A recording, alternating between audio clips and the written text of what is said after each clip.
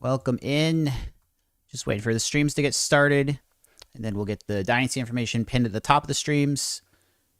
Get everything set up. And then we'll hop into the playoffs. So a lot of action right away today as we have the CFP. I went undefeated in the regular season, won the Big Ten Championship for the first time. And now we've got our quarterfinal matchup against the Oregon Ducks. So I've got to copy and paste the Dynasty info. So this is year 9. We have not won a national championship yet. So we're trying to win our first natty. It's the first time we've been undefeated going into the playoff. We made the playoff the last 2 years. So I'm hoping this is the year. So I'm just going to make sure the stream stuff's ready and then go ahead and hop in. I don't know why on some of this YouTube stuff it doesn't let me do like these preset settings that I usually have, but just gotta take care of it when we first get live, I guess. Not a huge deal.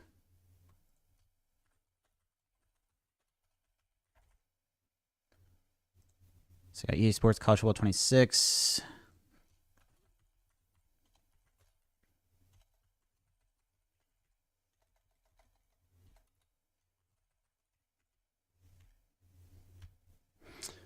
Hey, what's up, Brandon?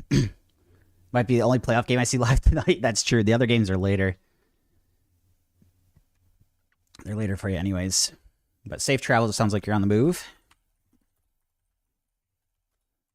Got that, the Bills-Jags game that we were talking about the other day. That's the 1 o'clock game, right?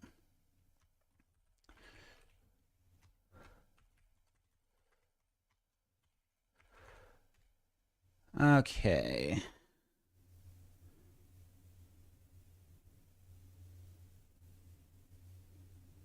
Pretty good slate of games. I mean, the game last night, I was streaming for like the first half of the Packers-Bears game, but I saw the last like quarter, and man, was that game crazy.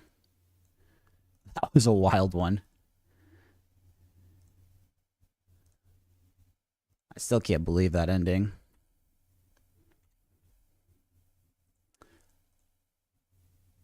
All right, so we got YouTube's good. Kick, I got to refresh here. It looks like Kick's good. Twitch is good. Let's play some college football 26. So we're in the playoff. Oregon's usually had a pretty good team rating, so my guess is this, yeah, they have a 97. This is a pretty tough quarterfinal matchup. To be fair, like this is kind of what you expect in the playoff, but I've definitely had some more favorable matchups in previous seasons, so. Big one. Quarterfinal appearance. I have a fifth year redshirt senior who's a third-year starting quarterback. So like this kind of feels like this is our really good opportunity to try to win a natty. Hey Christian, good to see you in chat today. Game day it is. I know I've got my George Kittle jersey on. I wore this jersey last Saturday when they played the Seahawks, and it did not work out well. So maybe I should have worked that. Rams game. I didn't watch the Rams game, but I heard it was close, and the Rams got the win. I was really hoping Carolina was going to win that one, but. No, the Packers-Bears one I watched last night, like U.S. night, it was pretty crazy. That was pretty nuts. Playing at the Rose Bowl here. An old school, like Big Ten, old school Pac-12 matchup in the Rose Bowl. I kind of like it. Gives me a little nostalgia on how things used to be. I say that, but I do actually prefer the playoff system now. Looks like we're kicking Oregon first. So kick off to the left side. So plan today is to probably play a total of 4 games plus do the offseason. So hopefully that means 3 games this season with into the national championship game. But either way, I think we'll probably be able to do that and get that all done before 4:30 when the 49ers game is. So should be good. It's only 3 hours. I'll probably go a little later.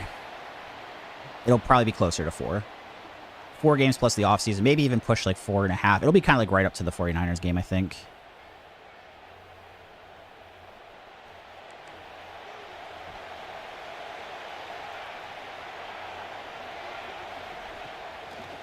Play action, first play, cross the middle. Gets a nice gain. So, Big Ten battle here. Didn't play Oregon this season, I don't think, but we did it. When did we play Oregon last? We played them last year and beat them pretty decent, I think. Oh, geez, wide open across the middle. Not a good start here. So we get 2 pretty big passing plays for 43 yards total.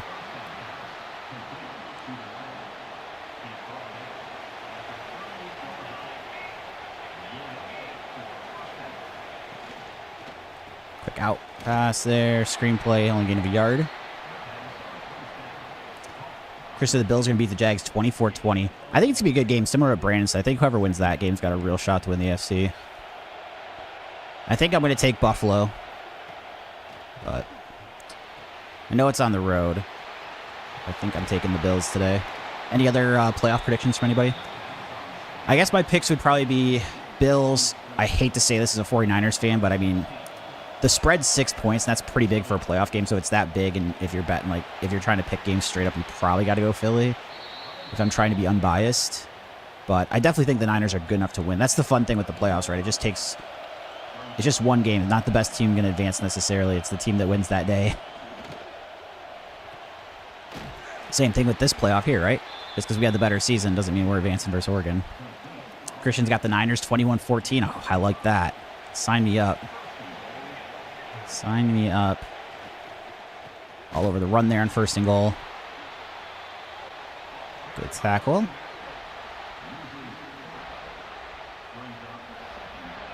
Brandon said if I had to do a prediction, I'd say Bills, Jags winner wins the AFC. I think that's a fair pick. I think that's fair. Oh boy. All right, nice. NFC does seem pretty wide open, doesn't it?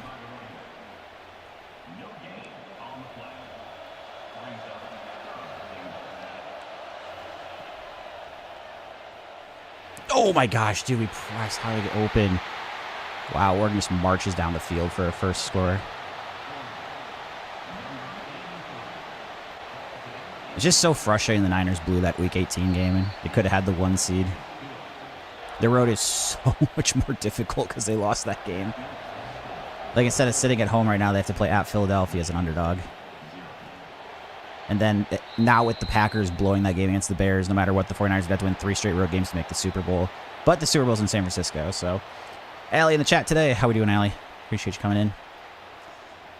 So, unfortunately, this playoff game, like I said, not up to the best start. We give up a first drive touchdown to the Ducks. Senior quarterback DeMar Johnson taking the snap here. Oh, that was a weird animation. So, DeMar Johnson, 3rd year starting, all 3 years he made it to the playoff after our program hadn't made the playoff at all. Mike Riggs was a solid quarterback, but I definitely think you got to say at this point, DeMar Johnson, the best quarterback, most accomplished quarterback we've had with the 3 playoff appearances. 3rd and 2.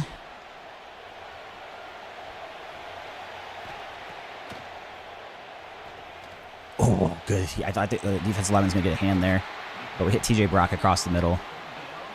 That would have been really bad to go 3 and out there after... not 3. Yeah. Oh, yeah, 3 and out would have been. Bad to go 3 and out after Oregon gets a touchdown on their first drive. So we pick up 2 on the ground with Glenn Stump here. Dude, the Packers game, I know. I turned it on the 4th quarter. I think it was like 21-6 when I turned it on.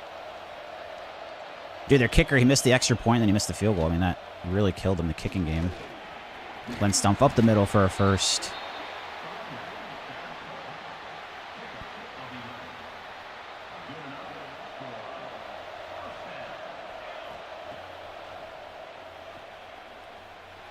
The second tight end, Leo, across the middle, 7-yard gain. 2nd and 3 here, go for a run over to the right side.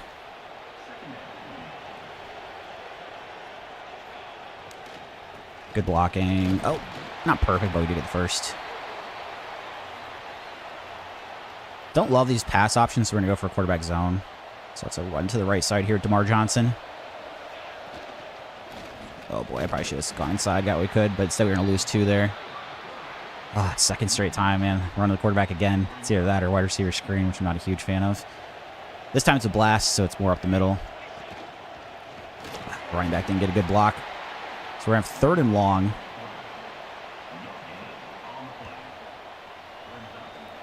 We're probably in field goal range. Obviously, we'd like to pick up the first, but... Nice. I could drop way back there, hit Jeremy Thomas on the drag route. That was that route where it's like if they're in man coverage, as long as the receivers went off the line, it's good. If they're in zone, I'm probably not going to get a first down that play because we had 11 yards to go. So very fortunate they're in man there. We catch a break. Run to the left side with Glenn Stump. Ball's forward down to about the 5-yard line. Brandon said Marquez Valdez-Scantling was playing some 2K. So he's good at it, huh? That's funny. Touchdown, Glenn Stump. Nice answer there after Oregon's first score. So we're going to tie this thing up as long as we tack on the extra point. And there's the extra point. Yeah, you feeling better, Christian?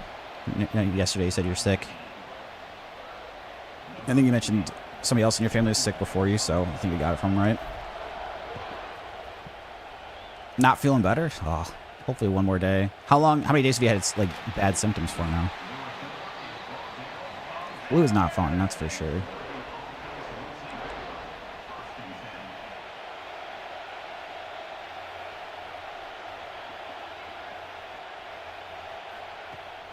Let's get play action here. Oh, wide open across the middle.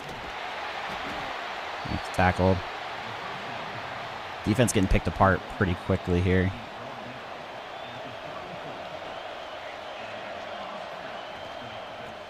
Nice, all over the run there with the linebacker. It's a good play to make. Only person to catch a walk-off TD in the Super Bowl also scores 70 points in rec. Yeah, the first one makes it not too many people can qualify for the second one, but yeah, you're probably right.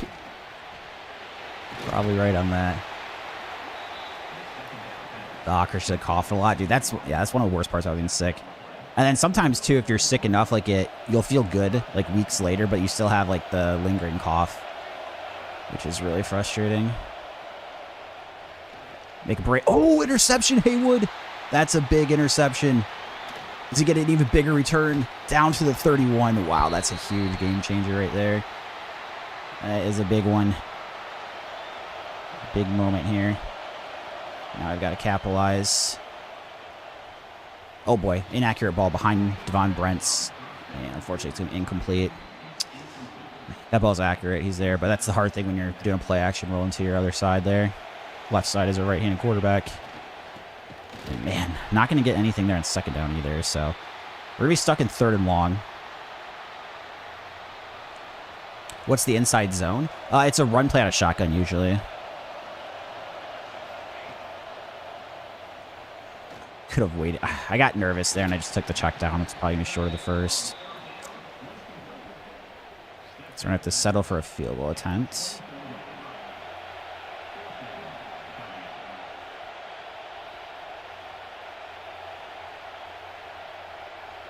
Oh boy, I might have missed this left. Oh my gosh, David. You can see on the meter I was off. I aimed it right initially, I just missed on the meter. So we get the interception, get no points. That's a huge blown opportunity. Wow, and then their quarterback's going to get a huge run in the first play.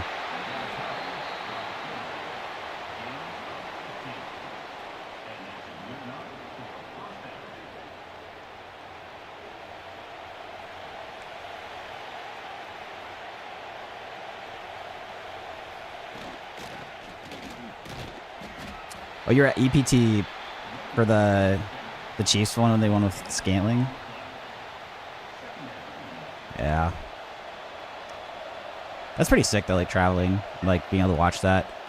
I mean, I don't know how many people that were there probably, oh, jeez, cared about the Super Bowl, but wow. Man, we made such a massive mistake getting no points in that interception.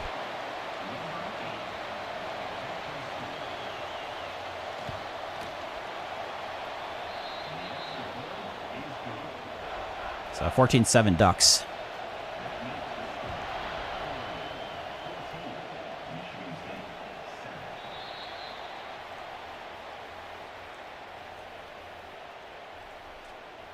Okay, so 14-7.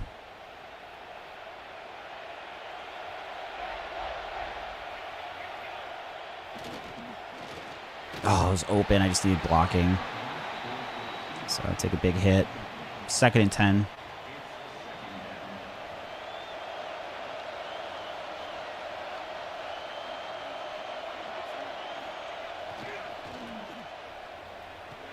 Brent's across the middle. Maybe get 5 there. And it looks like probably getting the last play of the quarter. Yeah, because this one's got a player going in motion. So, ended the first, down 14-7 against the Ducks.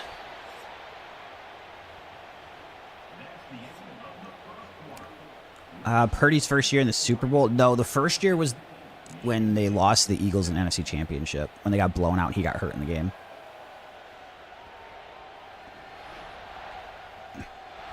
I was actually at, what was that? The Bahamas event with Stars. When that game was going on, there was a lot of Eagles fans there, actually. So I had to listen to that when my team was getting killed.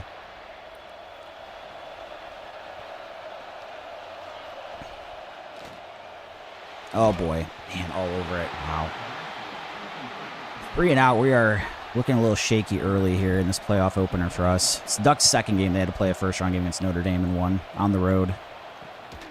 Big hit there on special teams.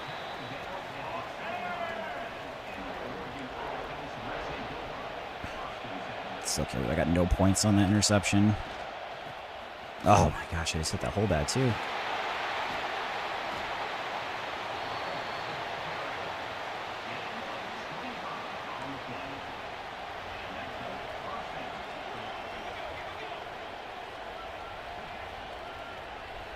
First and 10.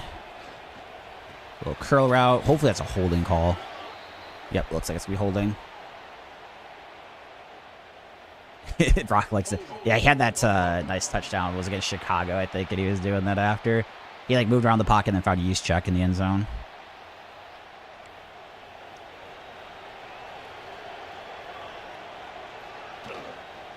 Oh, get there. Nice. D tackle gets off his block.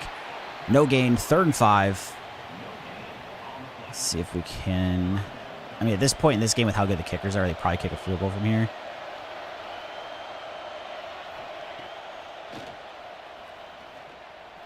Nice, inaccurate ball at least, so that's good. A 58-yard field goal attempt if they do, and they're going to attempt it. He's a power kicker. I mean, he's probably going to make this with how accurate this game is with these kickers. Oh, man, there's squeaks in. Ours just missed and hit the post. So 17-7, we're down 10. Down 10 in the playoff. Deep kick here to Casper. Just go for a fair catch. No need to panic yet, but I was definitely hoping for a better start.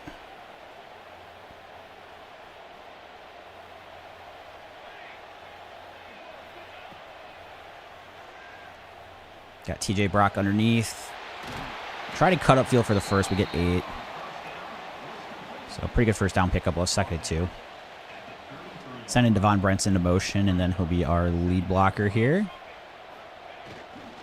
Outside to the left. Yes, we do get there for the first. Nice.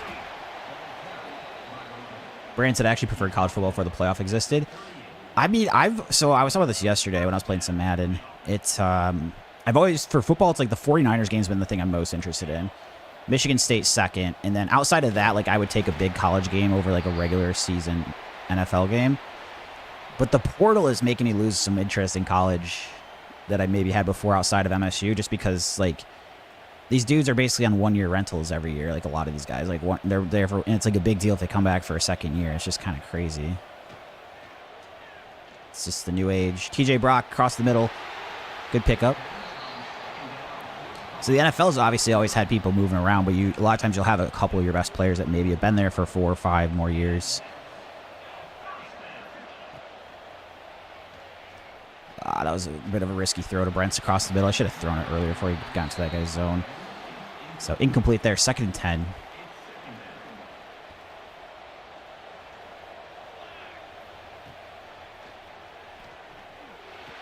TJ Brock across the middle, gets about 7, so we'll have 3rd and 3. Offensive lineman keeps getting hurt. 3rd and 3. Oh, gosh, I just got to throw it, dude. I wanted to throw the running back, and he got caught on the line, but no one was covering him, and they brought the blitz. Goodness. We are struggling. Should be a pretty good punt. All right, so at least we down them at the 2, so that's good. Exactly, Brandon, how we were talking about it. Yeah, it's like That's always been such a fun game. Like, it sounds silly to a lot of people, but it's like been fun. It's like, oh, what you name a player, like what school? And like, I used to be pretty good at that. Like, I know a lot of them. And now it's like, okay, this player, what 3 schools do they play at? You know, it's just insane. Like, there was always a few transfers that would happen, especially once like the grad school thing happened, where you could transfer without sitting out if you had graduated. But it's not. It was more of the exception than the norm. Now it's just like, dude, everyone's transferring constantly. Blitzing here with Cleveland. Get there. Sack. Safety. That's what I meant to say. Safety. We get 2 points there. 17-9. All right. It is a sack, technically, but I was more excited about the part that it's a safety. Let's go. Ooh, I probably should let that. I'm going to let that bounce and hope I get that it goes out of bounds. Okay. Yeah, the Monday night intros. I mean, they probably won't even say their schools anymore, but most of them, I think the guys now, they usually just say like the last school they were at. So if they went to like 2 or 3 schools, it's whatever the last school they were at was. Reading the edge here. Ah, the D tackle gets through. That's the problem with those read options is like, even if you read it right and the guy that you're supposed to read correctly, it's like the other guys. And the play's developing can take a minute. Run out to the left side here with Glenn Stump. Try and bounce this outside. Pretty good run. We're going to have 3rd and 1, so pick up 13 there. It's a big 3rd and 1. Looks like more like a half a yard. Oh, geez, that guy just comes free. Oh, man. Offense is not looking good. It's a pretty bad game to have these problems in. Oh, man. All right. Oregon getting the ball here on the 19.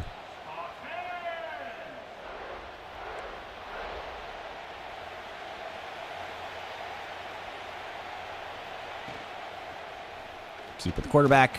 Nice D-end all over it there.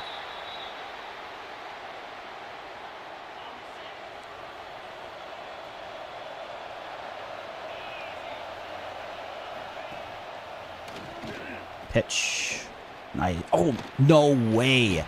I spoke to you, so I was going to say nice. Had in the backfield, they somehow got an extra 10 yards. Wow. 3rd and 3. Ah, makes the tackle, but he catches it. 1st down, Oregon.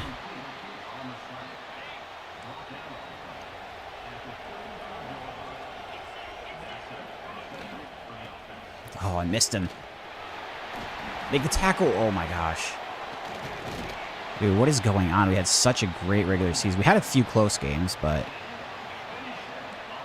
And Oregon's definitely good. They're actually a higher overall rating than we are, even. They're 97 or 95 or 94. I just feel like we're playing very poorly right now. This is a bad time to play poorly in our quarterfinal game.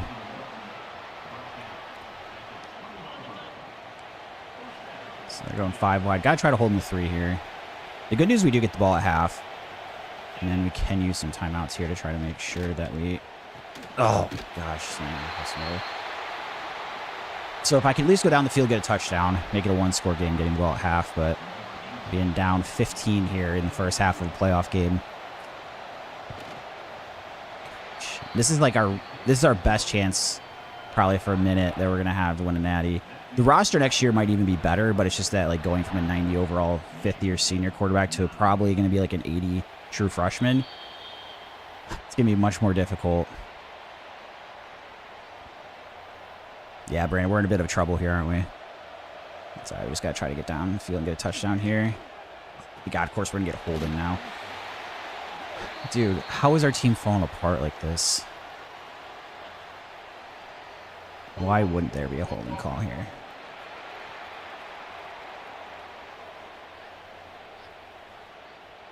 Go with the counterplay to the right.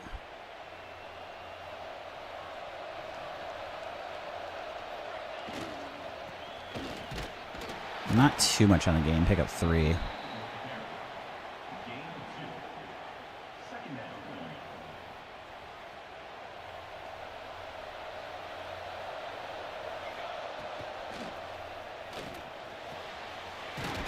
Get some yards. Oregon calls town. I was going to say, I didn't really know if I should be like trying to hurry up there or not really, because If anything, they can come down and get some points too.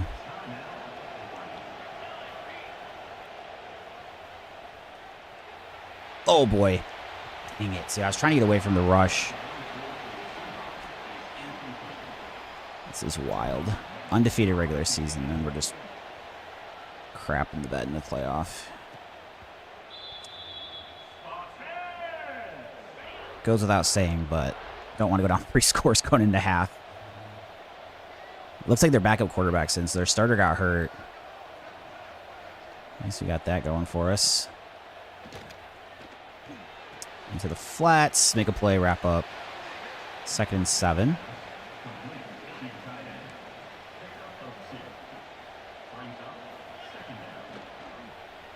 Off the block.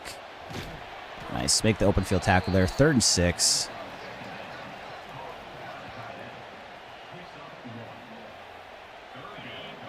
Come on, defense. Time for a stop.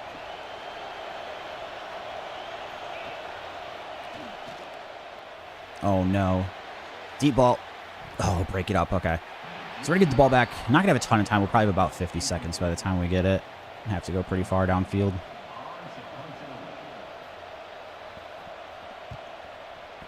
George Casper would be a good time for a big punt return. Not really going to get one. 48 seconds.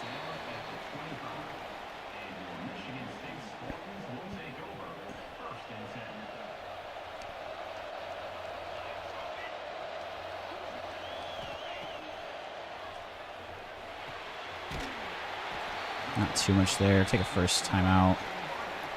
Man, dude, what are these play calls? Fullback screen and a run play are my 2 options besides running the curl routes that I hate. Crazy. Because, like, now the problem is if I don't pick up this first on the ground here, it's like we have to consider letting the clock run because I don't want to give Oregon a chance to come back downfield. But I think when we're down like this, we just got to try to go. Von Brent's across the middle. That'll be a first down. I'm going to take the 2nd timeout. If I can just get in a field goal range at least. Obviously, I would love a touchdown, but...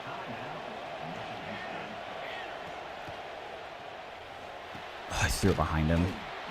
There's our 3rd timeout there, short of the sticks.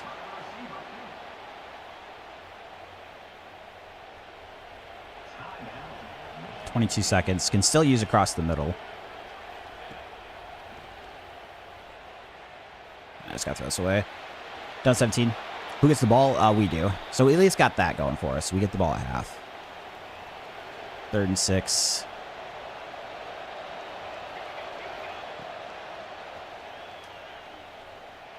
Jeez, inaccurate ball. 60-yard field goal. So we'll... Oh, crap. I don't have a timeout. I've got to rush this. Oh, it's way short. Dang, I had it accurate, too. Oh, man. What an absolute blunder-filled first half. 24-9. We are on upset alert. Man. Wow. He probably had the leg to make that, too, based on how short it was on the meter. Oregon does have their backup quarterback and their starter got hurt, but, dude, we are struggling.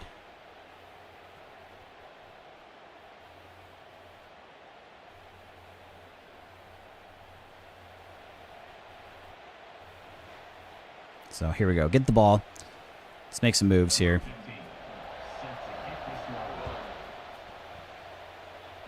Fair catch of George Casper.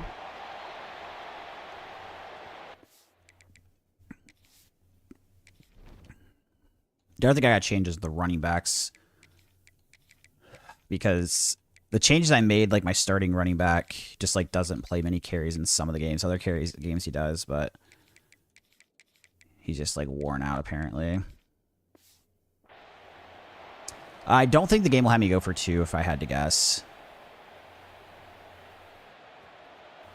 Keep it at 8 and we have to get another 2-point conversion later.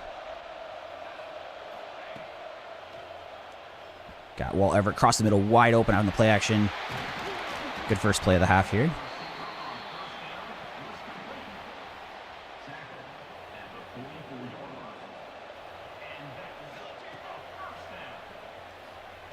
Oh my god, dude. He doesn't run to his guy. It's just wide open. That plays so good against the blitz.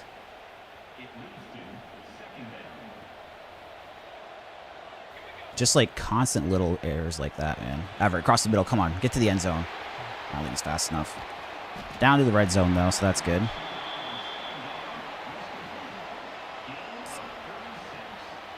Here we go, 1st and 10. Larry Henderson into the game here in the backfield. Gonna go with a run up the middle. His first carry of the game, I think, and gets a first. Down to about the 6. This is a good first drive. We just got to finish this off now. Have we stopped at Oregon at all? Yeah, we had the interception. And then I think maybe stopped them. No, probably not any other drive. Then they had a field goal, or 3 touchdowns and a field goal. Might be it. Down to the 1. Come on, O-line. We've got to punch this in for a touchdown here. Oh my gosh. Dude, block. For the love of God. Just block. I'm really hoping that if we don't score here, they have me go for this, because I don't think a field goal is going to do too much for us. But, okay, we do run in. For a second, I thought they were going to stop me, but get the touchdown. Tack on the extra points. They don't have us go for 2, but we do make it an 8-point game pretty quickly. Only take a minute 10 off the clock. The exact start we needed here. Now we need our defense to come up big.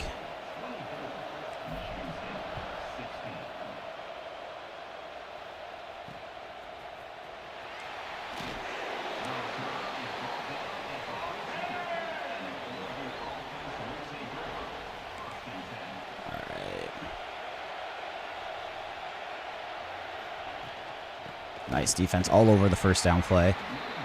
Come on, State. Step up. Let's do this.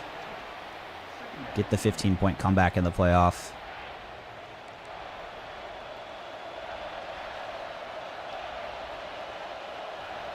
Got Khan coming down to the box here.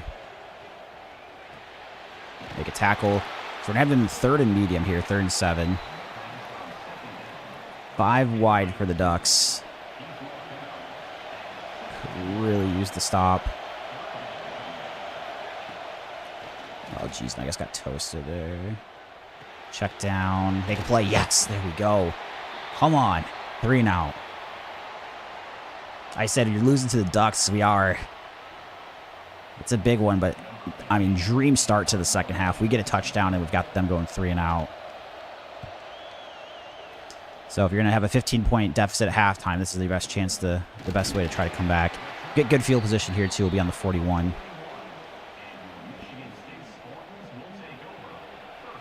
Going to the air here on 1st and 10. Jeremy Thomas across the middle, breaks a tackle. Gain of about 7, so we got 2nd and 3. Go back to the air again.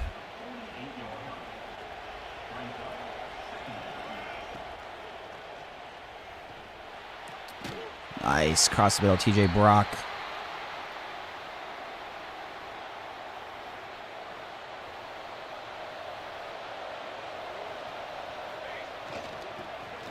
Oh, Brandon, the guy you would have thrown to ran a better route. Yeah, don't want to be doing that. 2nd and 7. Man, not really a fan of these plays, but...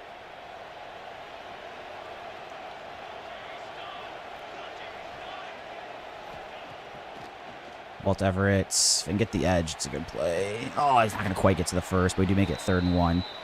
Big 3rd down here. Run over to the right side. Come on, Henderson. Oh, yes, falls forward there. Gets the first down. It's big. Looked close for a second.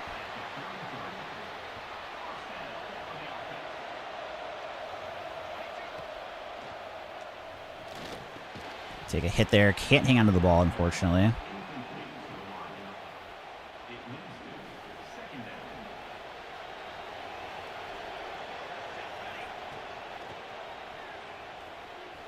Underneath to Larry Henderson. Not a huge gain. Probably gets 4 or 5. So we have 3rd and 5.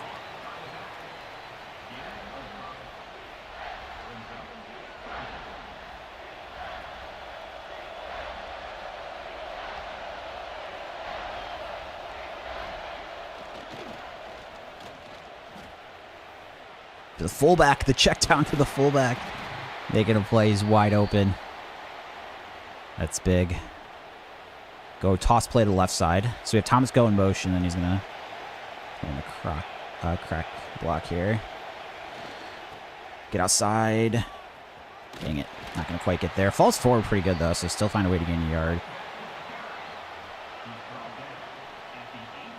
Run to the weak side here. Patrick Fine checking into the game. And maybe get 4. 3rd and 6. Big one.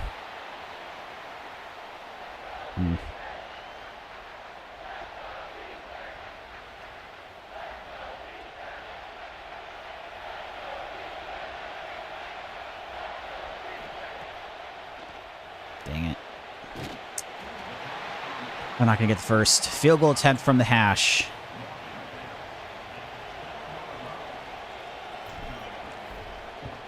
And we'll make it right down the middle. So still down 5.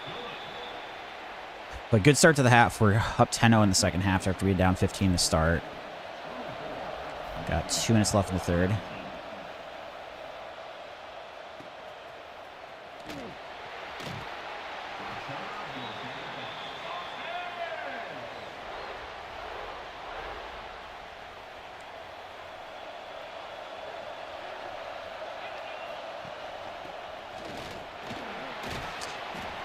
Perceptive, the one big line bets, a monotone flops.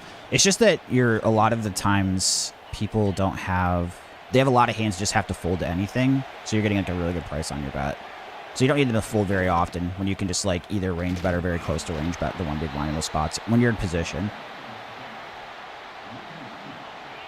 So it's like, you know, say they have like an unpaired hand and they don't have one of the suit that's on the board. It's like very hard for them to continue from out of position. If anything, like people probably are supposed to continue more than they do. Like also another thing along with the exploit with it. And thank you for the tier 1 sub, Perceptive. I appreciate that. Thanks for support. We get a big 3 and out. Man, this second half, our team has come alive. Got a chance to try to take the lead here if we can get down the field and get a touchdown. We're in really good field position on 42.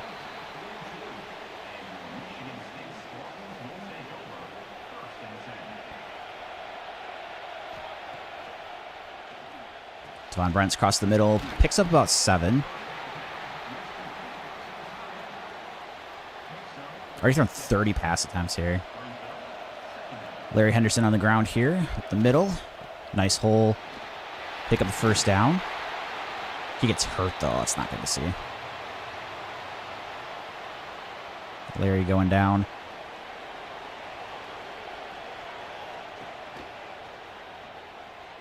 Nice. TJ Brock. Get to the edge. Let's go. We're almost to the red zone here. The chance to take the lead.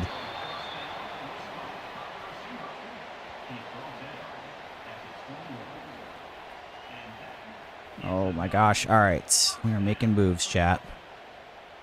Can we take the lead before the end of the third? Oh crap. Everything's covered that I wanted. We're going to have to throw this away. 2nd and 10. How'd you get the ball back? 3 and out. 3 and out, so nothing crazy, but force the punt. Bit of an inaccurate ball. Devon Brents, I don't think quite gets the first, but 9-yard gain. Big 3rd and 1 coming up here. If they stop me, I really hope the CPU has me go for it. But hopefully just take care of business and get the first down. Oh boy. Fall forward. I think got it. No, 4th and inches. Oh, man. I think this is worth challenging. I think he might have had it. Obviously, losing a timeout here could end up being a big problem, too, but I thought he fell forward and got it. And there's no guarantee we pick it up on 4th and inches, so...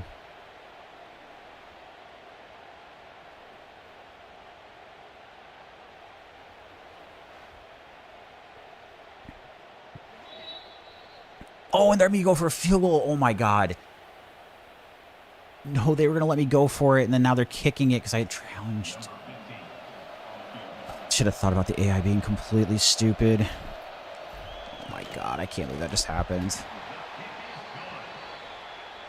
Unbelievable, dude. Actually unbelievable. So we're down by 2. Still an awesome start to this half, but I'm really frustrated about that. Because if I don't challenge it, they're going to let me go for it. I guess in the future, I got to keep that in mind. They can change their mind on that if you lose a challenge, apparently. It makes no sense. Yeah, I know. That's what I'm saying. Like, how do we not go for that? That's insane.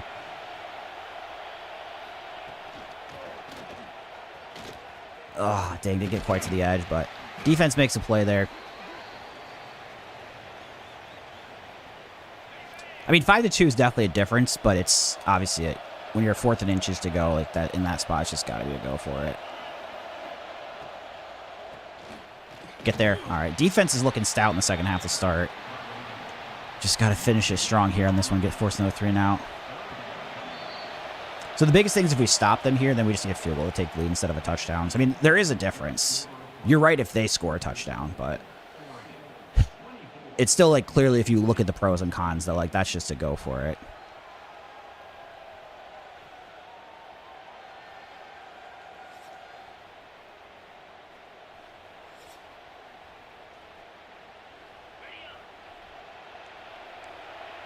No, yeah, I agree. Not enough of a difference to not go for that.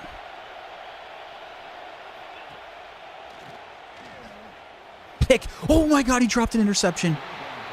We're going to get the ball back, but, dude, we would have had insane field position if he didn't just drop that.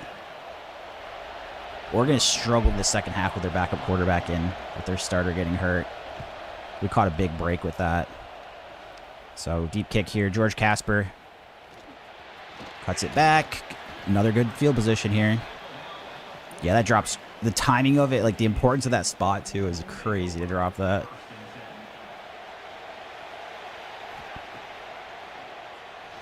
TJ Brock crossed the middle. First down. We've got all the momentum in the second half. And I'm actually going to throw the chew clock on here. So even though we're down, we're really close to field goal range. We're in a good spot at the moment.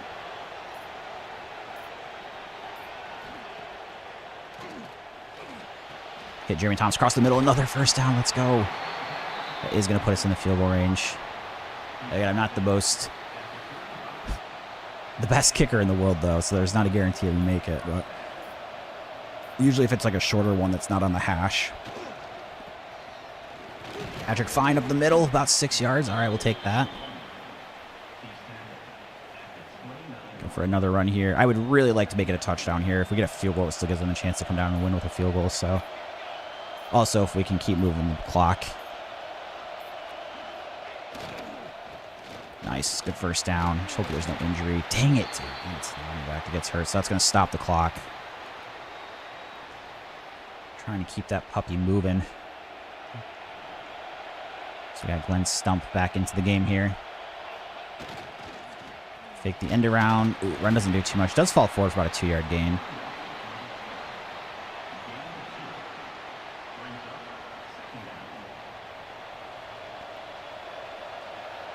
What a tale of two halves. We played so poorly in the first half. In the second half, we looked much, much better.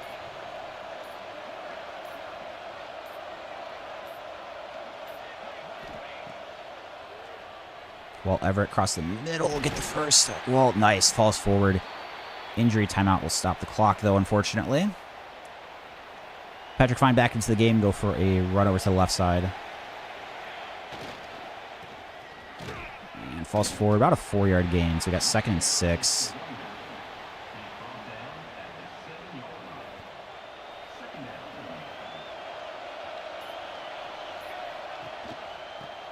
Nice. Get to the edge. Into the end zone. Touchdown. We take the lead. Come on. Down 15 at the half. The Spartans roar back. And are an extra point away from a 5-point lead here with 2:10 to go in the quarterfinal. Let's go. Come on, defense. They've been pitching a shutout in the second half. We just need them to do it one more possession at least. So Oregon has plenty of time here. They have 3 timeouts plus the 2-minute timeout.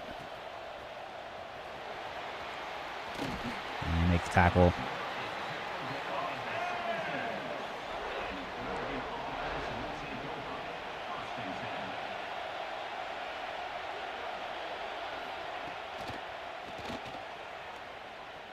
Wow, it's like max protection route.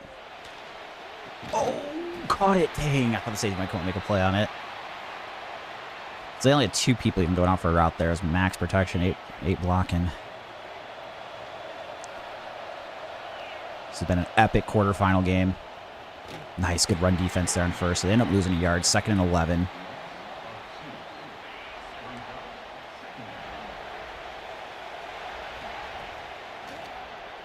Underneath. Oh, didn't make the tackle. Dang, they find a way to get 9 on that play. Timeout, Oregon. It'll be their first timeout. Going to the pistol. Oh, they RPO with it. Oh, false forward for the first. Or no, I thought the ref was waving like he dropped it there, but I was like, he definitely caught it. Okay.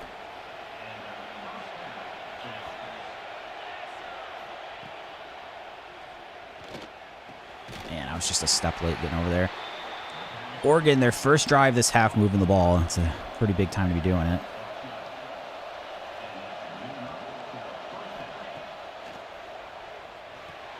Dang. Out route gets me. Now it's kind of interesting if we consider... All right, they're going to hurry up, so I'm guessing we don't have to take timeout now. They're probably going to keep us because we actually kind of get in a spot where we might be the ones considering a timeout here. Pick it. User pick. I'm all over it. The user lurk to the user pick. The play of the season so far. The game is not over. But that is huge. And now we just got to pray there's no stupid injury timeouts to stop it. And get stopped. Oh my god, there's one of the injury timeouts. Dude, this gameplay against CPU is so flawed with that. It's insane. It's actually crazy.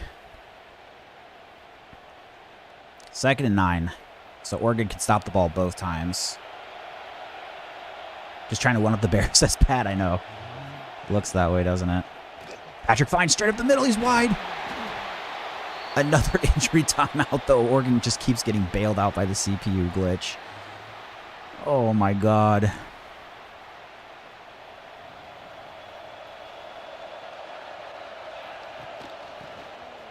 Not much room running there. Oregon actually has to use a timeout that time. This one's kind of interesting because, I mean, normally if I knew the clock was going to run, I like the halfback dive choice, but because we don't, I'm going to throw this. Because you guys have seen these injury timeouts, so it's kind of unconventional to throw here, but when you got to deal with the computer glitch. Wide open. TJ Brock. Let's go, and that's going to be ball game. We'll be able to kneel this one out. So we go with the pass, a 15-point second half comeback into the CFP quarterfinal to get the win. Wow, that did not look good in the first half. I know, blowing a 15-point lead against the coach that kicks it 4th and inches for the field goal. Wow, we end up winning. I can't believe that after the first half. Oregon's starting quarterback did get hurt at the end of that first half, and I mean, that probably played a factor in them getting 0 points there in the second half after 24 in the first, but we catch a break, we survive our quarterfinal matchup, and we're on to the semifinal for the second time in this dynasty. Wow, what a sick win. Let's go. Next up, Puppies Ice. I can't remember who the next matchup is potentially between.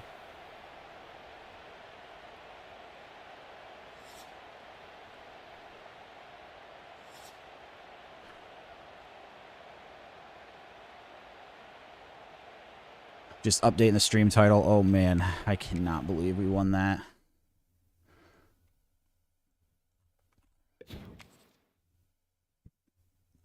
What a win.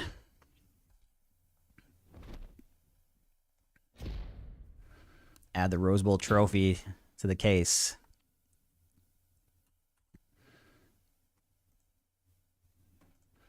Wow, what a sick win. So keep our undefeated season going. Wow. Oh my gosh. Like I said, I really feel like this is like our year to win the Natty too with our senior quarterback and starting a freshman next year. So it's like, I really want to capitalize on this. I've had some close games this season. That one being the craziest. And we got Michigan in the semifinal. So we've beat Michigan twice already this season. We beat them in the regular season and the Big Ten Championship. Can we beat them 3 times in the same year? This is by far the biggest of these games. Wow, can you imagine this? I would say how massive it'd be in the Big Ten Championship if MSU and Michigan played each other. But you see here, Michigan making a run. They were the last team to get in the tournament because the 12 Florida Atlantic would have been an at-large, or not an at-large, but a conference champion. So we got a Big Ten in the semifinal. We've got an SEC semifinal. Alabama's won 3 of the last 4 natties. So this is, wow. The 1 seed Clemson lost last round. I still can't believe they got the 1 seed over us with 1 regular season loss, and we had none. But here we go. Taking on our rival Michigan in the not in the natty, in the semifinal. Oh my gosh. I still can't believe we just won that Oregon game. So we got 96 Michigan, 94 Michigan State. We have 2 wins. Both games very competitive earlier in the year. Don't tell me Nebraska. No, Nebraska's out, fortunately. That's a team that's given me some trouble, and I know you're not the biggest Nebraska fan. But, yeah, for my sake, I'm glad to see them gone because they gave me huge troubles last year. Lost in the regular season, got blown out in the Big Ten Championship. But here we are, the national semifinal, an in-state rivalry. So we have Michigan, Michigan State on one side of the bracket. We've got Alabama, LSU on the other side of the bracket. And this is the second time in this dynasty we've reached the semifinal. First time we got here 2 years ago against Virginia Tech, we ended up taking the loss. So if we can win this game, we'd be advancing to our first national title game. Can easily say biggest game in this dynasty. I mean, also think about the bragging rights of this rivalry, right? Even though we won 2 games against them, if they win this one, they clearly get the bragging rights on the season because it would have been the biggest of the matchups. But if we can win 3 wins in 1 year versus your rival, including the conference championship and a national semifinal, that would be huge. So here we go. There's the kick. Just go for a fair catch.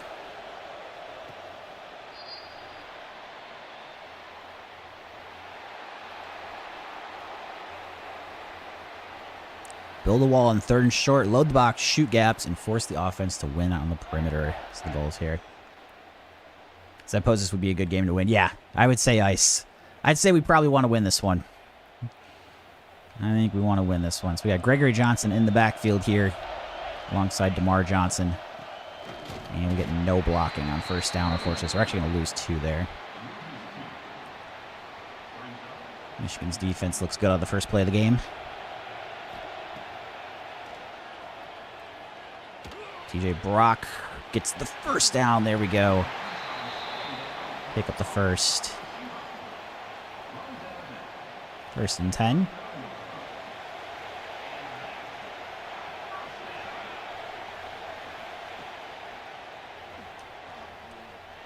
Take the deep shots. Oh, I throw a pick. Oh my God. I thought I had it. First drive of the game, we throw an interception. Thought I had him. I probably should have tried to use that too. I just thought he was open, and the safety got there at the last second. Well, we didn't start the Oregon game great, and unfortunately not starting this game great either. First drive pick. Hopefully our defense that shows up this game is the one from the second half, not the first half last week.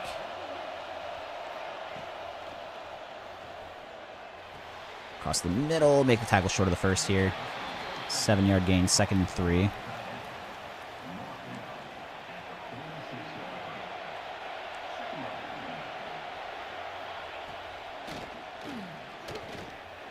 Check down. Oh, it jukes me. Tackle was short of the first, though, so we got a chance to try to get a hold here, get a 3 and out after we gave them good field position.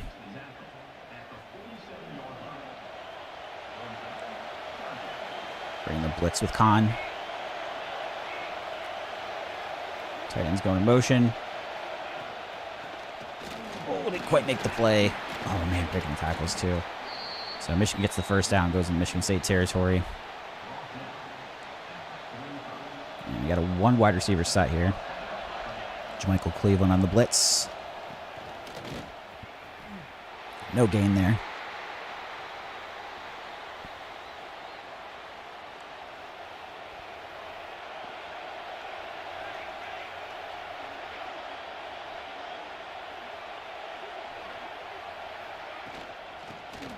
Get outside. Nice. Good stop.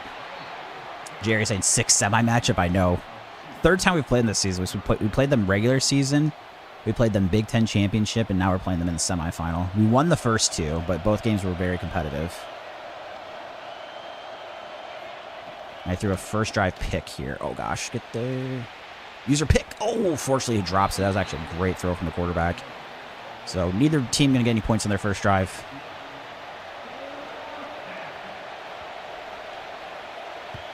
And angled kick. Looks like it could be a pretty good punt. Pin us. No, it's 22. Not too bad. Thought for a second it might be pinned inside the 10, but not quite that good of a kick. So next we have Devon Brent's going into motion, and we're going to run up the middle with Glenn Stumpf. Ooh. Gregory Johnson, man, he's just so tired. He's just like not even playing. Kind of crazy. Ended up winning 29-24, Christian. I was down 24-9 at half, so we had a 15-point first half deficit. And we ended up coming back and winning. Ooh, nice catch. That was really good blocking, too. Because that route took a long time to develop. So we get the first. How big is the rivalry in real life? I mean, it's huge. For Michigan State, in football, it's our biggest rivalry. For Michigan to be their second biggest, so Ohio State would be a bigger rival for them. But it's still a very big rivalry. And especially as a Michigan State fan, for me, it's like very clearly a big one.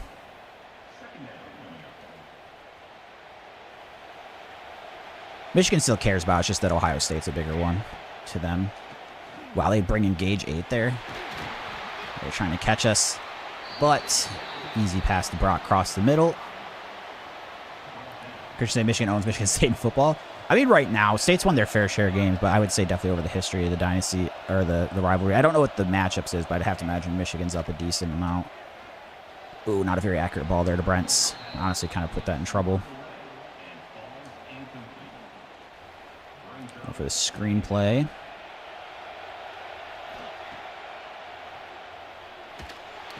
Get it. Nice. Get there. Get the first. Oh, Glenn Stumpf gets even more. Down to the 24. There we go.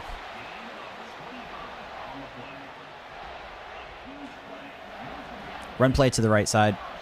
Larry Henderson checking into the game. And falling forward. Gets about 3. Should go to the Michigan State game against Notre Dame. Is it home or away? Or at Michigan State or at Notre Dame? I've been to 2 games at Notre Dame. That was pretty cool. Wide open. Devon Brents. Oh, no, I fumbled. Oh, my God, dude. I just got so greedy with the hurdle. Oh, man, dude. I'm making mistakes. I should not have done that. That was so stupid.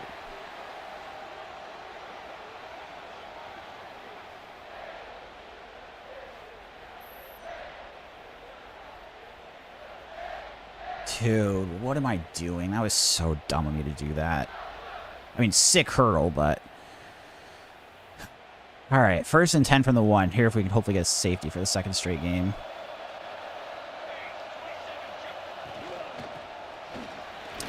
Yeah, probably not after they get a 5-yard gain there. Christian said it's in South Bend. It's not that far away from me. I think it's only like 3-4 hours away. I can't believe I just did that. So we have 2 drives, 2 turnovers. The one on the 1-yard line. Brutal, man. Brutal. Bringing the blitz here. Get there. Oh, I got blocked. Oh, no. He's going to be gone. Oh, no. Michigan to the house. 7-0 Wolverines here. I still cannot believe I just hurdled like a complete idiot.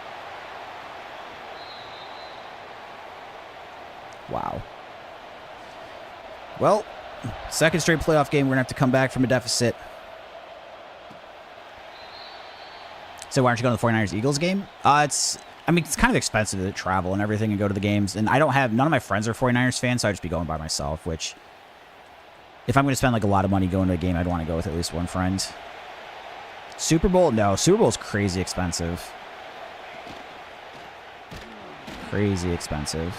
Be probably over, like, the whole trip overall would, like, pretty confidently be over $10,000, even if you got terrible seats. But yeah, it'd be awesome.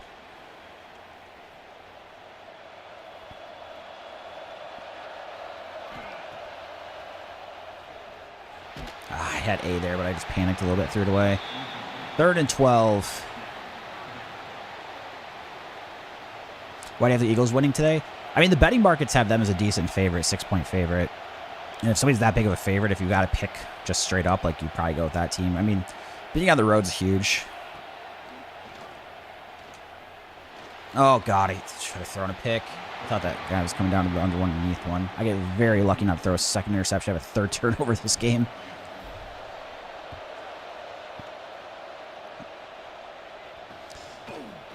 Shooting ourselves in the foot.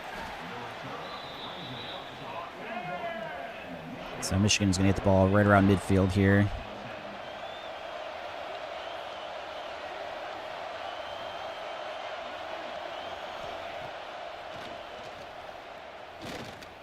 Oh, I'm right there. Dang, I didn't jump in front of it. If I jump in front of it, could have had a pick 6.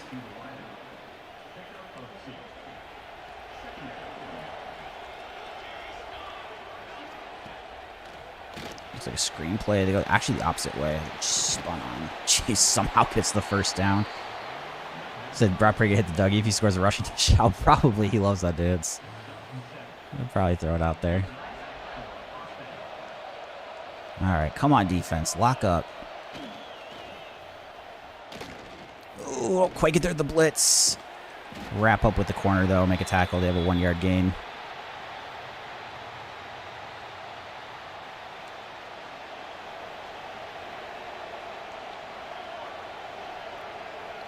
Bring the blitz with Britt.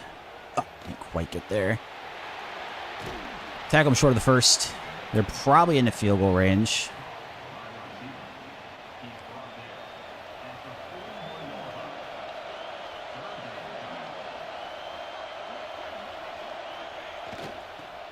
Oh my God, he's just juking me inside. I was all over it though.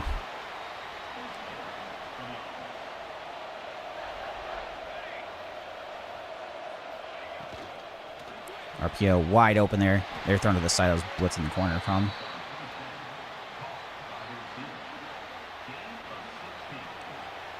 Last time he got sick, 2020. Yeah. I don't get sick very often either, Christian, but when I do, it's like I'm very much a baby about it and complain a lot. I do not like being sick. So anytime someone that says they're sick, I'm just like, I feel bad for you because I know it's... I definitely complain myself when I am sick. All right, end of the first quarter honestly goes pretty terrible. Michigan gets the ball at half, too. At least that last game against Oregon, we got the ball at half. But those 2 turnovers could have been 3. I probably should have thrown another pick.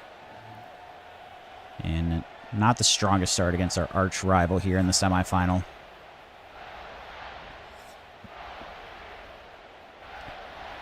Second and 10, though. We got to try to hold them to 3.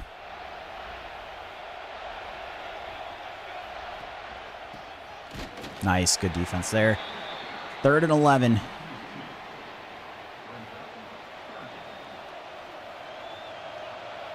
And Khan going to blitz here. Get there. Oh, jeez. Wide open. Give it the first down. Christian going to stay home tomorrow. I mean, if you're sick, yeah, like, obviously you don't want to get other people sick. And then, it's hard to do a good job at school and pay attention when you're not feeling well. RPO, touchdown Michigan. Our second double-digit deficit in this playoff.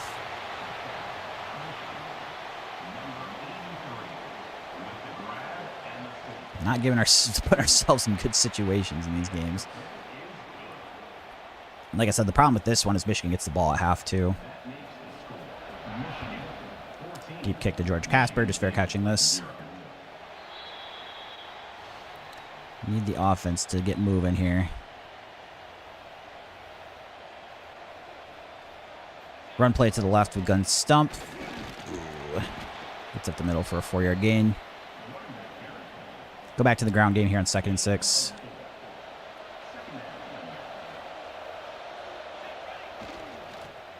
Nice, good block. Oh, I don't think I got the first. Wow, stopped short. I thought for sure we had the first down on the first look, but... All right, run to the right side. It's a big one to hopefully pick up. Nice, all right. Only got like 2 there, but it's a big 2 yards. So we get the first.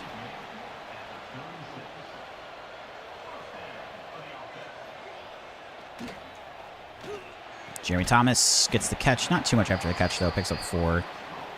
Go for a counter play over to the left side.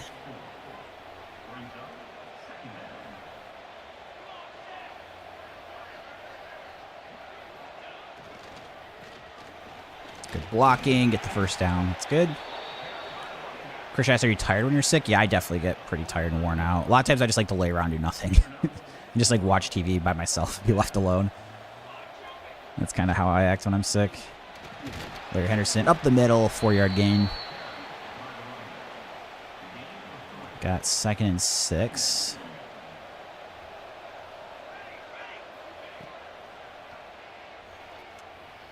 Nice, TJ Brock gets the first, down about the 32. So we're moving the ball for the first time in this game, which is good.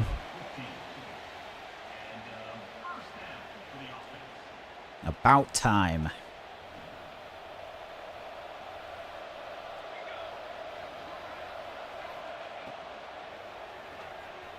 Devon Brent's wide open. Go. Down to about the 12.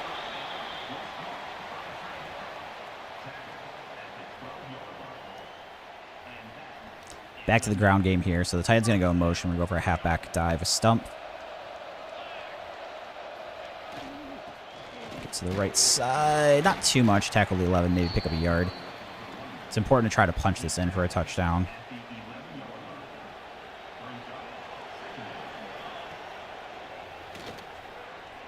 Crap, I'm going to get sacked. They're just all over everything. I can't throw it away. Oh, I said important to get a touchdown here, and that's what we do. 3rd and 18, going to be pretty tough here.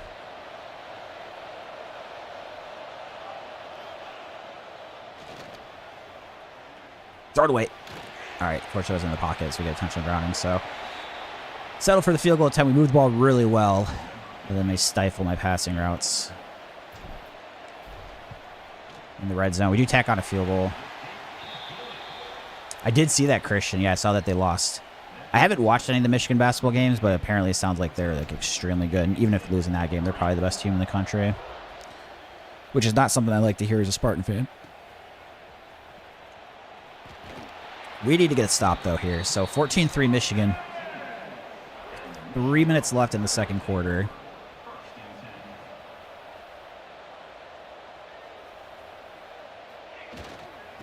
All over the run that time. Nice. Arizona's still undefeated, right, Christian?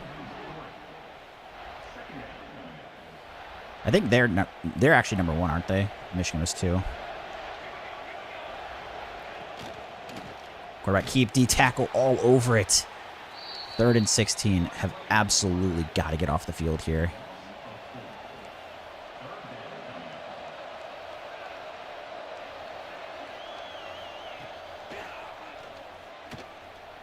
Oh my God. No way, dude. How do we give up 3rd and 16 right across the middle? To be fair, it was probably my responsibility where I dropped back deep, but a bit frustrated. My play options there were only to drop like 6 in zone or play man. Oh, I went way too far on the outside there. Michigan driving yet again. Yeah, that's what makes it worse too, Christian, is Michigan getting the ball at half. Whereas at least the Oregon game, we got the ball at halftime. Wow, that 3rd and 16 is just so painful to give up.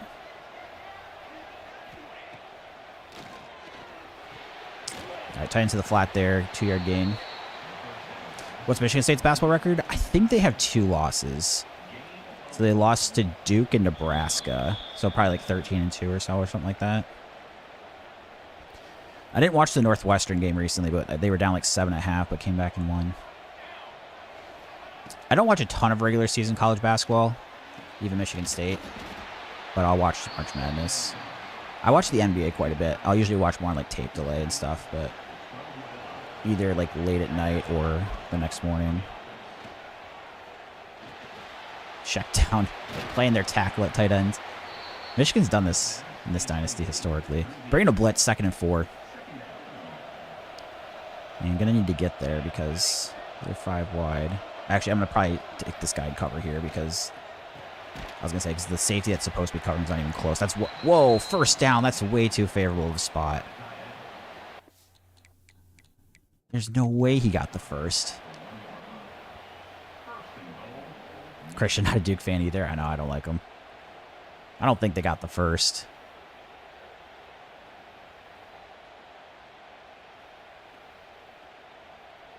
I mean, if we give up a touchdown here, we're down 18.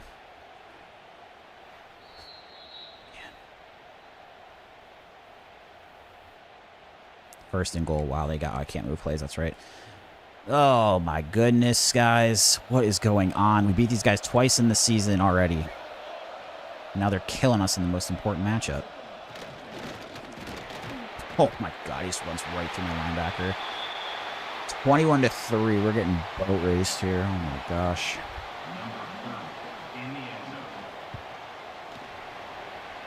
Was that in the game last night, Christian? LeBron at the windmill dunking game? It's crazy what he does at his age still. Like, he's still very effective. Like, he's not like one of the top 3 players in the NBA anymore, but, you know, he's top 10 probably. Given his age is insane. Minute 30. With them getting the ball at half, we have absolutely got to drive down the field, at least get a field goal. I mean, touchdown. Strong preference, but we need to get some points here. Oh my gosh, my route just got completely screwed up. I was going to throw the tight end, and they got pushed backfield and paused for like 5 seconds there. Oh. Hand off to Stump here out of the shotgun. Come on, Glenn. There we go. Big pick up there. Catch them by surprise with the run. Minute 18. No need to panic. We've got time here in this half still. Still got time. 21-3. I know. Really bad start. I can't move the ball, and I can't stop them. It's a bad combination of things. I've had a couple turnovers. I had a really frustrating one where I tried hurdling at the goal line, and I got hit and fumbled at the 1. What was that pass? What are we doing? Our team's just completely fallen apart.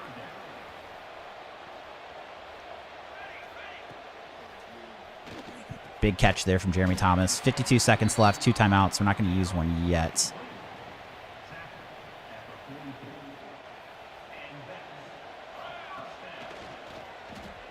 Crap, I want to throw the running back, but now he's just got to throw this away now. Dude, my routes keep getting, like, stuck. Like, I feel like I'm just losing my mind at the moment. The stuff we're seeing.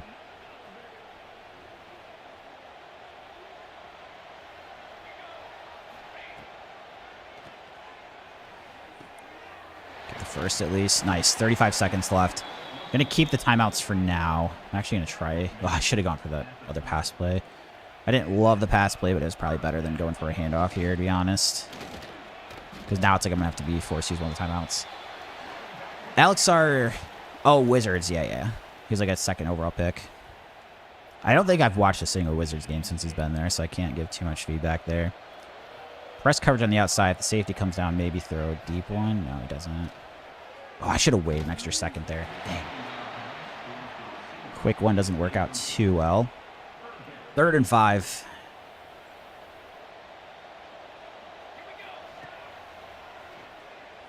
Wide open.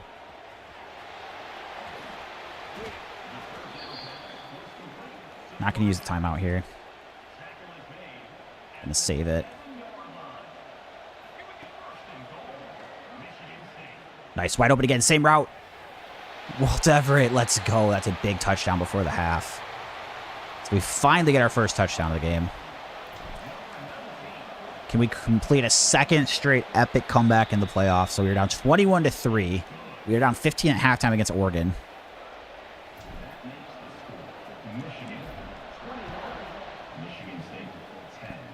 And deep kick here. Michigan bringing it out. Nice, good tackle.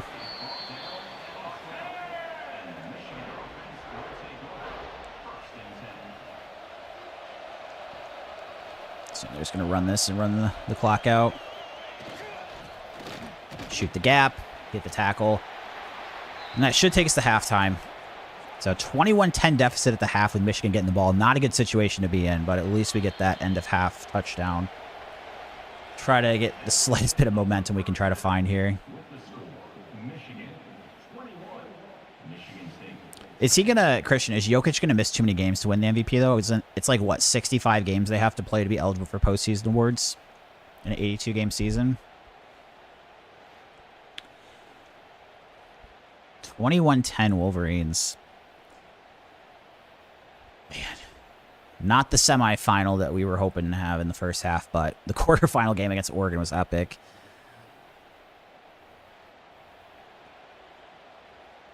Let's see what we can't do here. So kickoff over to the left.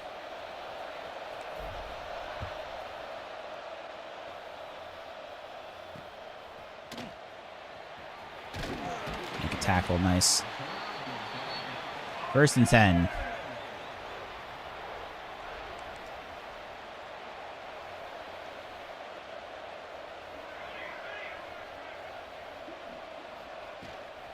Over the run. Man, it still finds a yard there. Finds 2. I'm going to change my running backs before I forget.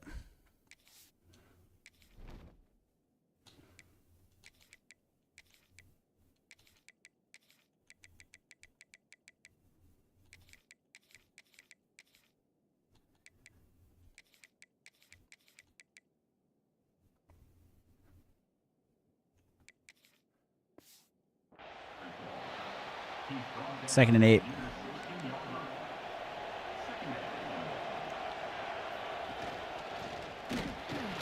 Let's tackle, guys. Come on. Fumble! Did we just get that? Oh my god, we recovered. I'm hoping that's not challenge review. No. Oh my gosh, that is the break we needed. Jeremy Thomas going into motion. We've got to capitalize. Catches across the middle. Is going to get the first down. Wow, what a crazy turn of events. So we get the touchdown right before the half. Michigan gets the ball, fumbles on their first drive in the second half. Devon Brents gets to the edge. Oh, dang, it doesn't get to the edge, but it picks up 3.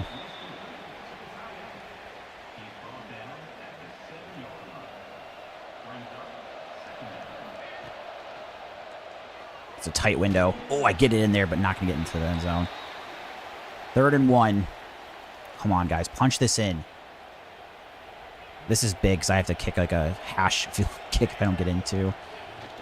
Oh, gosh. Get in. No, I'm not going to get there. Dang it. They're probably going to have me kick it. No, we're going for it. I like it. And I do like quarterback blast around the end zone. This is going to be the 2-yard line's a little bit close, but getting the end zone. Oh, my God. He didn't get in. I mean, it's close, so we probably challenged, but I thought I had it once I got to the left, and somehow he just got stood up at the inch line. Oh my gosh, dude. We have got to be scoring here. I mean, it's in his right arm. I can't tell in that angle, but I'm hoping he's in. Either way, I think it's worth a challenge. Nope, didn't get it. Wow, so we get the fortunate fumble, and we don't take advantage of it. Now I got to try to get a safety here.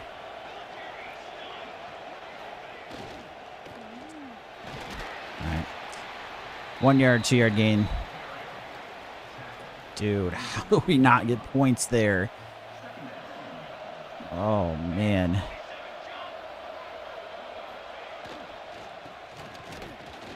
Shoot the hole. Probably another 2 yard gain. 3rd and 5. This is big to get a stop here. So we can try to at least get really good field position coming back.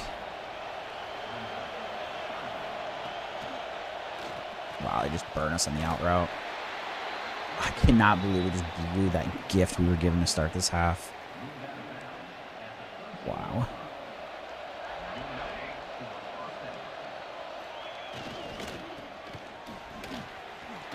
Straight up the hole for a first. Alabama up 17-3 in the other semifinal.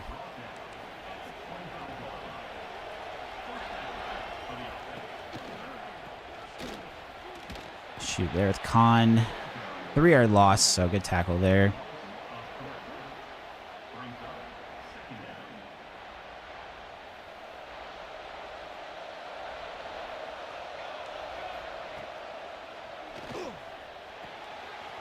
Make tackle. Wraps up short of the first. They pick up 10. 3rd and 3. Going 5 wide.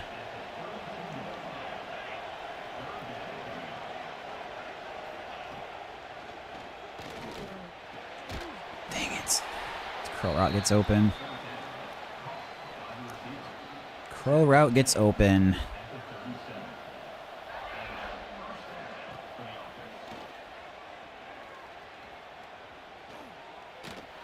Check down. Oh my god, we both miss. I miss. The other guy gets run over.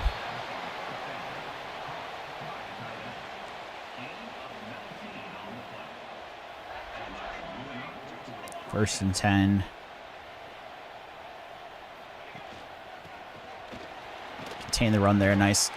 Force him outside. 2-yard loss. 2nd and 12. Barry Kahn, 10 tackles this game already. It's not usually a good sign if your safety has that many tackles because they're getting to the second level too much. Screenplay, nice all over it. A couple yards there. They pick up 4. 3rd and 8. Big spot, try to get off the field. They are in field goal range for the kickers in this game, but can at least hold them to a field goal attempt would be good. Safe or a sack would obviously be huge. Or we could just give up the first down across the middle. Not good, not good.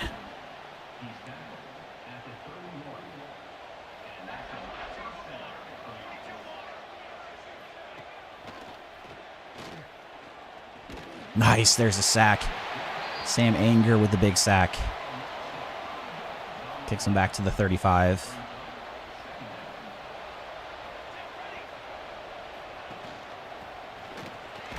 Good defensive line play. I don't think there's any chance that they would trade Josh Allen, Christian. I don't think there's any chance at all. I mean, obviously, who knows 6, 7, 8 years from now, but right now I can't see any way they'd even consider that. Dude, 3rd and 14, I hit the wrong hole, the linebacker, and they just run straight up to get the first. The amount of, like, blunders I've had this game is just so frustrating. And they're going to get a touchdown. Oh, my God. So first I throw the first drive pick. Second, I hurdle on the 1-yard line and fumble. We recover their fumble recovery to start the second half, and then I get stuffed on the goal line, and then they go 99 yards down the field.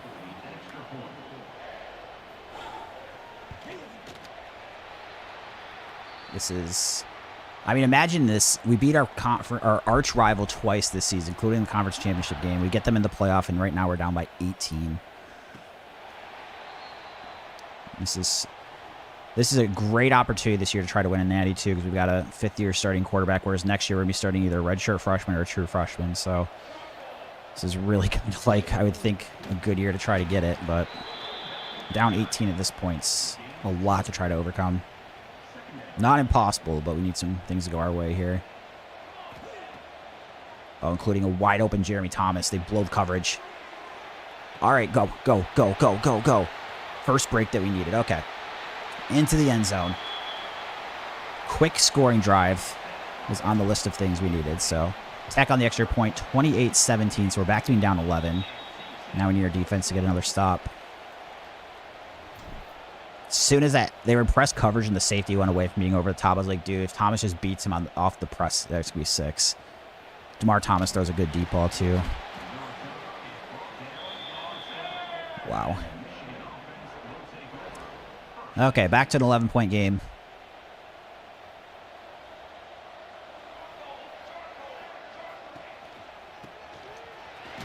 Make the tackle. 5-yard gain on the ground. Other semifinal, LSU got a touchdown, so it's 17-10 Bama.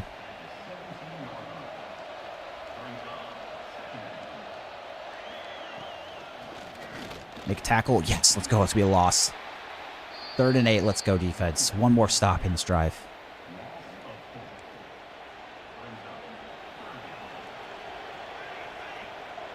Couldn't get off the field on 3rd down last time. Oh my God, I did it again. 3rd and 14 first down run. 3rd and 8 first down run the next drive. That time I got through the hole, but I just missed him on the draw. I'm going to be sick. I feel like I'm going to be sick. Of Christian said Trevor Lawrence threw a pick. That game probably just started, right? First quarter. It's like play action. I'm all over it. User pick. User alert pick. Jermichael Cleveland. Oh my gosh, the defense comes up with a second huge turnover in the second half. That is a massive time for an interception. And now the offense has got to take advantage this time. Hand off to Larry Henderson. Unfortunately, first down play, not going to get anywhere, but it's just back to the line of scrimmage. And now try to hit the screen play on 2nd and 10.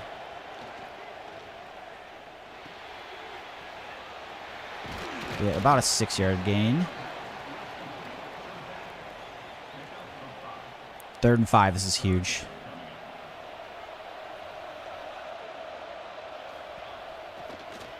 Devon Brents. Oh, it's not a very accurate ball.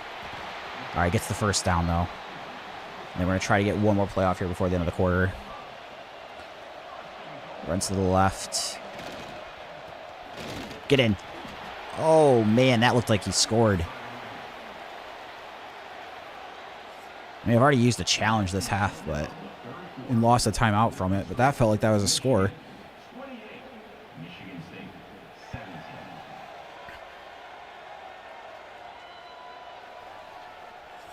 The problem is there's no guarantee we score from the inch line just because it's so hard to run the ball, but I don't want to risk losing a second timeout. All right, we're not going to challenge it. It doesn't come back to bite me. I thought I got in. We score the next play. Larry Henderson makes it a 1-score game. Let's go. Come on, State. Big 2-point conversion here, too.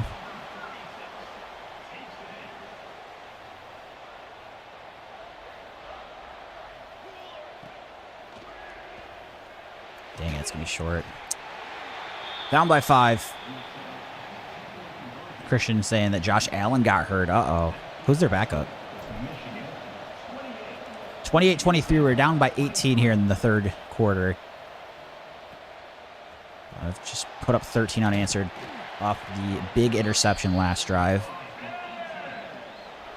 Trying to complete a second huge comeback in the playoff.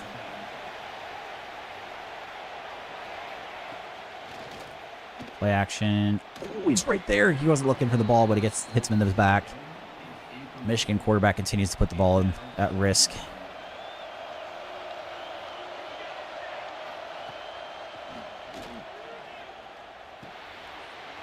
I got spun. Dang it, first down, Michigan.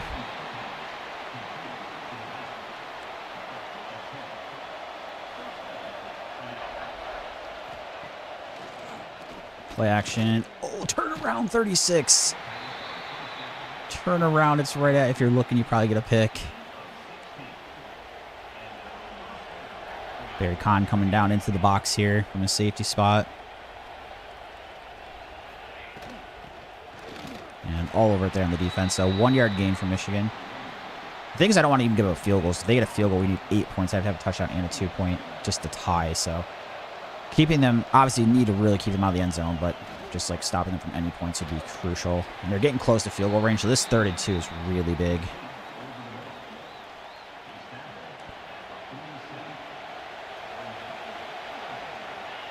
Oh, I didn't get to the linebacker in time. Throws it. Dude. God, the amount of 3rd downs they've picked up in this game is just so infuriating. Their 3rd down conversion rate is just through the roof. And a couple of them, been like, that was 3rd and short, but they've had a couple of 3rd and longs. Play action. Oh, shovel to the tight end. 3-yard gain. Fortunately for us right now, Michigan doesn't appear to be burning the clock. So at least we've got that. Play action. Get there, get there. Oh, no. Oh, man. Gotta hold him 3 here. So we're going to bring the blitz.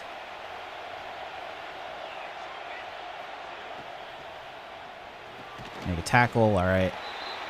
2nd and goal from the 2. An injury timeout stops the clock at least.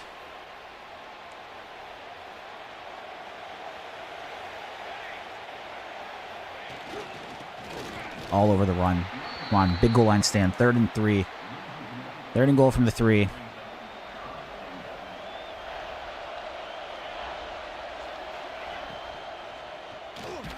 Nice play.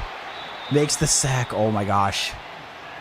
Britt, the safety, makes a huge tackle, or else he's just going to walk into the end zone.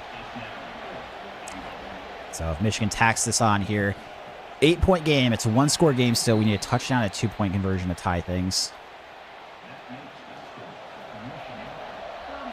For all the mistakes we've made this game, we're still in this. 4 minutes to go. Need the drive of the season right here.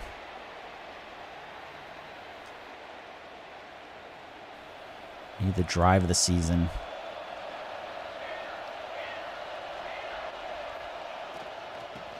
Oh, man, need to run to the right there. No gain, unfortunately, just back to the line of scrimmage. 2nd and 10.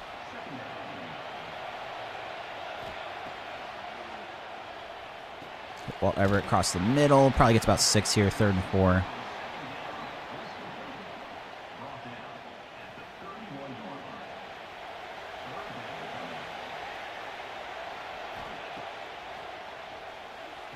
Catch and run for Brents. He gets the first. Devon Brents picks up the huge first down. 3:33 left.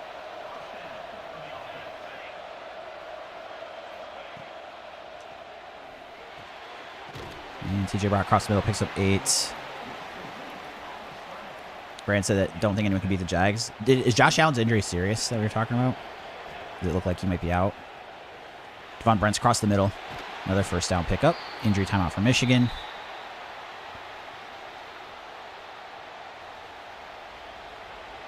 So I was down by 18. I was down 28-10 in the 3rd quarter, Brandon. We've come back to at least make this a game.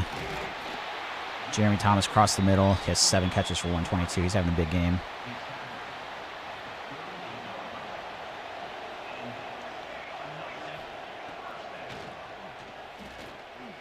Let's go. Come on, Everett. I don't think we're going to try to burn the clock just because we would need a 2-point conversion to tie, so I want to make sure if we don't get it that we have a chance to come back still. So we still have 2 timeouts, 2-minute warning. That was a big part of the reason I didn't challenge that first down and goal run last possession. But we get tackled here. 4-yard gain, injury timeout.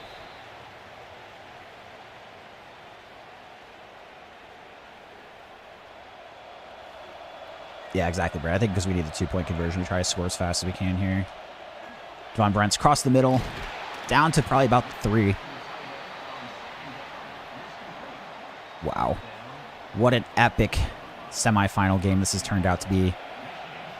For the run to the left. Cut back. Hit the end zone. Touchdown. We're a 2-point conversion away from a tie. We were down 28-10 in the 3rd quarter.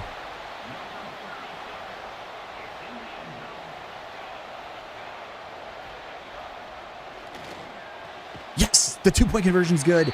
The game is tied. The Spartans have come back from down 18 in the 3rd after coming back from down 15 in the quarterfinal. Is this a 2nd straight epic comeback? Michigan, plenty of time to work with, though. So there's 2:26 left in the game. They have 3 timeouts plus the 2-minute timeout. Trying to complete an epic comeback yet again. Come on, defense. No points here.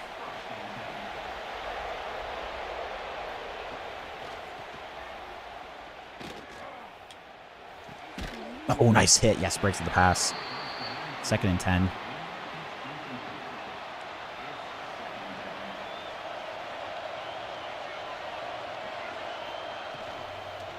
Will RPO make a tackle there on the screen? Nice. Good open field tackle. 3rd and 7. Come on, defense. Get this stop and we're in the driver's seat.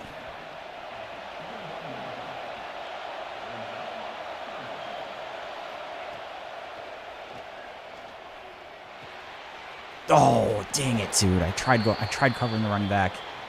He's just too fast for me. It's a big pickup for the Wolverines. Just can't get off the field on 3rd down, man. It's just been such a killer this game.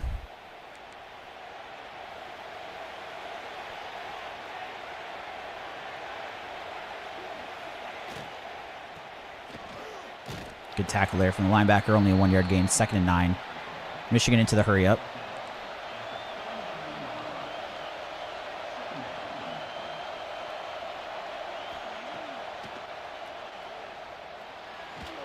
Nice, the sack. I think we use a timeout now. 3rd and 19. Wow. Okay. Come on, 3rd and 19. Nothing stupid, guys. Just keep them in front of you, in front of the sticks. Oh, man. Get the tackle. Okay. We'll use our last timeout. Minute 36 left.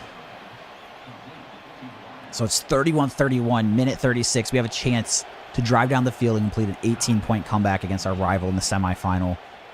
George Casper going to kick this thing off here at the kick return. And unfortunately, not going to get too much there. Let's go. Come on. Minute 26. We just need a field goal.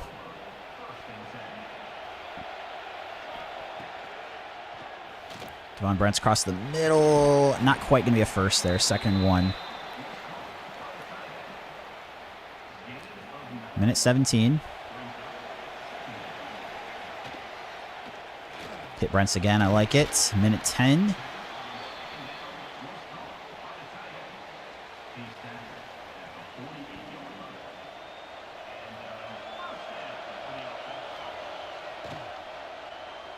Got Brent's with some room to run.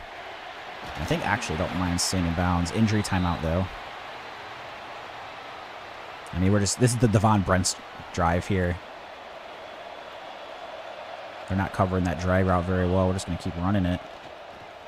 We get the option to. So we're actually into field goal range already. It's kind of interesting on how much I don't have a timeout, so we have to keep that in mind here.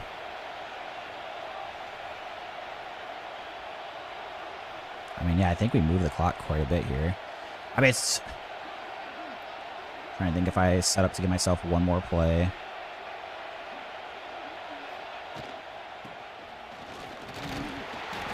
Right, good run.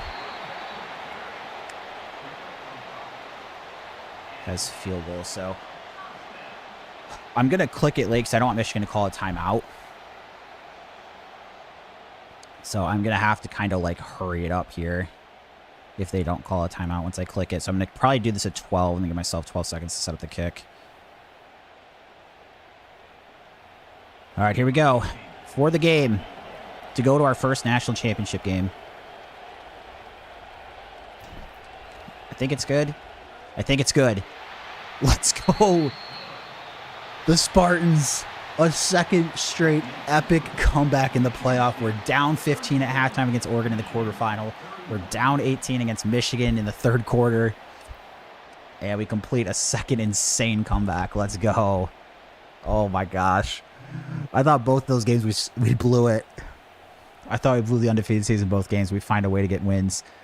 In year 9, we're off to our first national championship game. And our undefeated season stays alive. Somehow, some way. Whew. Brandon says Shamor Morrell. Yeah. He's still there in this game. Dom says, huge win. You got to love seeing Michigan go down. Dom doesn't often want to see me win when I play college football, but I think when I'm playing Michigan, he wants to see that. The Spartan in him can't handle to seeing the root for the Wolverines. Oh my gosh, dude. Both of those games are insane. Jeez. Oh my gosh. Wow. So big. So we're on to the Natty, either facing the 3, Alabama, who's won 3 out of the last 4 Natties, or LSU. Who do we get? Michael Cleveland had that huge interception in the second half. I still can't believe we came back in both those games. Who do we get in the Natty? Who do we get? Alabama, the Crimson Tide, the 4 seed versus the undefeated 2 seed Michigan State. Wow. On to the Natty.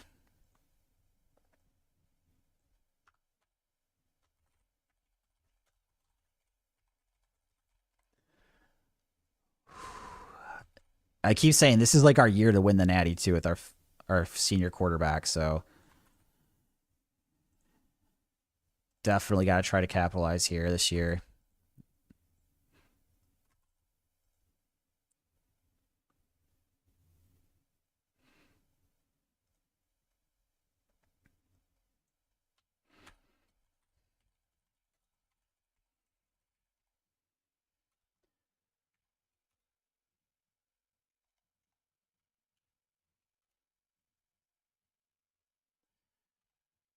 All right, just updating the stream title here.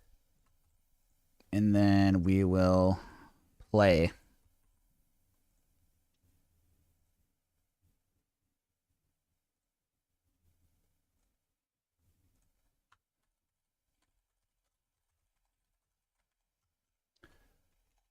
Wow.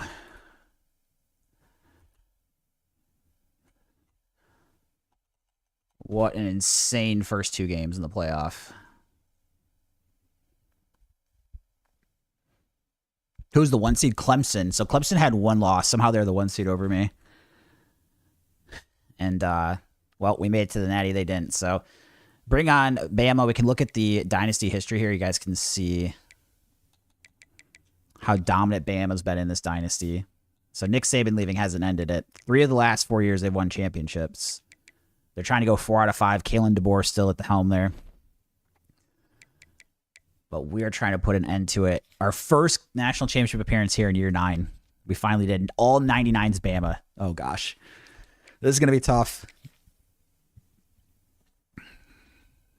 STN, how we doing? Have you quit playing poker full time? So I'm waiting to see what happens with the tax stuff in the U.S. Is the short version. Not playing online at the moment. National championship game, though. Here we are. Our first appearance, year 9 of the Dynasty. Facing Bama, who's won 3 of the last 4, including back-to-back. 99 overall team. We're coming off 2 pretty dramatic wins in the playoff. The quarterfinal, we came back from down 15 in the half. And then in the semifinal, we came back from down 18 against our rival in the 3rd quarter. And here we are, the 2034 national championship game. Led by senior quarterback DeMar Johnson, sorry. Wrong last name. But playing his last college game here.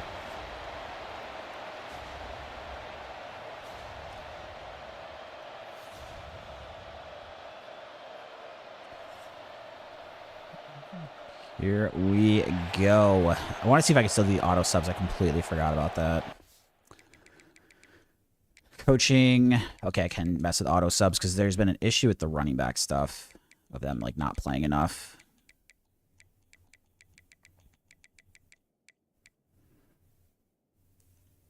Because we basically haven't seen Gregory Johnson much in the last 2. He should be pretty fresh for this game, which is the good news. Okay, so I didn't save it. This is hilarious. You can't save your changes. So you're supposed to be able to click start. It lets you change it here, but you can't change it. Oh my gosh. Dude, this game is very good, but some of these glitches is infuriating in Dynasty mode. Look at this. I can't change it.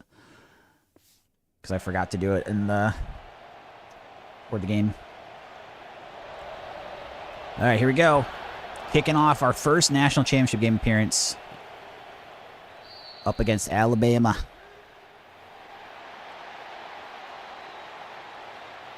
Attack their pressure, look for timely screens or draws to neutralize their pass rush is our plan.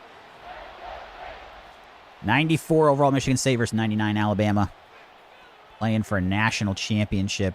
Number 4 for Bama in this dynasty and hopefully number 1 for Michigan State. So handoff to Gregory Johnson here out of shotgun. Gets the outside. He still looks super tired and slow. Gets 6 yards, though.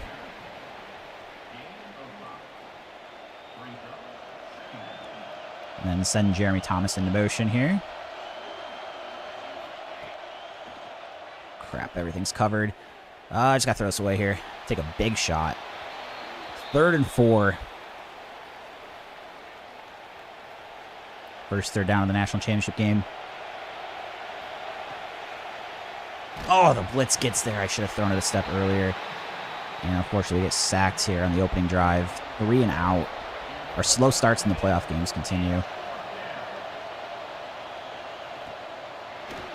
And Bama's going to get pretty good field position here, too. With the 45.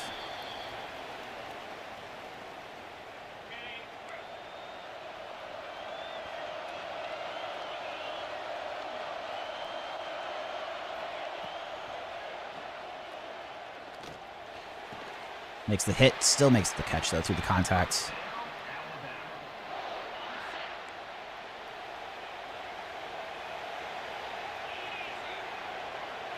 Ah, shit, I didn't get to that safety in time. All over the run there, make a stop. Is the score still... oh, no, it's 14... Oh, you said you're going to be... Is it still 7-3 Jacksonville?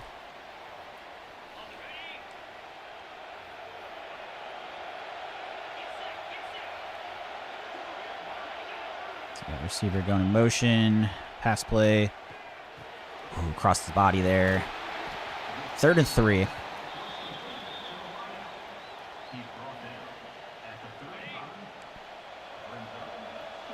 So they got 5 wide. Make it hit. Oh, make the hit, but he still catches it through the contact. Second time that guy's caught it through contact. Or it's somebody on the outside there. I don't know if it's the same person.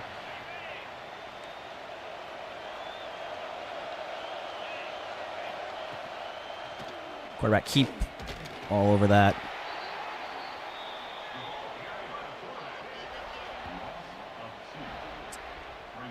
Second and 11.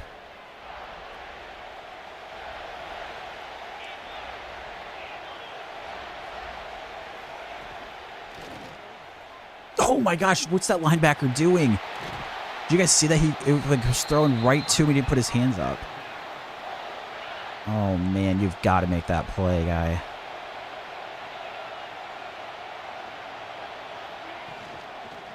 Bama. Tough start to the Natty here, so we go 3 and out on our first drive. Bama drives straight down the field and gets a touchdown.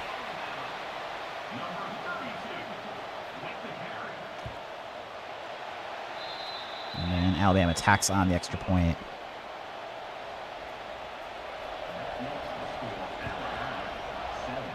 Go for a fair catch here. So try and get things going in our favor here. 1st and 10 from the 25. Hit Von Brent's underneath there. Gets to the 40.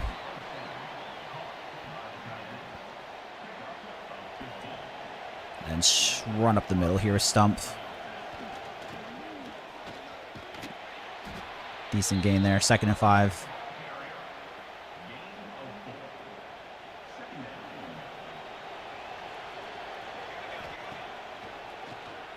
Oh gosh, gonna take a sack.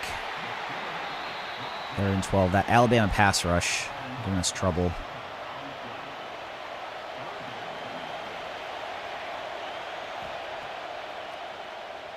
Just gonna take a deep shot here. Nothing's open underneath. If we get picked, it's like a punt, or we can maybe get fortunate with a deep ball. But unfortunately, we get 1 first down this time, but we're going to have to punt for a 2nd straight drive.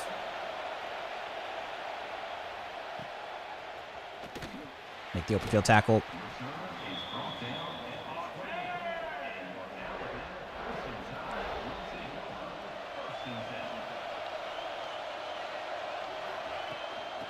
Run up the middle. Oh my gosh, I was all over that, but he breaks through the tackle. Somehow finds a way to gain 3 there. Another slow start here in the playoff. It seems to be a trend.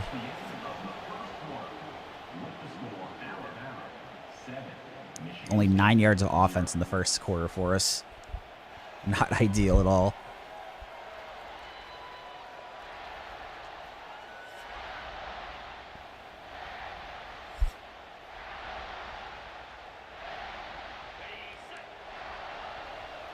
Bring a blitz here. They're 5 wide at 2nd and 7.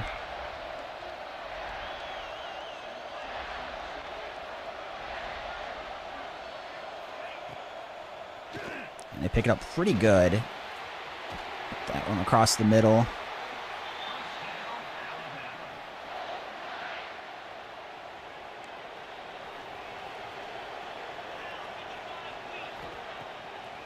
Play action. Leave my zone. Leaves the guy wide open. Down to the 35.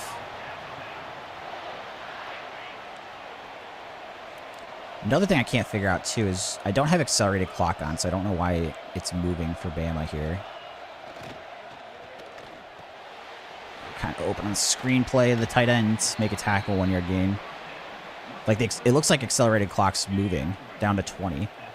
Oh, I guess actually they can do the... Their option is not chew clock, but like slow.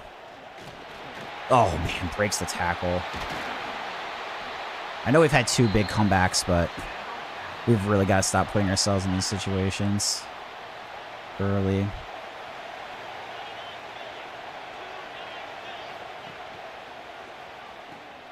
Run to the side there. Not much on the gain. Actually, probably lose a few. -3.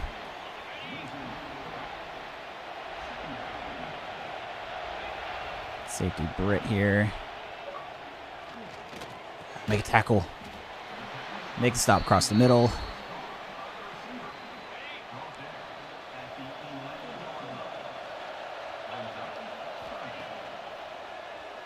Bring the blitz. Get a hand up. Incomplete. All right.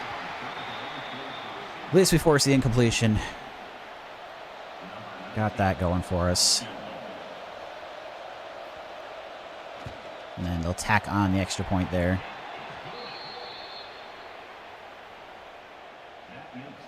$10-0 Bama. Can we complete the three-peat of double-digit comebacks in the playoff?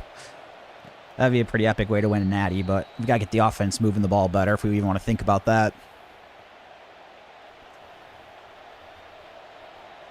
Hand off to the left here with Stumpf. Big hole. Race, I got to get a touchdown this drive before half. Yeah, that would definitely be very, very beneficial with them getting the ball at half. Dude, why is accelerated clock is on this game? This is the first time this entire Dynasty it's done this, and it's doing it in the natty, which is insane. All right, Devon Brent's wide open across the middle.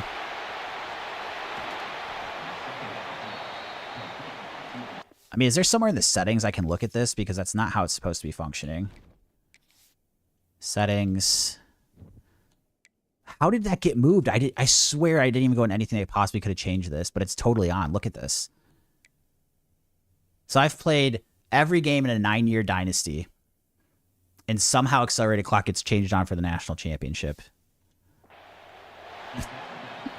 It's like, it's got to be a sick joke at this point. So I've got to keep this in mind here. I mean, that dramatically changes things too, because I don't do hurry up. So like, it's going to change my play calling here. I hate to be one that complains because I like this game a lot, but just little stuff like that is just like, how is there a glitch that does that for the national championship of all games? So we're going to lose an extra 20 seconds here. It only goes to 30, I guess, maybe if it's under 2. Devon Brents. Can't beat around the edge there. 3rd and 2.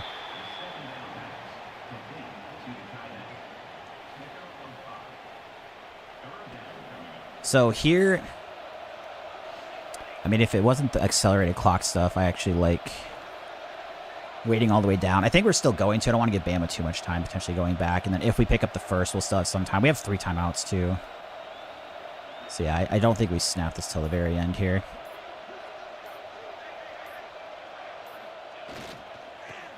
Glenn Stumpf up the middle. Plenty of room to run. 55 seconds left here.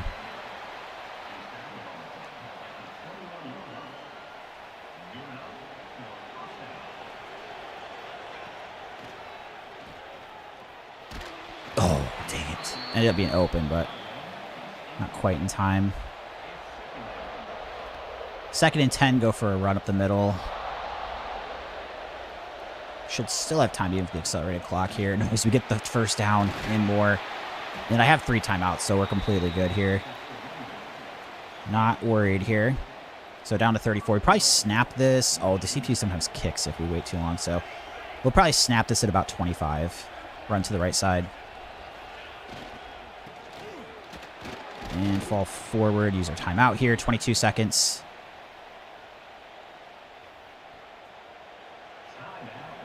The game's still 7-3, Brandon. Devon Brents, does he get in? Oh, he dropped it. Oh, Brents, I need you to catch that. I need you to catch that. 3rd and goal here. Get it off. Devon Brents makes up for it, though, the very next play. Touchdown in the end zone. We get a huge touchdown before the half. And we will tack on the extra point here. 10-7. Kicking it back off to Bama.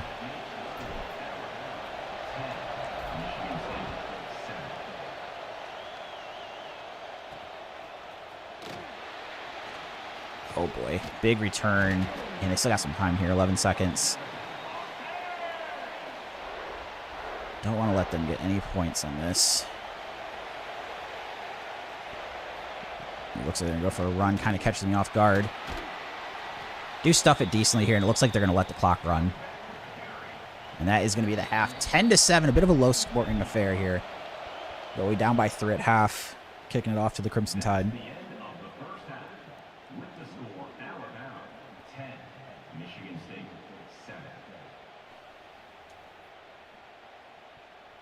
Been a pretty epic playoff run today so far.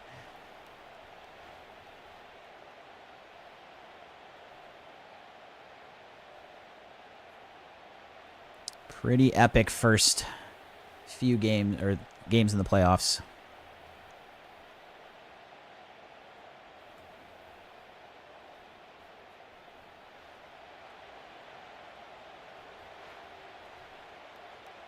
And kickoff over to the left.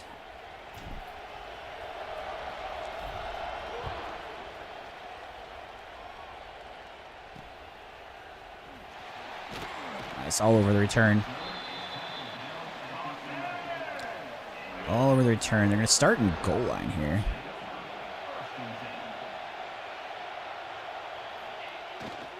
Toss play outside. Run defense should be all over that.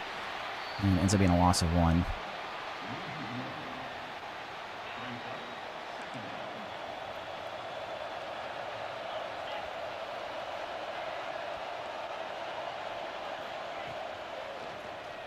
Out route incomplete, inaccurate ball. Christian, I did end up beating Michigan 34-31, so I was down 28-10 in the third quarter, and we got a game-winning field goal as time was expiring. Pretty epic comeback win in the semifinal over our rival.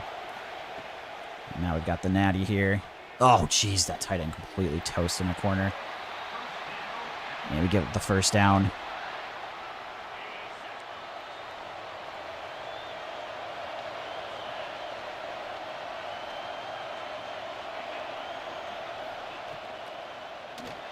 So the receiver has got some room to run. Tackle him after he gets the first.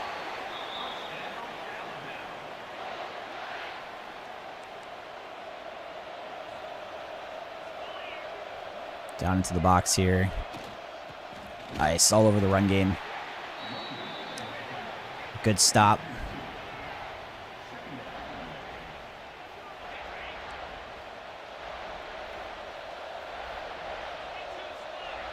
Going 5 wide here. Oh, shoot, it's switching players. Oh, it's going to leave the run lane open. Make the tackle on the quarterback. Gains about 8 there on the run, so we have 3rd and 4. And bring the blitz on 3rd and 4. A bunch to the right side. Oh, boy, gets outside. Incomplete. Yes. Inaccurate ball. We're going to force the punt on their first drive here in the second half.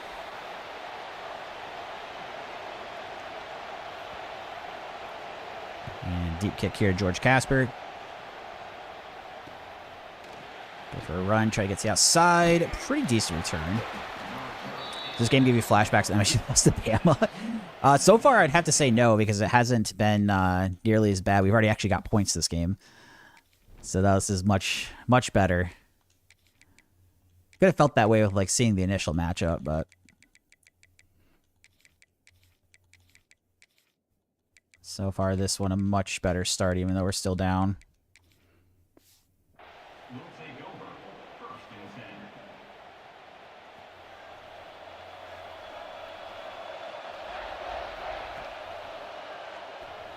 Oh, I should have thrown X instead. Oh, well, Everett breaks the tackle, though. Gets a few extra yards. 7-yard gain.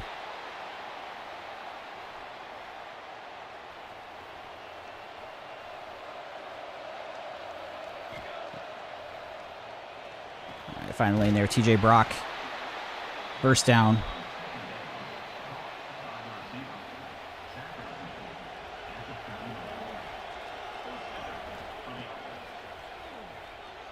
Ah, should not have thrown. Oh, another broken tackle from the receiver. Nice.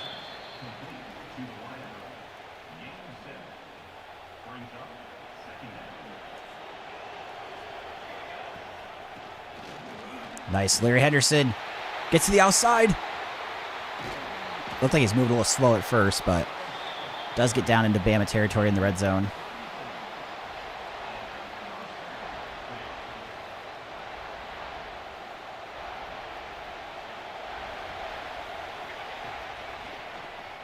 Across the middle, TJ Brock. Decent gain there.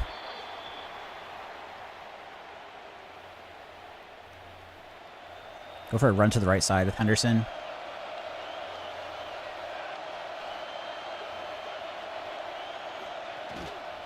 Oh boy. Falls forward. Pretty good to get 3 yards there. It looked pretty bad initially. All right, 3rd and 2. It's a big one. Running with a stretch play to the left side. Based on their alignment, looks pretty favorable. But they've got some impact guys on the outside that could get the edge. Oh, I think we just get the first. 1st and goal.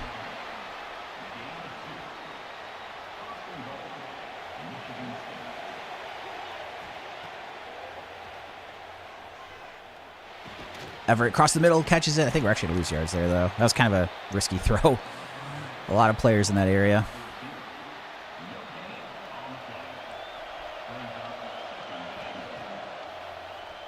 Everett across the middle. Can we get in the end zone? Not quite. Down to the 2, and that's going to take us to the 4th quarter.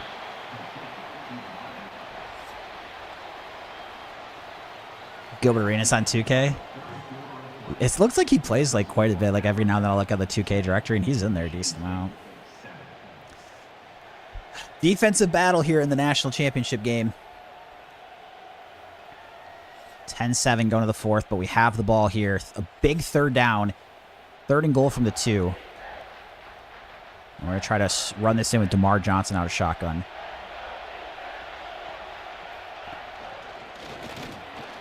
Yes, he gets pushed in the end zone. Spartans take the lead. We start the game down 10-0. It's our 3rd straight playoff game down double digits. And then we take the lead in the 4th. Plenty of time left for Bama, but we were in the lead. 4th quarter of the national championship game.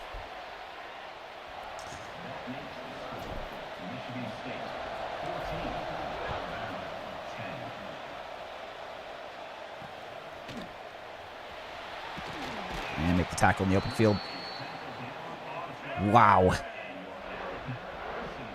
Wow, wow, wow. Come on, defense. Keep up the good play.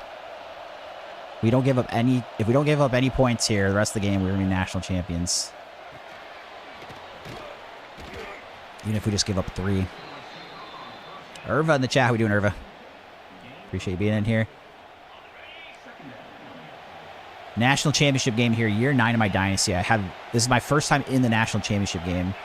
Our 3rd playoff appearance. We've had some pretty epic playoff games so far. I was down 15 against Oregon. Start the 2nd half, came back and won. We were down 18 in the 3rd quarter. Michigan in the semifinal came back and won. And now we're trying to come back from 10-0 down against Alabama to win our first national championship.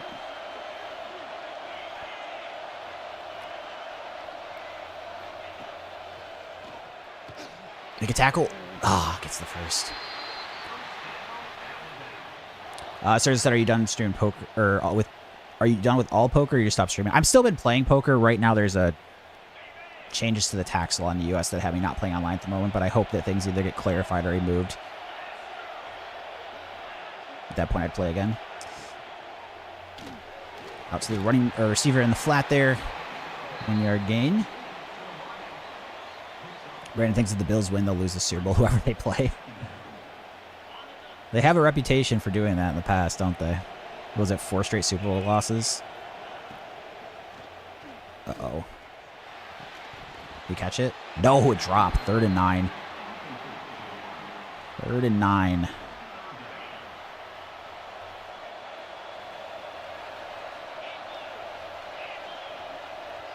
Cleveland in the middle here. Oh, I didn't make the tackle. 4th and 1. I mean, they have 3 timeouts. They're going to punt this. I think I like going for it. But they're going to decide to punt.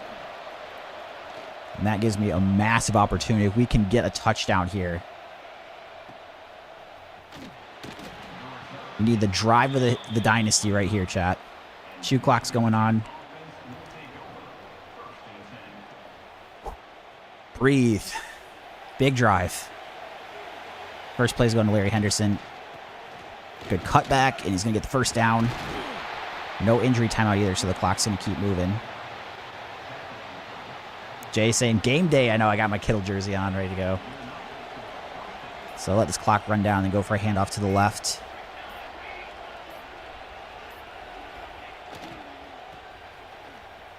Oh, he's not going to be quite fast enough to the edge. Alabama uses their first timeout.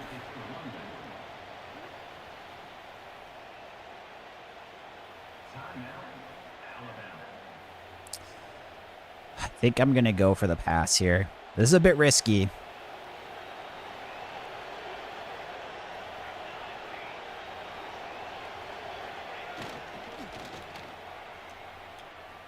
Crap, everything's covered. Oh, no! Oh, I just made almost the biggest mistake of my life in this game. Wow. All right, 3rd and 7.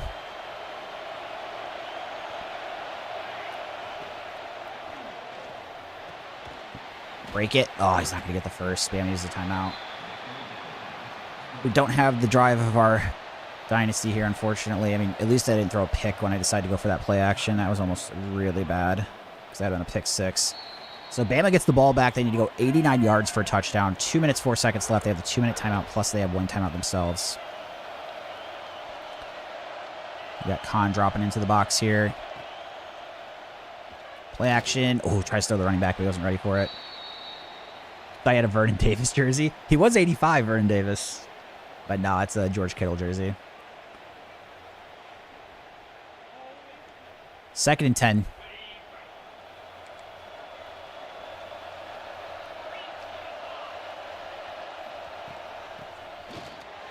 All over the run there at the blitz. That's going to be the 2-minute timeout. 3rd and 7.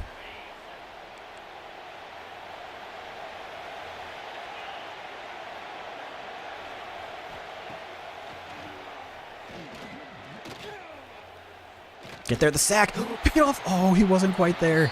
4th and 7. The biggest play of this dynasty is about to happen. I've been saying that a few times, but obviously each moment gets bigger and bigger here. So we're in cover 3 zone. Oh, I left him. Oh, no. I left the post route open because I took the curl on the outside there. Bama gets the first. Clock continues to move here, about 1.5 minutes left.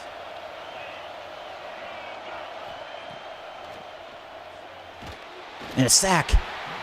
Do they use their timeout? No, they're going to go hurry up. 1:20 left here.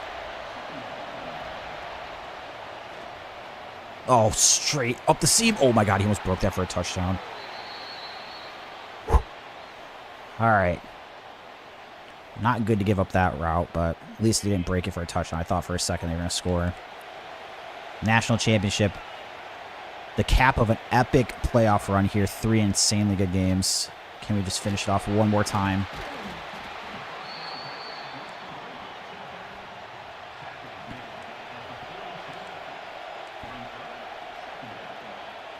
Five wide here for Alabama. 1 minute left. Throws it underneath. Wrap up, make the tackle. And then if they get closer, it gets interesting for us to maybe use timeouts because if they turn over on downs, like they wouldn't have enough time to stop the clock. But I don't think we're quite at that point. I'm just saying there could be a point if they get really close that we consider taking timeouts. But we're not there yet. 7-yard gain. Bama continuing to go 5 wide. Oh my God, I just left him open. That was my coverage. All right, and this is that spot. We're going to call a timeout. 1st and goal from the 3.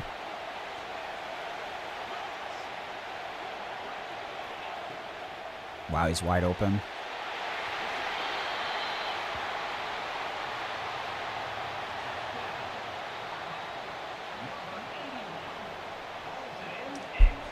Alabama takes the lead. 38 seconds left.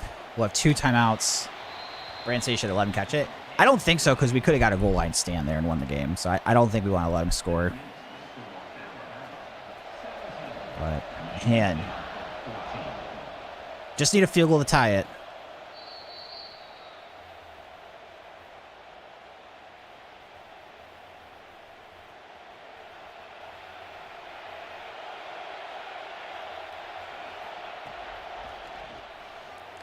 some yards here and get out of bounds. Pick up 5.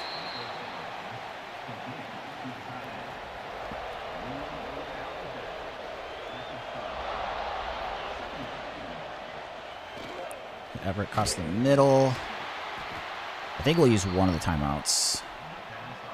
I'm not sure I love it. I actually probably should have saved that for if we get tackled short of a first somewhere. Everett up the middle. Hang on. Yes, good catch. 26 seconds. Oh my God, I forgot.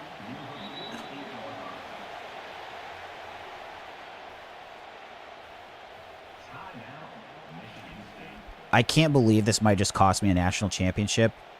I've been doing this Dynasty for 9 seasons. We've had accelerated clock off the whole time. You guys have been watching the stream. I did not go in and change anything, but for some reason, the settings got changed for this game's accelerated clock. We've seen it throughout the game.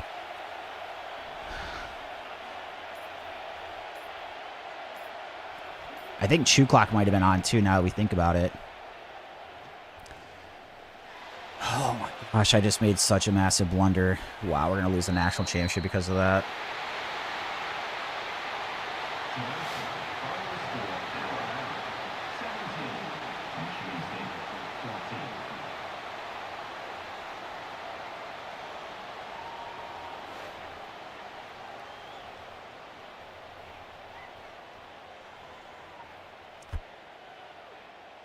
Oh, we were so close to our first national championship. We couldn't get the stop on defense. I do think accelerated clock was on there too, so I was going to blame the CPU there.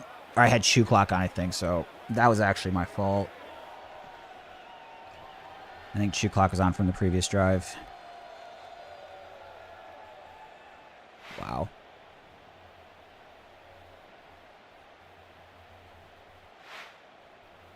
Tony said create an epic storyline for next season. Yeah.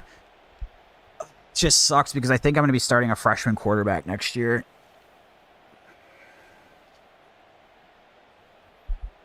I can't believe that just happened.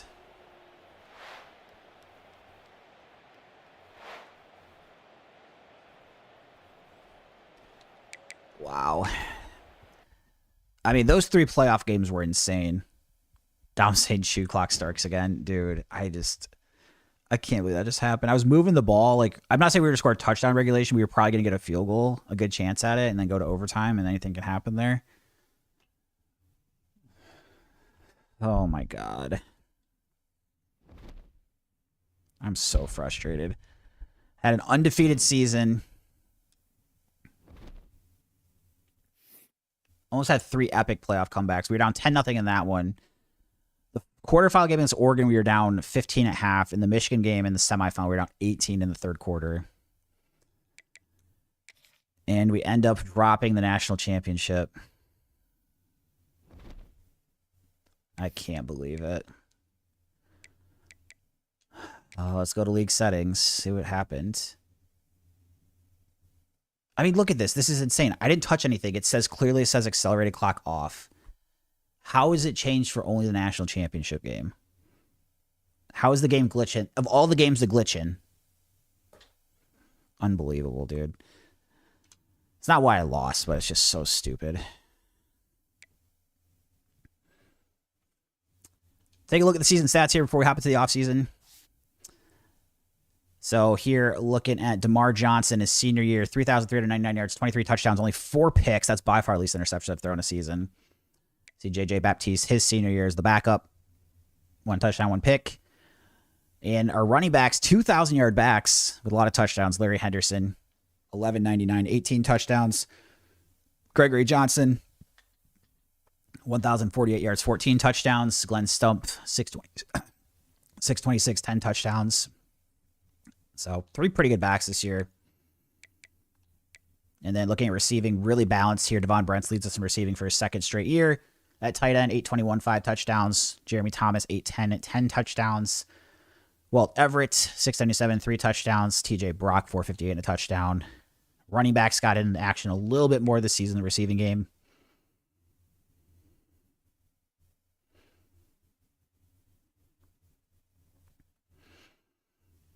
Kobe, unfortunately, the squad, they lost. We lost. No, Christian ended up losing 17-14 in the championship. Looks like Brandon might Google search something. Said championship games use a different event rule set. The national championship is flagged as a special presentation game. The rule set can override user Dynasty defaults, apply broadcast style pacing, force accelerated clock on, even if you never enabled it. That's insane. I mean, how is that glitch not fixed when this game's been out for 6-7 months? The most important game in an offline Dynasty mode, and it messes with your settings. Like, how is that not fixed? That's crazy. I mean, I guess it's a known glitch, so at least it's not like I did something wrong, because I'm like, I don't get it. Last year there was an issue where like sometimes the game difficulty level would get messed up and it would get changed. Like we had that issue with online dynasties that we were running sometimes, but oh man. Defense, linebackers with lots of tackles, 144 tackles. Look at the sacks here. Look at this. We had 3 10-sack players, a 17, a 14, and a 10. Our defensive pass rush was great this year. Oh, I know, Christian. We lost it. Tony says it's a feature, not a glitch. I would agree to disagree on that one. I would call it a glitch. Oh, my gosh. We lose to Bama. They win their 4th natty in the last 5 years.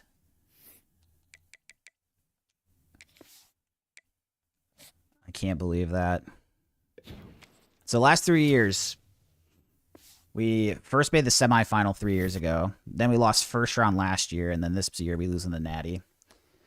What a run for DeMar Johnson at quarterback, though. 3 college football playoff appearances for a school that had never been there before in this dynasty. Oh, I'm going to be sick.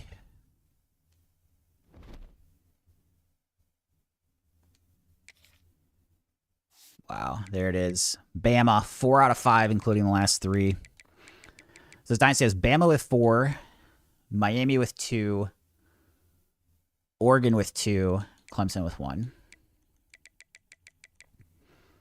Bama moves to 4-1 in the national championship games here.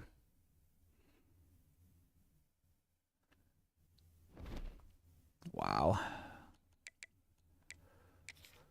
Oh, I'm so sick. I would feel better if we had our quarterback coming back next year, but I'm going to be starting a freshman, either true freshman or redshirt freshman next year. We're going to have like 3 options to choose between. The one guy that's redshirting and then the other 2 5-stars we got coming in. Probably a lot of it's going to depend on who has the best development trait, to be honest. And then also like accuracy and deep ball power. Wow. Unbelievable.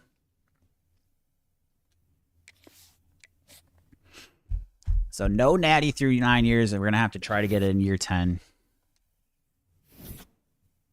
I feel like we've ran pretty good in the last 3 years, too, winning so many close games. So it's like we've only had 1 regular season loss the last 3 years, but we've ran like above expectation, to put it in poker terms.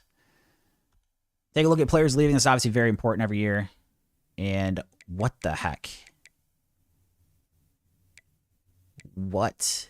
We get to the natty, and I'm losing a ton of good guys, apparently. So Thomas going to the draft, that's something you can run into. Well, Everett's compared about playing time, but he's been playing a lot. Plus Thomas is leaving. That makes no sense. Casper's going to leave because of pro potential. So our receiving core was supposed to be great, but we've got top 3 guys, or 3 of our top 4 guys potentially leaving. Stump, I mean, he'd be our 3rd back again, so playing time wouldn't be a killer. I do not want Aviles to leave here. Pro potential. And then you can see down Pharaoh. I mean, I want to keep him. At the end of the day, he's probably the least important to keep because we have 2 5-stars coming in. He didn't have a good development trait, but wow, this could be a lot worse than I expected. And Jeremy Thomas surprises us. The 92 overall receivers coming back. That's huge. Henderson, he might leave. That's actually, if we lose him, or we need to get him or Stump back because they need to be the 2nd back. So I would not want to lose both of them. Let's see if we can get lucky with one of them. So Larry Henderson, he decides to leave after 2 years with us. Stump, not been persuaded. Wow, we lose our 2nd and 3rd best running back. Our starter's back. Definitely want to get Viles back. Not coming back, dude. The portal's killing me this year.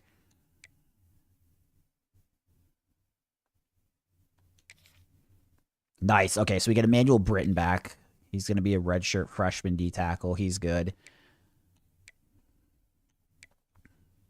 Still have 5 persuasions to try to make. We lose St. John to the portal. Good right tackle.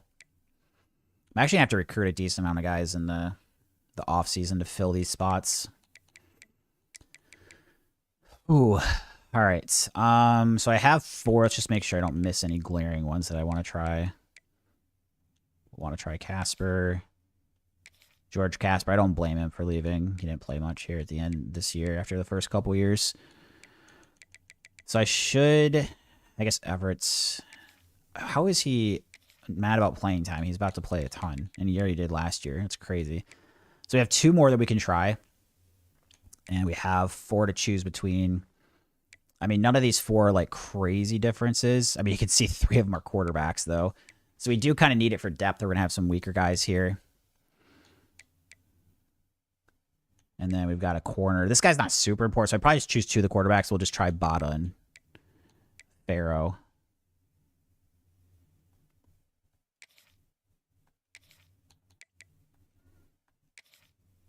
Wow. So we only even got 2 quarterbacks on the roster. We're going to have all true freshman quarterbacks in our quarterback room. I mean, this is why we needed to win the Natty last year, man. And then we just get killed. This is the first time I've had a good season and gotten killed in the portal. Oh my gosh. Wow. So we're going to have to probably spend a little bit more time on the offseason here because it's going to be important for me to... I mean, the thing is, but I only do high school recruits, so we're probably going to have to fill with like a lot of 3 stars.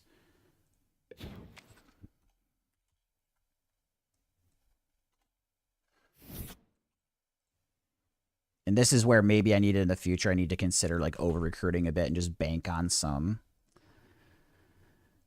guys leaving.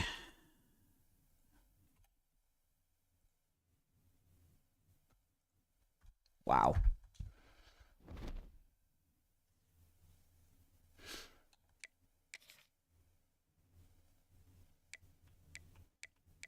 Three picks there. Go to the portal. Or not to the portal, to the prospects here. So we can see we have a pretty good recruiting class so far coming in. I would like to redshirt everybody kind of like we did last year, but based on all the guys we lost, we'll kind of have to see. I mean, one of these quarterbacks is going to play, so it's going to be between Monty Angerer and Dwayne Mond. I'm guessing Angerer is the starter. I mean, he's got 97 throw power, 87 speed. Basically about the same accuracy. And he has elite development. Unfortunately, the other 5-star only has normal. You got elite here with this 4-star D tackle gem. Star development at the corner.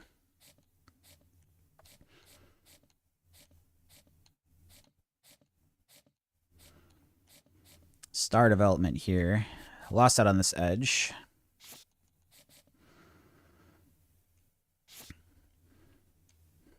So plan for the rest of the stream today is we're going to do this offseason stuff. We'll play our first game of the next season.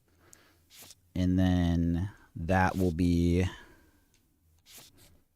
it. So prospect list. Let's kind of see the positions we need. So we definitely need to try to get some quarterback depth here. I don't need to go too crazy with it. I think we're probably just going to try to get 2. Wow, somehow there's... Oh, that's a portal guy. So first we'll look quarterback. See if there's... Usually at this point there's not any 4-stars without offers, but... Can see if we can get some 3-stars here. So I probably need to choose 2 of these guys.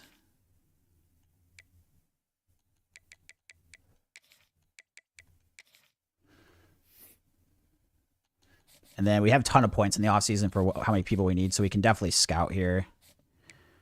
Especially for a position like quarterback. I mean, I'm just hoping one's a gem. At the end of the day, these guys will probably never be starters, so it's not like a huge deal. I can't believe we're about to have 4 true freshmen as our quarterback room. That's so crazy. All right, this guy's pretty inaccurate. This guy's much more accurate. So probably these top 2 guys.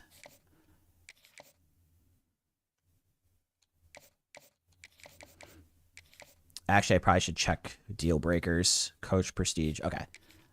That's one thing I need to do a little bit better is maybe like look for like if playing time's it, like maybe not recruit, especially if I don't think these guys are going to start. So we chose our 2 quarterbacks. We're going to look at, says we need a halfback. The good news is I had 2 really good freshman running backs in the last recruiting class. They're going to be redshirt freshmen. So we got guys that can step up. It's too bad we lost some really good players.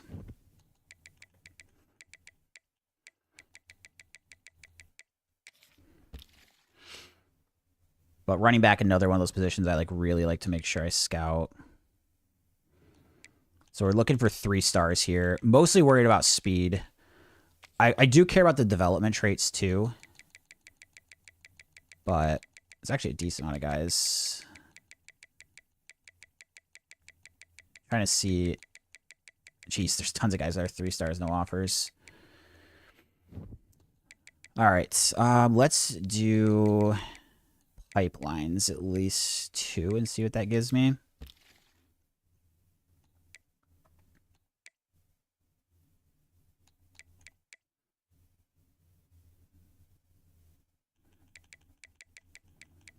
And then sort by offers.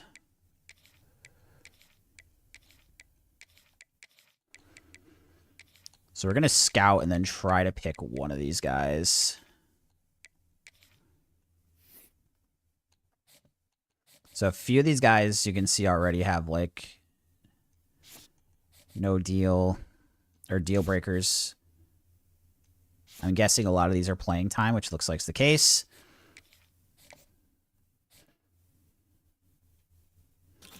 Branson, hope the Bills win. Oh, between the Jags and Bills, you want whoever to win? Yeah. I mean, I think either of those have a real shot at it. Not very good speed right now. That guy's a bust. 76 speed. This guy's probably the one we're going after with the 87. So yeah, he's at least more manageable.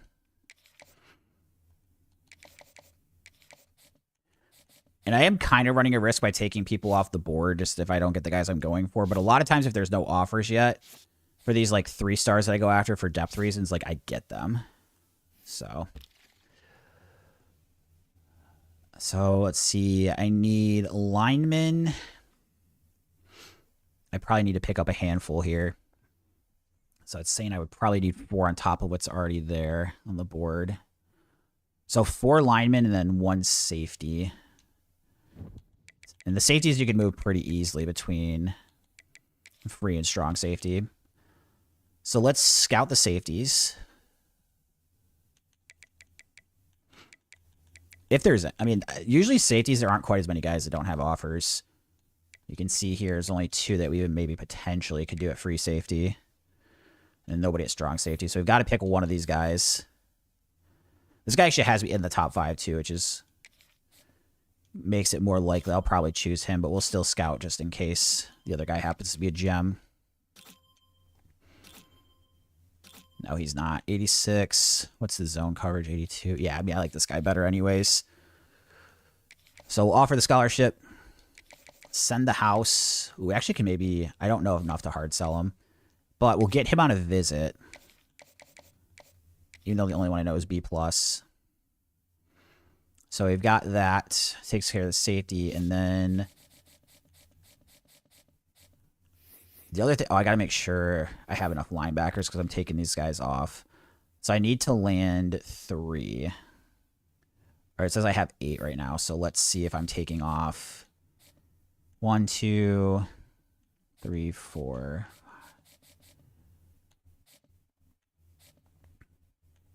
This is where it always confused me a little bit because I think it's accounting for people on your board. So we needed a total of, what was it? We need 3. It says I have 8. So if I'm taking 5 guys off, 1, 2, 3, 4, 5.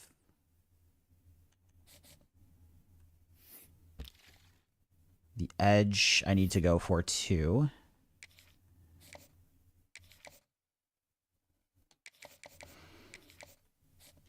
So we've got him. And then 1, 2, 3, 4, 5, 6, 7. So I need 2 of these linebackers here. Are these people scouted? Not all of them, no. Okay. So we're going to scout. That guy's a gem. Hopefully he did not get any offers picked up. Okay. So we're going to throw 50 on him. He'll be one of the two that we choose here for sure.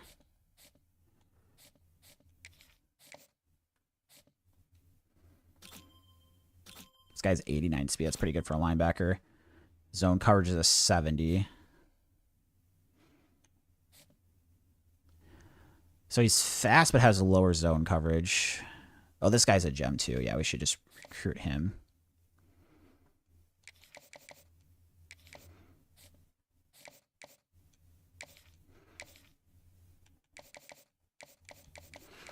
Okay, so I like that.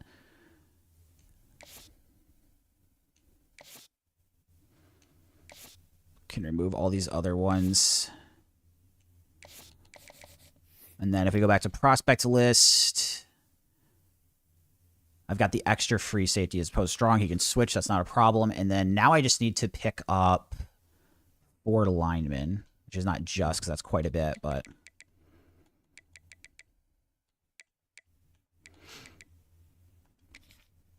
Imagine what's going... And again, the linemen in this game are pretty interchangeable, so I'm not like as worried about if it's like tackle, guard, or center. That's not very realistic. Like, obviously, a tackle and a center is very different, but...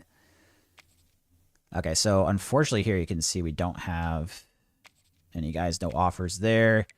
The search that we were doing, same here.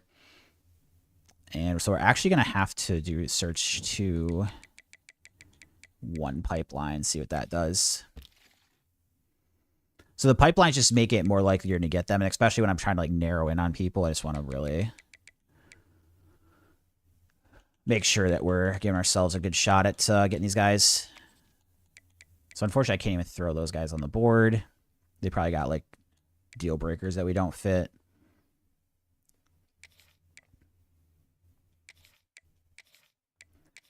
So we got 4 there, and then I guess we'll just go to any pipeline for the rest here. So I'm just like sorting by no offers at 3 stars. Again, these guys are probably most likely going to be like more depth guys, but...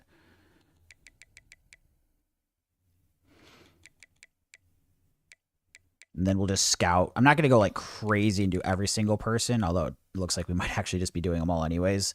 If there was like a crazy amount, that I wasn't going to do them all.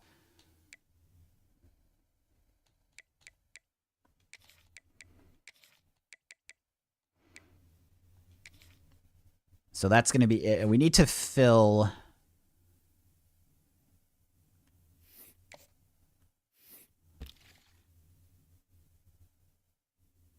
Four of them. So the targets must be based on like offers.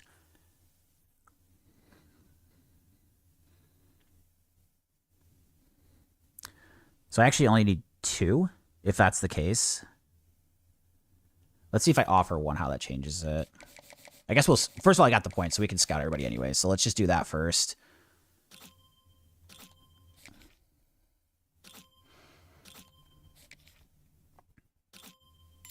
So there's a gem. So we're definitely going to offer him.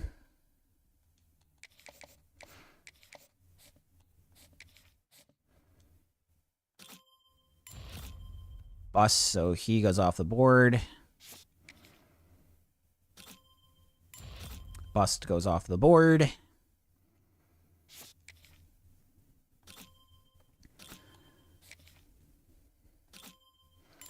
Two gems, okay.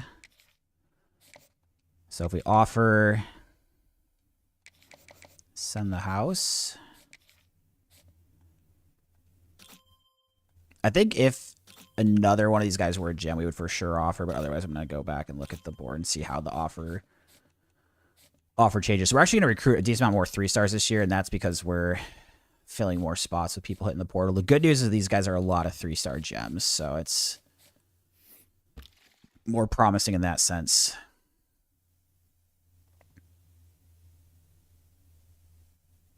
All right, I cannot figure out how it's changing my needs. Let me see if I back out and it does something.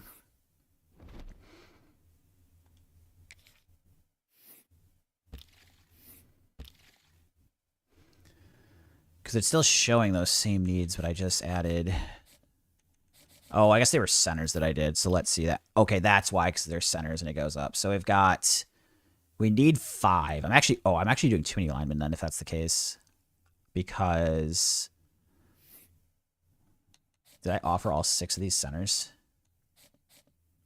Okay, no, that's... Okay. If I take these guys off the board, it should remove it. I'm going to take off 2 of them and then make sure... Actually, let's just make sure I take off the weakest ones first.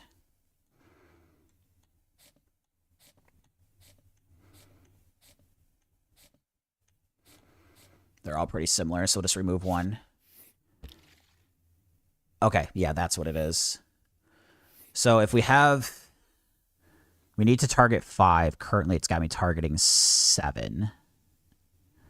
So I need to remove only 2 more. So I probably have to offer at least 1 more of these guys.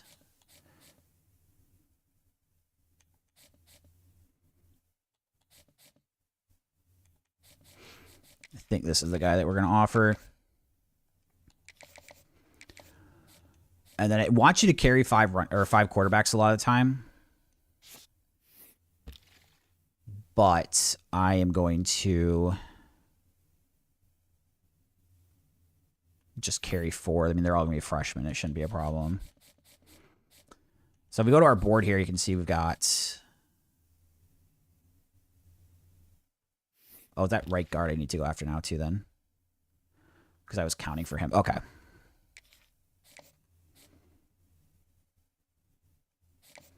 Oh, this guy stinks, actually. I'm just going to go 1 less lineman, not go with getting the extra 1. Okay. So, yeah, we'll go after all these guys. Hopefully, we get all of them. You can see a good amount of them, the 3 stars are gems, not all of them. The quarterback's not as worried about. We just kind of have to fill spots. But, you know, of the other guys, it's a lot of gems, so... We'll back out here in advance, and then the recruiting the rest of the way should go a bit quicker. It's just that, like, in the off-season recruiting, it's just the initial week when I'm, like, looking for the roster filling spots is the biggest thing. So we pick up his 3-star linebacker.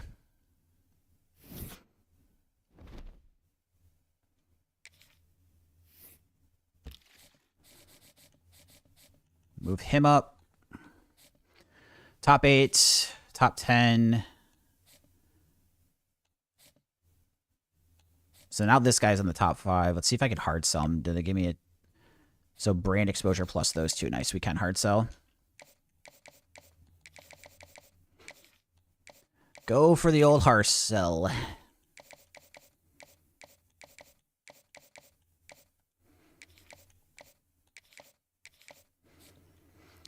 We did move up in the first here.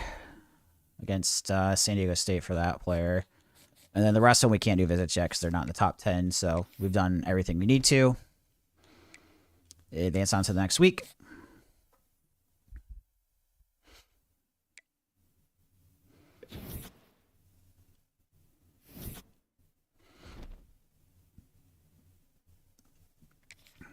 Take a look at recruiting again. I would guess we're probably at first with all these. It's kind of a thing in the game you'll notice is that if you get to the off season, the guys that don't have offers, like, don't pick them up a ton otherwise. So, like, you can be pretty confident you're going to get them a lot of the time. It usually takes till, like, the last week that they sign, but as long as we're sending max points, we should be able to fill it out here. I think one thing I might start doing in the regular season recruiting is if I have points left over is, like, over-recruiting in a few spots to try to, like, pre-plan for potentially losing people to the portal. It's tough because you never know for sure. This was the first year I had a good season. I got really messed up in the portal, to be fair.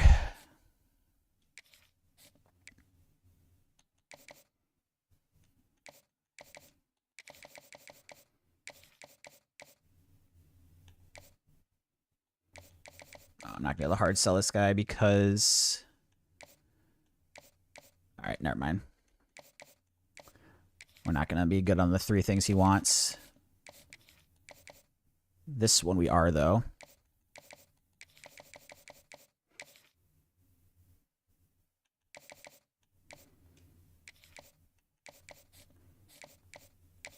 Get this guy on a visit.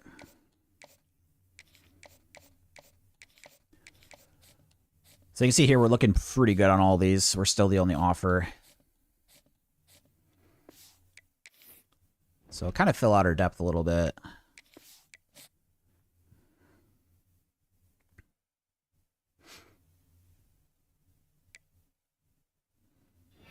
And we got some commits. Hopefully it's a whole bunch here. So we got the 3-star safety. These are all going to be 3 stars. 3-star quarterback. 3-star quarterbacks. We'll have 4 quarterbacks on the roster. They're all true freshmen. What I'll probably do is redshirt one of the 5 stars. My concern is the guy I don't think I'm going to go with the starter actually has playing time as his deal breaker. So that's, you know, probably going to be a guy that we eventually lose. But I still wanted to get him because I wasn't sure I was going to get the other 5-star. And then also it's like, maybe I get in there and look at him. But the first 5 stars, a 5-star gem, and his ratings looked insane. So we'll take a look at National Signing Day. Do we get a top 5 class for the 2nd year in a row? We do not. 7th this one. So still pretty good, though. I mean, we get 3 5-stars, 11 4-stars, 12 3-stars. 3rd class 2 years ago, 7th class this year. Overall, I'm pretty happy with it. Then now we take a look at position changes. So the first thing is we're going to see, do we have any athletes that we have to find a position for? We have this guy here. And I think, let me check my running backs. He's going to have to go to back, and that's his archetype. You can see, even though we lost some good guys, we still have some good guys behind. Especially if these guys develop here, these 2 freshmen. They're probably, these guys, honestly, one's elite development, one's star. Like, these guys are probably battling for the 2nd running back position to go alongside Gregory Johnson. But we'll see what this guy goes at halfback at 68. So it's not great, but just for, like, the depth, happy about. So we got the 4 quarterbacks on the roster. Wow. Dwayne Mond was a 5-star, and he's only a 73 with normal development. That's got to be... And he wasn't a bust, either. That's kind of crazy. So, I mean, he's definitely not going to... I mean, we're going with Monty Anger, not even a question. But he's an 80 overall with 87 speed, 97 throw power. His accuracy stats, good short and medium, not great on deep accuracy. But honestly, I don't throw a ton of deep balls, so maybe not the worst thing. It's crazy as that good at throw power than bad deep accuracy, but... We've got, he's got elite development. Like, I'm pumped about him. And his deal breaker is coach prestige. So as long as I'm, like, winning games, we'll be okay. But yeah, Dwayne Mond. Not that great, honestly. And then running backs. So this is just position changes. I'm not too crazy on top of, like, looking at the stats at the moment. We didn't pick up any receivers in recruiting, but we still have 6 on the roster, so we should be okay there. Nobody's going to have to redshirt either, so they'll all be, like, ready to play. Tight end. We've got quite a bit of tight ends on the roster. I mean, to be fair, we'll still have 5 with 2 guys redshirting, so... Left tackle. Left guard. The O-line looks really good. If any... Oh, no, he's an 82. This guy is... Let's see. Impact. What's his development here? Star. So I think he's going to move to center, actually. He goes down 2 in rating, but he has a better development than some of these other guys, so there's a chance he'll jump higher in the offseason. And I'm probably going to have to move some of those guys to be backups at other positions, but we'll take a look here in a second. Right tackle. Could use a little bit of help on the right tackle here. Normal star development here, so I'm hoping Durbin makes the jump.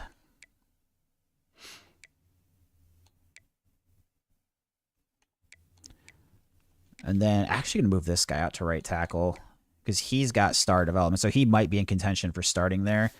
Whereas the left guard spot, we already have an 88. So it'll be more of like a backup that gets moved over there.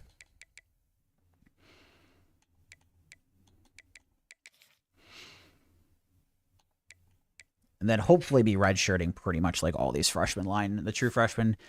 That's the best way to develop the team if we can just like keep redshirting people. So...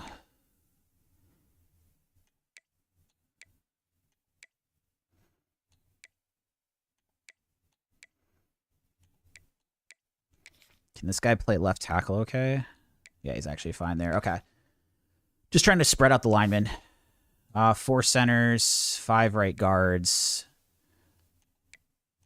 So we've got 3, 3, 4, and then we're going to move one of these guys elsewhere from right guard.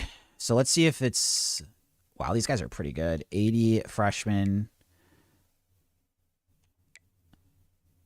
I mean, does he potentially start here if I move him to center?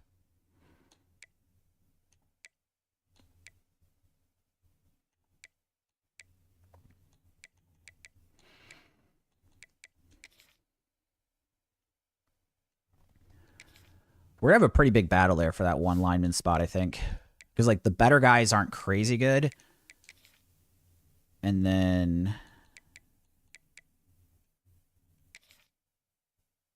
it's like a couple different people it might end up being. So we have 83 impact, 80 impact, 74 center for that last spot. So those guys will kind of be battling it out, whereas the other spots we're pretty set at. The O-line's going to be really good this year. I like what I'm seeing on the O-line. Left edge here. 84, 84. So we have impact star development. What was the other edge starter? 87 impact. 84 impact. So we probably leave these guys here and then move this guy over to left edge and then move one of the true freshmen too. Not that it matters a ton here.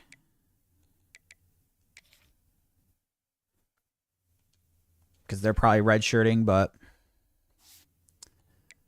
D-tackle will leave everybody as is.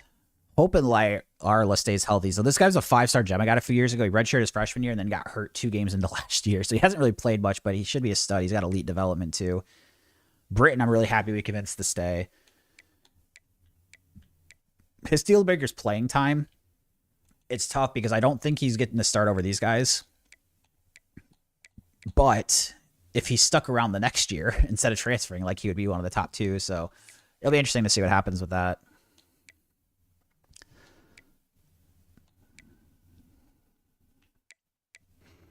Star development.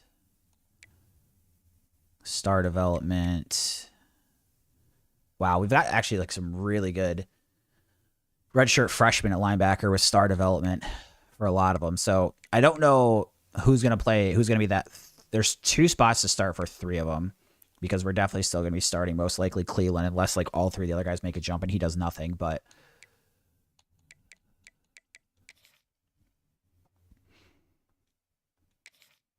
can the other schools poach you as a coach? Yes, so you can leave, you can get fired and all that kind of stuff. I'm planning to stay in Michigan State the whole dynasty, and if I were to leave, I would go to I would start a brand new dynasty over in that scenario.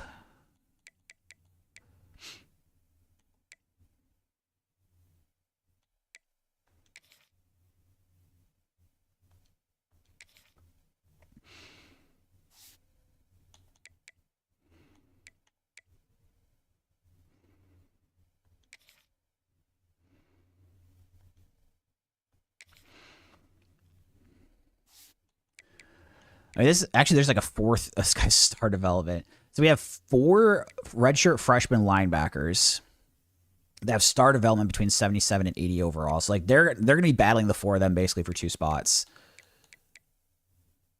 Cornerback, we should be pretty good if these guys make jumps. Nice that we have these 2 sophomores too, so they're pretty young.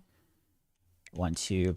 I mean, probably one of these guys has to play freshman year, so we have 6 corners.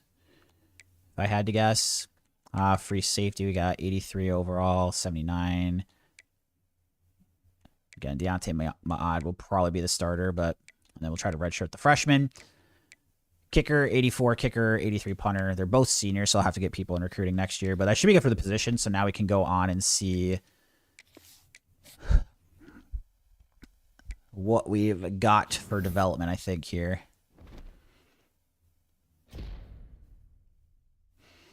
Dev trait upgraded for Witten. Oh, I think that was that D tackle. No? Another development trade up. But oh, Cleveland, nice. He's the senior linebacker that was the higher rate of the other guys. So I was saying he might get caught, but if his dev trait goes up, I highly doubt it. Brit's been upgraded. So you can see over years, too, like their developments can upgrade. So let's see what the developments look like. So if you look at you see no quarterbacks, so we had 4 true freshmen, so we have to roll with what we got. It's actually our weakest position on the team. Running back, even though we lost 2 good backs, it's a replaceable position. And look at this. Behind Gregory Johnson, we've got 95, 94 speed from 86 overall freshman. If I can keep both of these guys, pro potential and coach prestige. Pro potential is kind of borderline with him, but I mean, we're setting up pretty decent. I mean, Philbin, we probably actually start just because he's more likely to stay, whereas pro potential, I don't know if we'll let's go.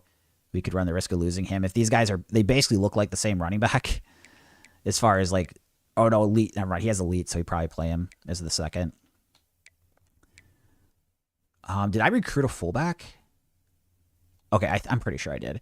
Receiver here, again, even though we lost some guys, we definitely reload. We got 2 studs. We kept Jeremy Thomas, 97 overall, 94 speed. TJ Brock, 94 overall, 92 speed. And then behind them, we've got some decent guys that are a bit on the younger side, sophomores and freshmen. Tight end, our Devin Brents continues to look amazing. And not too much development behind him, but we're still pretty good there. Left tackle only goes up 1. Would have liked to see more there, up 3, but they're still good, 91, 90 overall. Center here, we can see the sophomore is making a jump. He's probably going to be the starter there. Right guard, no jump from the 89. 87. I mean, the question is, do I actually make this guy a starter? Or do I do 3 worse, but a sophomore with better development? I'm probably going to roll with Kuma here, actually. And then at right tackle, you can see making some decent jumps here. Both star development. He's a year older, a little better. But good there. Left edge, good depth.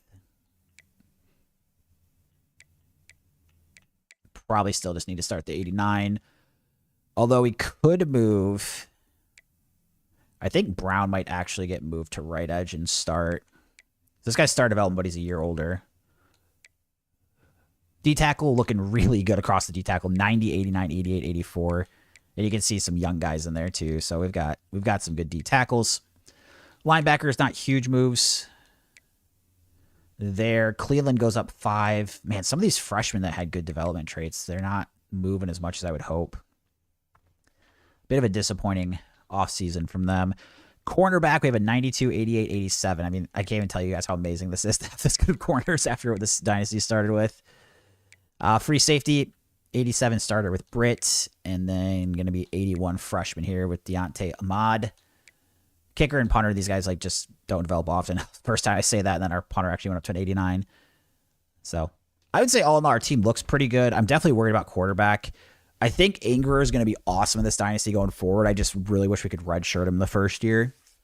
But he's an 80 overall, 87 speed, 97 throw power. So he is...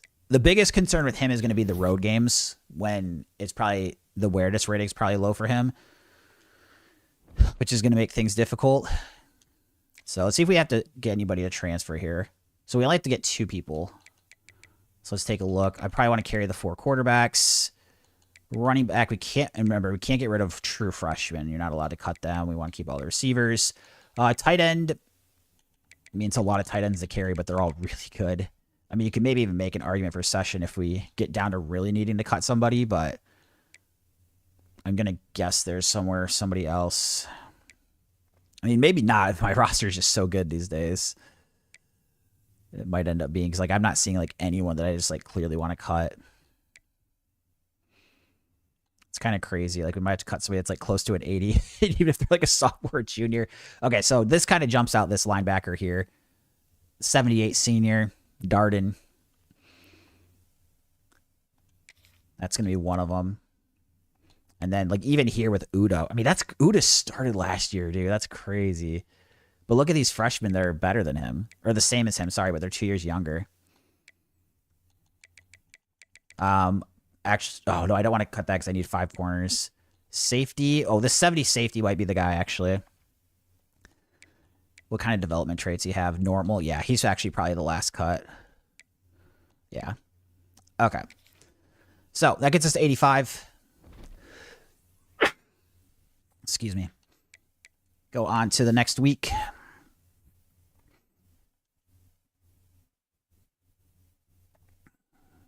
Advancing week. Preseason number 7, 95 overalls. We're actually 1 overall better than last year. Custom conference, one thing I am going to do different this year is we're going to bring the rivalry with Notre Dame back. So what I'm just going to do is that we are going to swap one of the 3 games that I play for Notre Dame. And I mean, it's going to make a crazy schedule. Look at this run we're going to have to start the year.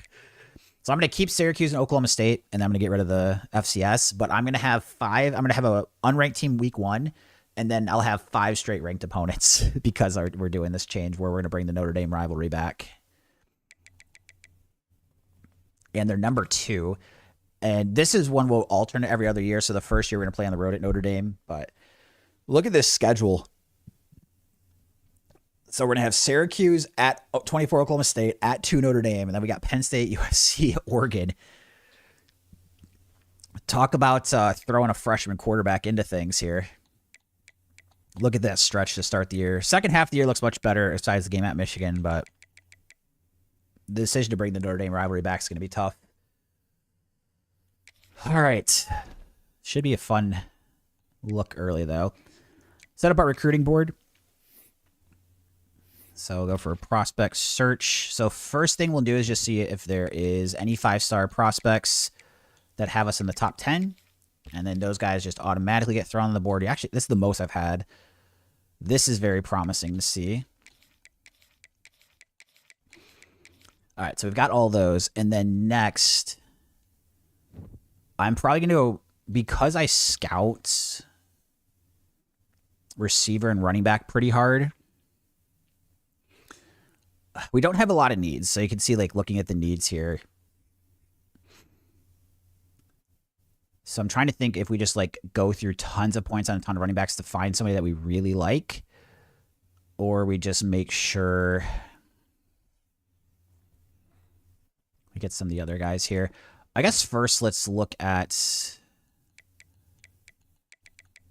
So I probably have to do interest in top 10 and then minimum pipelines. Like, let's see if I just throw 2 on here, what happens.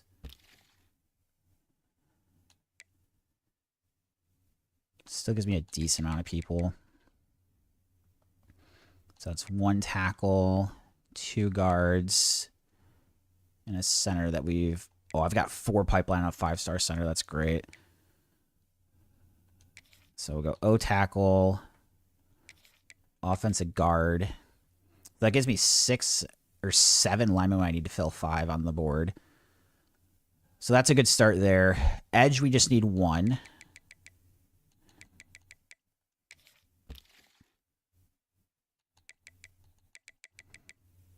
So we're gonna finish this preseason stuff, then I'm gonna play 1 regular season game here. So we can target the edge, or look at edges here.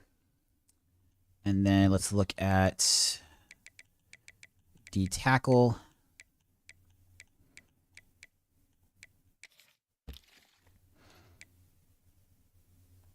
Get those 2 guys on the board, and then I need a linebacker. Or no, we've already got the linebacker taken care of. I can land the other guy. But I guess worth seeing here.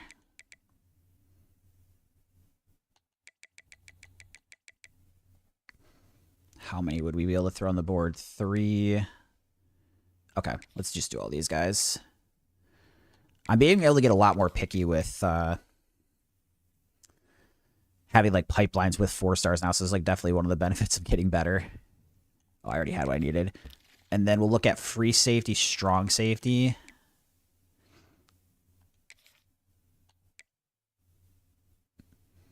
And I'll probably pick up the kicker and punter later instead of doing it right now, depending if we have spots on the board.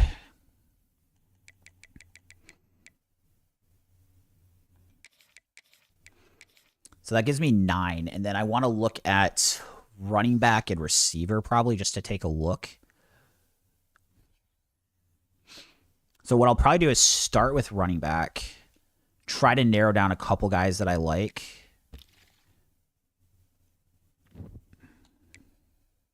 And this is where with running back and receiver, I might do no pipeline, just like try to find guys that I really like and kind of be more risky on these positions. Because I'm definitely, like, very specific on the type of running backs and receivers that I want. Like, I care about speed quite a bit. Now, the thing that makes it hard is, like, look how many different people we can take a look at.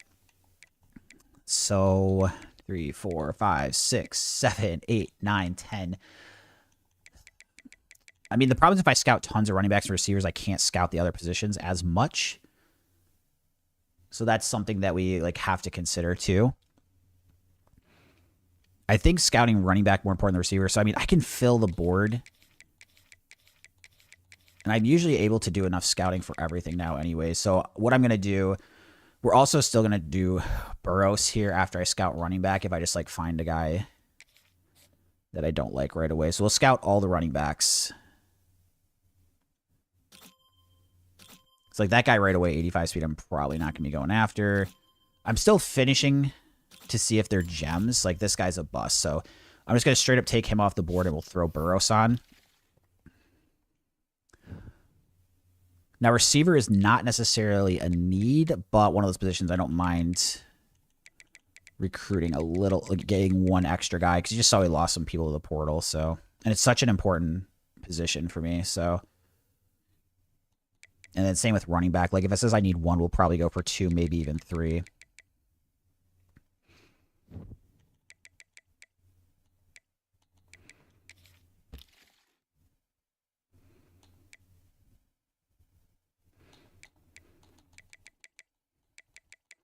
Or it wasn't Burrows, it was Burns. Okay. So, now we'll scout all the running backs, and we'll probably just kind of try to pick a couple guys that we really like. Hopefully we get some. Like, this guy's a 92, and he's a gem. Like, this is a dream recruit for me. I mean, a 5-star is obviously the dream, but that's definitely a guy that I really like. And then if I can get at least, like, one more that I really like. Unfortunately, not looking too great. Because it does kind of put us at risk of, like, really needing to land him, and this guy's bust anyways. So, okay, if I look at the running backs, we've got one offer out there. And then let's see if I can find another guy that looks like at least a little bit okay. I mean, 87 speed is not terrible.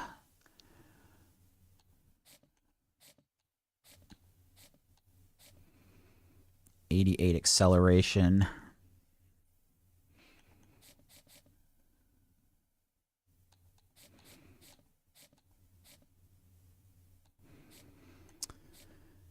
So I think if we leave the 287s on and then drop the rest, and then this is where I'll leave room to scout receivers now.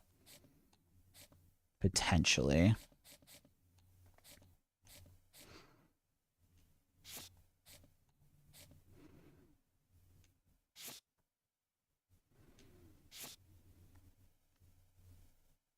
I'm the head coach? Yes. Yep.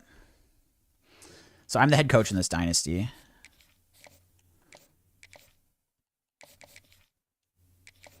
So we got the scholarship offers out.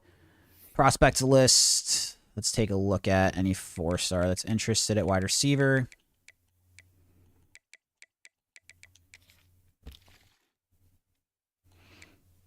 I've got to be a little careful on going crazy here because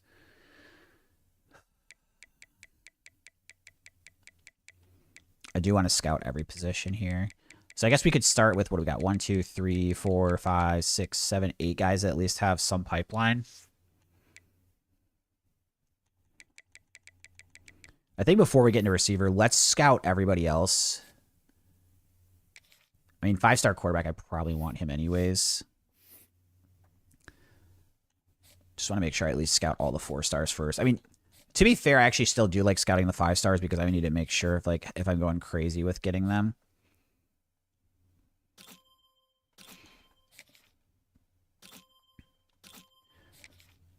But we'll at least do the 4-stars first because if they're a bust, we're just not interested. And if they're a gem, we like really go after. So the rating for a 4-star can drastically change like how aggressive I am going after some of these guys. Oh, crap. Defense is a bit more expensive to scout right now. So actually we'll do the... It was costing me like 20 or 5 of them. Did I lose my coordinator and I didn't even realize it? I swore I was checking it every week.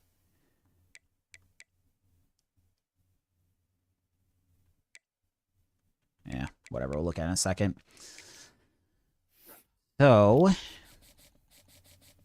if that's the case, let's just do the offensive. I mean, I guess this guy I need to scout too. So, even though he's a 5-star, like if he's slow, I wouldn't want him. Oh, he's a 5-star gem with 92 speed. Okay, Dominique Fala. That is one of our main targets this year. That is for sure. So, we'll get that scholarship offer in.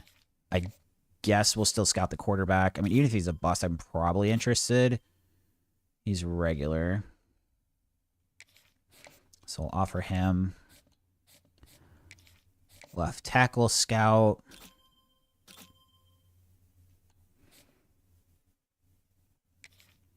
Dude, I must have lost my defensive coordinator. Didn't realize it. So it was getting crazy expensive. Scout, wow. Right tackle, 5-star gem.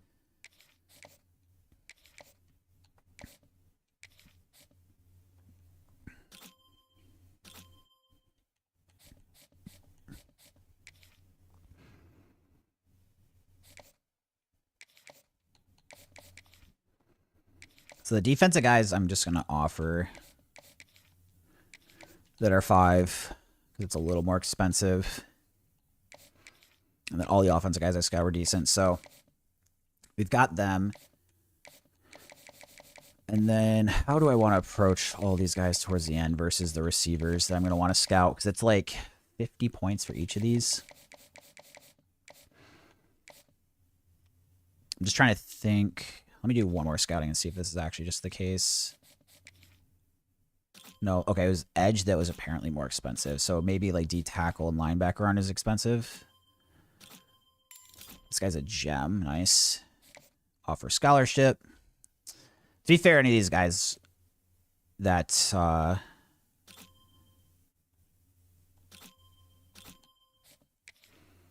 are not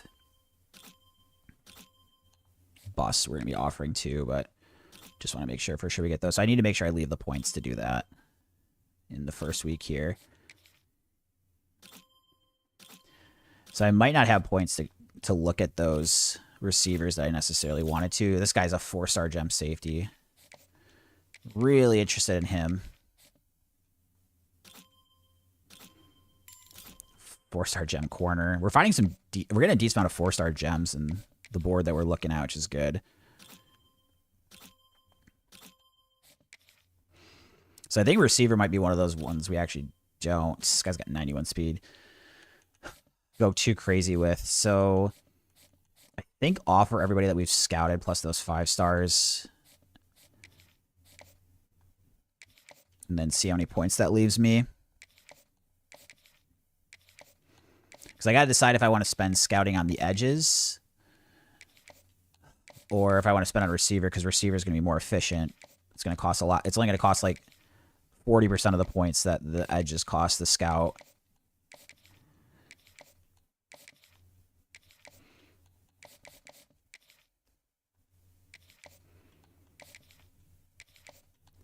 Okay, so I think what I'm going to do is I'm going to throw on the receivers that we have a pipeline.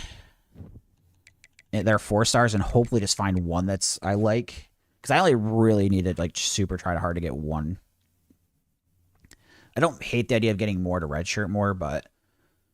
So, interest in your school top 10. Pipeline at least 1.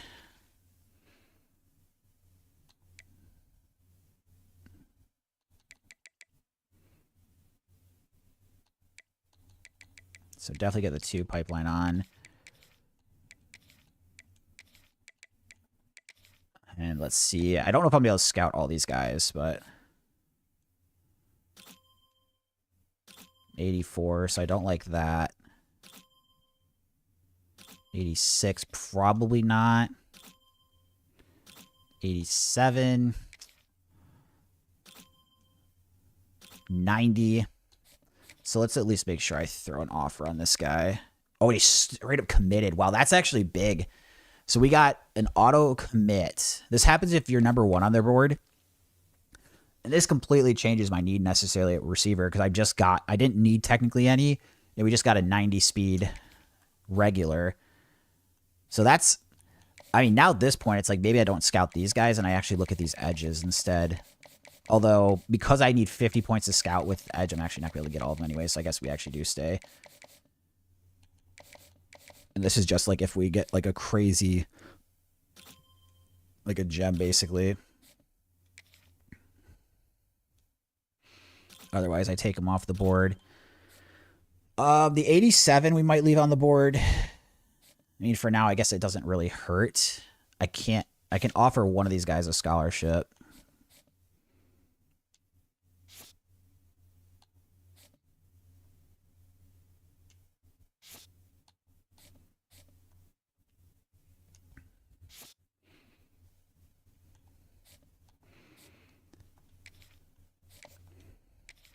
Okay.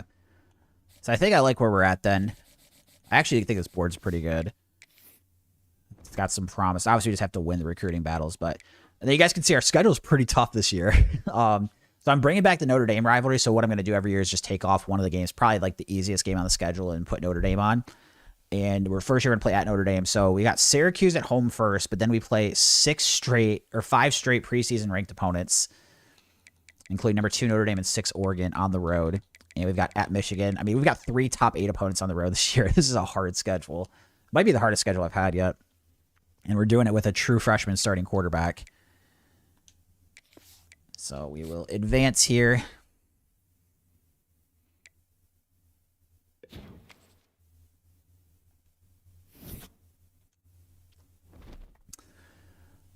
Okay, so no game week 0. This is where we'll start getting the recruiting board. So definitely worth fighting for this player. 5-star gem receiver that I really like. I forgot we had him too, so I actually probably didn't even... After I got Jefferson, I probably don't need anybody else because this would already get us 2 more than we need at receiver. Only team to offer on this 5-star edge, so that is a clear go after. Quarterback, he's one that we're at least going to chase here to start. Linebacker, left tackle. I think we just we get in the mix on all the 5-stars and kind of see what happens. Because we can always drop off if we're losing. And the good news is we don't have a lot of needs. So, as long as otherwise I'm pretty selective on which guys we're going after. So let's just offer every 5-star and kind of see what happens here. I think these guys were 5-star gems even, which is pretty crazy. Okay, and then other than that, we'll kind of take a look position by position of what we need. So we have 1 quarterback going after, halfback. I think we already kind of did what we needed to. So this guy's a gem. I definitely want to make the run at him. And then otherwise, let's see if maybe there's one more we want to try to go for based on stats, or if we just try to hit the 92. I mean, running back's a really important position for me. We'll maybe hold there for a second.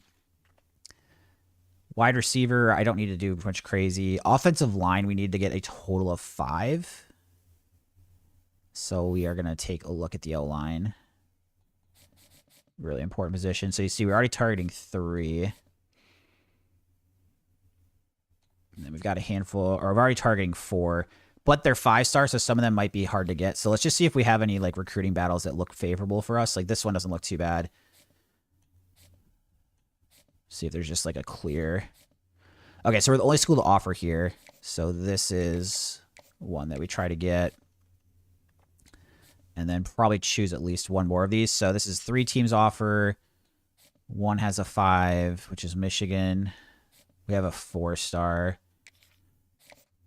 I guess scouting. Let's see if there's one that's significantly better. It doesn't look like it really. So I'm just going to offer this guy.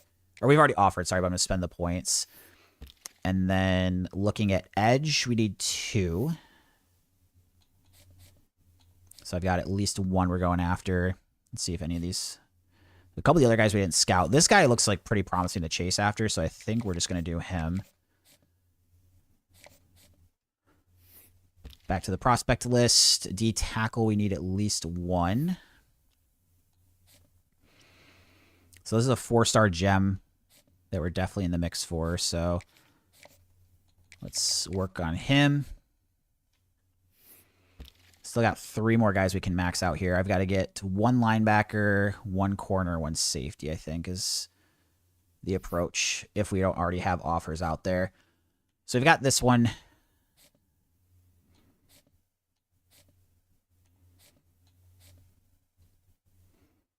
Let's just make sure these other ones... Like, this guy's a gem.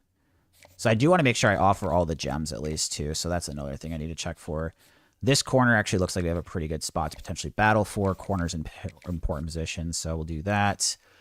And then a 4-star safety, definitely interested in. So I think those might be the guys that we go after. I just want to make sure there's not any... Oops. I want to make sure there's not any gems that I didn't offer that are 4-stars.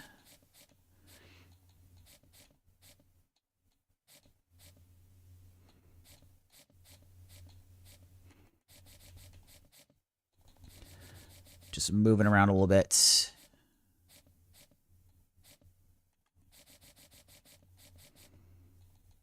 And then I probably should move these edges down to the bottom of the list because I just don't know. I didn't get a chance to scout them. So they're like the least desirable to go after because there's a chance they could be a bust still. Obviously, there's the other side where they could be a gem, but we don't know that for sure. And then otherwise, I'm just kind of moving everybody up for now, and then we'll kind of reorder some of the 4-stars with gems and non-gems here. But the biggest thing is just making sure I didn't not offer a 4-star gem somewhere.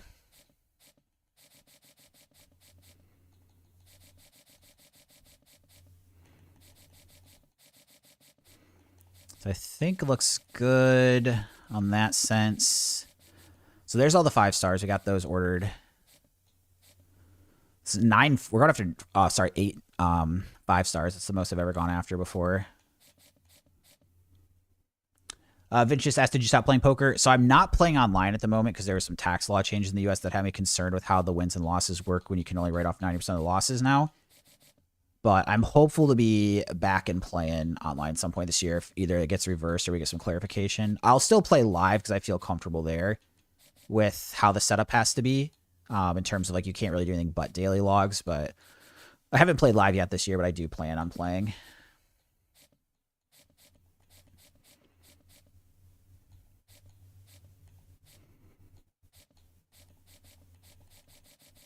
Okay, I think we're good.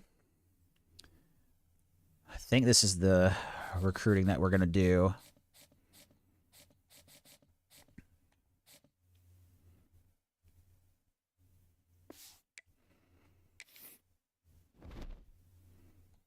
So we got recruiting sets.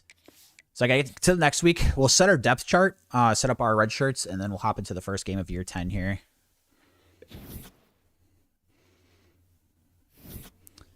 This recruiting class has potential, but we're definitely going to be battling a bit more than I have in the past, I think, for some of these 5-stars. We'll see if there's anyone I need to drop off of, like if we're getting crushed. We're first. The quarterback's going to be a tough one to get, but I think we still try to make the effort for him.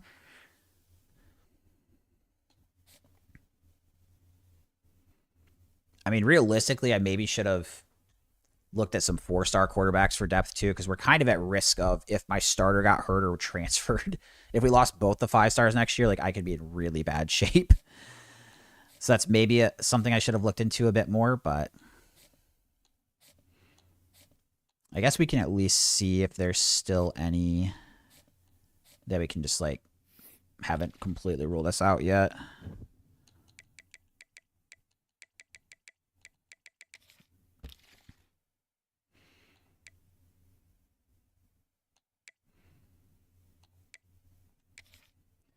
Harris Owens, a dual threat.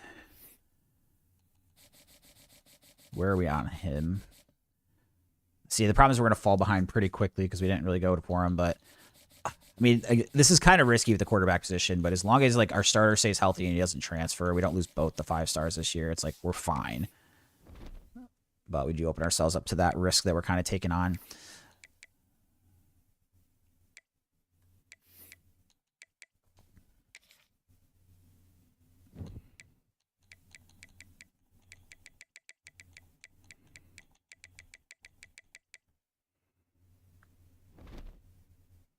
See, that actually saved my auto sub change.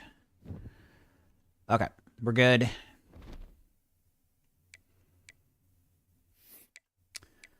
Team, take a look at red shirts. I don't think any of the true freshmen besides the starting quarterback is going to play. The problem is we have 4 true freshman quarterbacks, so somebody's got to be on the depth. So do we redshirt Mond and then let the other 3 other guys play? I think so, but then like if Anger gets hurt, then we'll put Mond in. I'm 83 true freshman quarterback with 87 speed, 97 throw power. This dude's a beast. He's a 5-star gem. He has elite development. Running back, let's still have 5 backs there, so I think we can redshirt there with Beavers. Fullback, he's actually the freshman's going to have to play as the only one. Receivers don't have anyone option to. Redshirt the 2 tight ends at the bottom here. Oops. What's going on? My stuff's bugging here. Okay, red shirt. I've got to switch my batteries before the next game, too.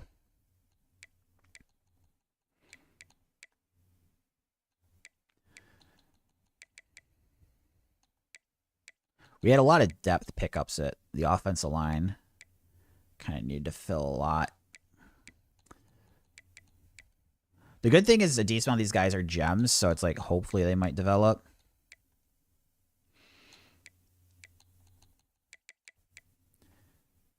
Is 4 D tackles enough? I'm hoping so.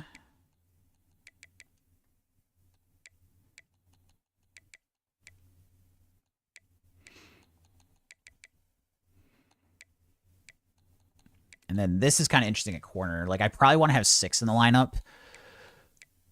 I mean, who has the... So the star development, I want to make sure I register, and then I probably need to pick...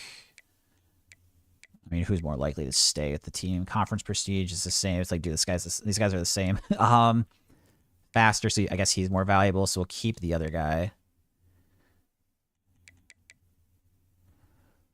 I mean, I guess actually, if we have a lot of free safeties, I can maybe redshirt all 3 and like strong safeties. No, these guys are redshirting.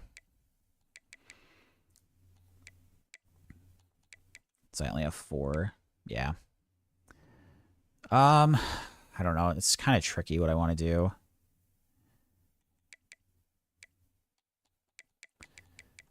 I think we've got enough, like, you can see here at free safety. Or sorry, it's strong safety. This guy's going to be our starter, but then we have a 93 Jalen Elmore that can play some corner. So I think okay there if we just redshirt a bunch.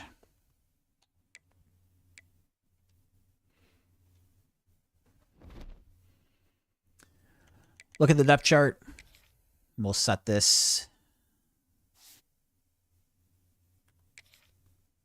So we're going to auto reorder the depth chart here. So we got branch and post behind. Short accuracy, medium accuracy. Yeah, okay. We'll unredshirt Mond if Inger were to get hurt and like we need him to play, but running back's interesting. So clearly Gregory Johnson's the starter, 94. Well, let's go and Philibin. So elite development is higher than star. Let me double check that. I think someone told me that the other day, but I just want to like triple check because I think it's going to make the difference on which of these guys is the second back and which one's the third, which is in my offense big because the second back gets a lot of carries, the third not quite as much. Although I've actually, the thing I've been thinking about doing too is really keeping the running backs fresh because you can see sometimes they get tired. So I'm going to change my mind this year and try that, but I still want to make sure I'm picking the right.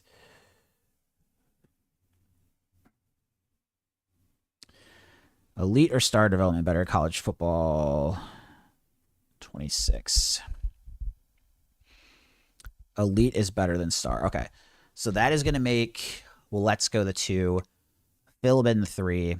And I think James is 4. Well, actually, let's see. No, I think we move Bess up. He's 3 slower, 2 overall lower, but he's a younger and better development.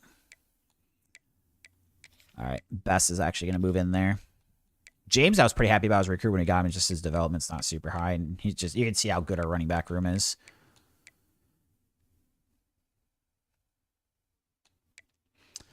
Wide receiver, we have some studs on the outside. We got Thomas and Brock, and then after that, it gets kind of interesting.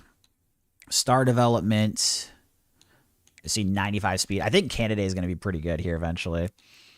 So I've been kind of keeping an eye on him for a minute. So impact, this is the lowest development trait of the other guys below. So that means Versafit moves up. And then takeoff, he's 4 worse a year older, though. So I don't think it quite makes up for the development trait. Tight end, obviously Brent's. And then Massey, redshirt freshman, he's actually looking pretty good. He's 2 years younger. Move him up. Ooh, actually, I got to look at Dossie, too. Almost missed him. He's elite development. Good thing I saw him. So we're going to move. Sessions not even like in the rotation. Normal. I mean, do we even consider moving Dossie up to the 2 at tight end? So he's a year younger, 3 worse, but faster speed. I think we do.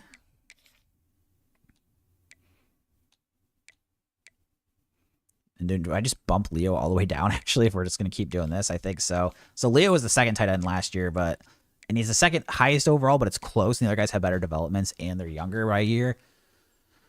So we'll do that. Speed here at left tackle. Definitely the starter. And then here you can see, I mean, Ecker is an incredible backup at 87. He might be able to move in here. This is where it's interesting of what we do with him and Ecker. So Ecker, he'd be an 84. Normal dev. No, I think we're fine here, actually. Kuma's got impact. And then we're good here at right guard. This is the best offensive line we've had here. Star development and sophomore. So, I mean, the O-line's very, very good. I like what we've got in that room. And then right edge. Good there. D tackle. We've got some studs on the D line.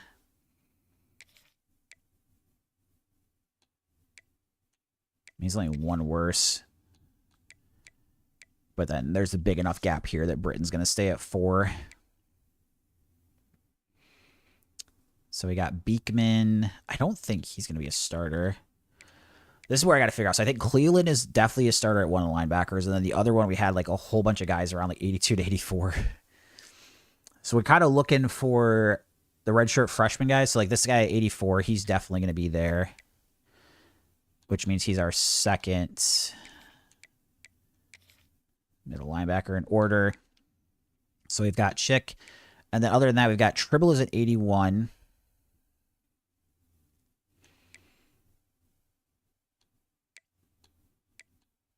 Breeze 82.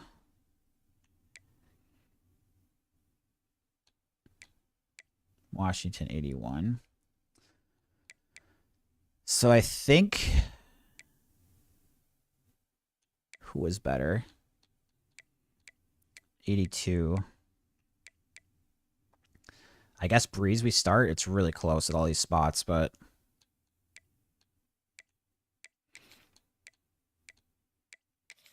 you see how many linebackers we have at like basically the same ratings. So here it's just more about like getting the redshirt freshmen that are younger with the better development traits being the higher priority.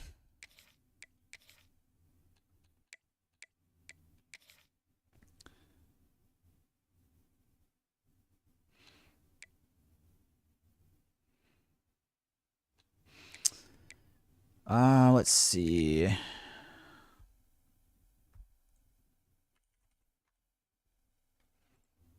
I have a P.O. box.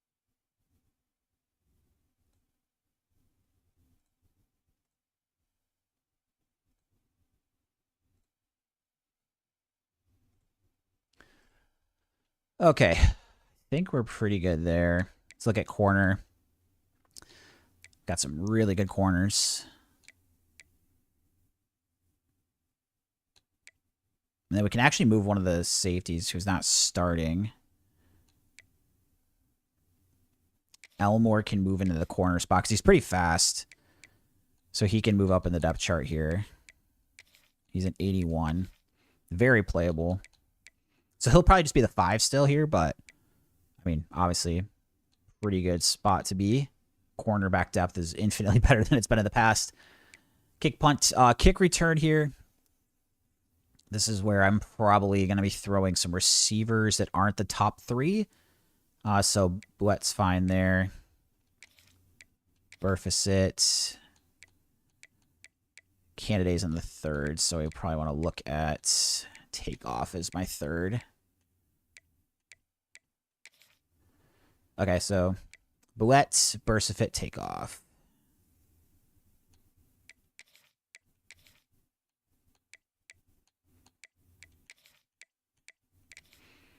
Almost to the season, guys. I know this offseason stuff takes a while, but it's super important with like trying to set up the team going into the future and getting things set up for the Dynasty to be better later. It's the one thing that kind of is appealing about the idea of the Madden franchise to me is it's like you play more games each season, 17 instead of 12, and then it keeps things it's easier in the offseason even too, with on top of having more games. So we got Johnson. Let's go Philbin.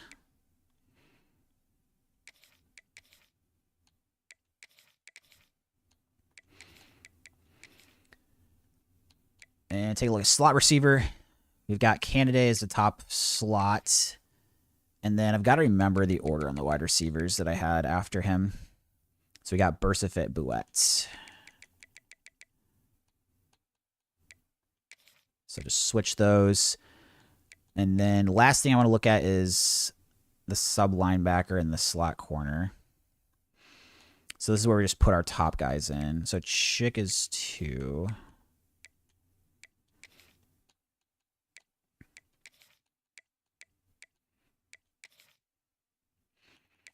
And then for slot corner, we're just taking a look here. So we've got obviously our 2 starting corners. And then we've got Witten, Swan, Elmore.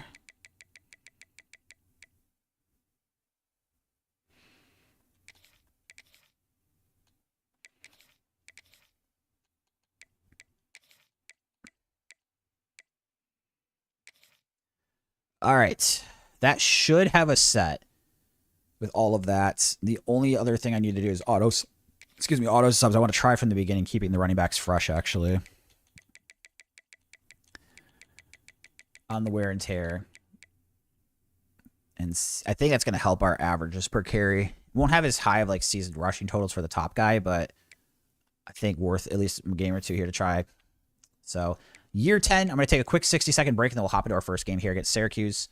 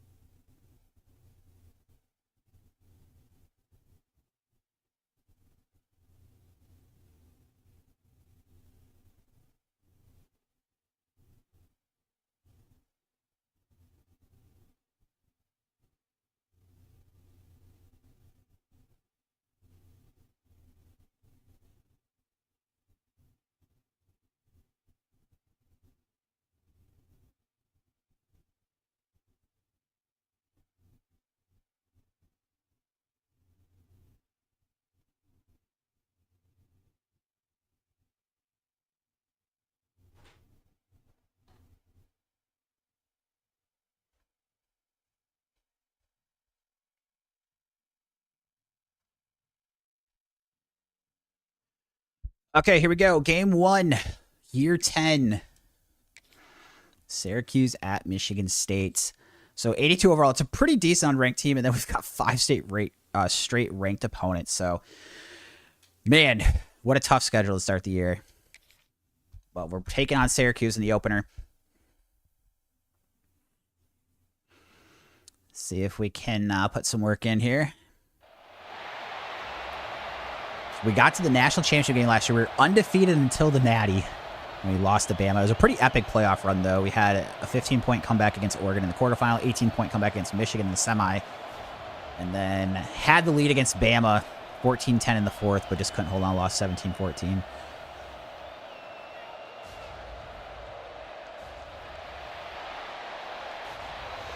Oh, I've got to change my batteries here before that costs me. I was playing a user game in another Dynasty, and that actually messed me up.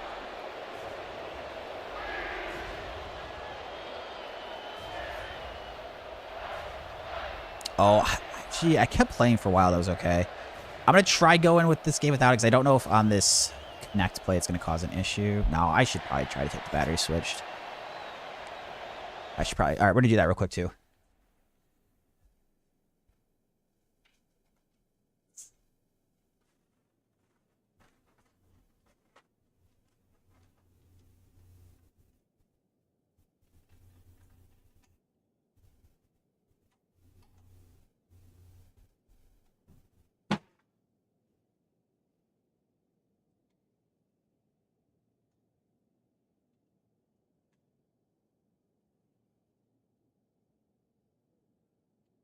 Okay, controller looks to be reconnected, no issue. We're back. Kick off to the left.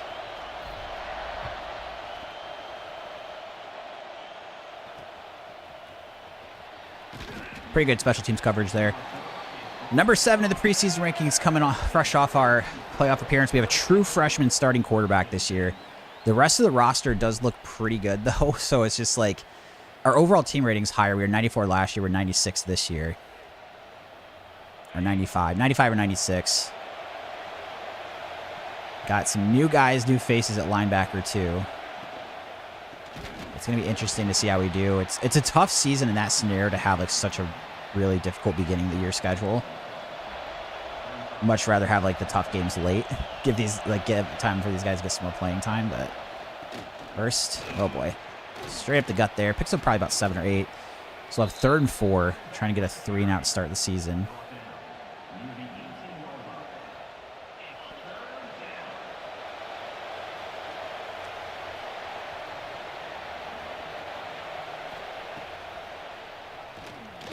I was all over one drag route, couldn't cover both. So Syracuse gets the first down. 5 wide here. 1st and 10.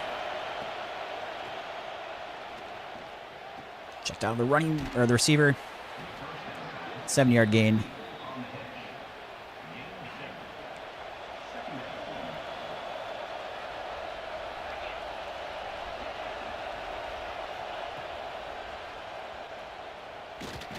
Nice, get the sack there on 2nd down. First sack of the season. We had tons of sacks last year. We had 3 guys that actually get double digits, between 10 to 17. So a couple of those guys coming back as well. The 2 D tackles. So crazy to have double digit sacks at D tackle with 2 guys.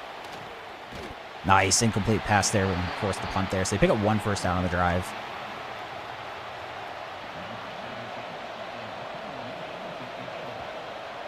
And let's see, going for the punt here. Wet, going to be back deep. And decent return. 1st and 10. Gregory Johnson, the senior back. We can lean on him this year. Having the freshman.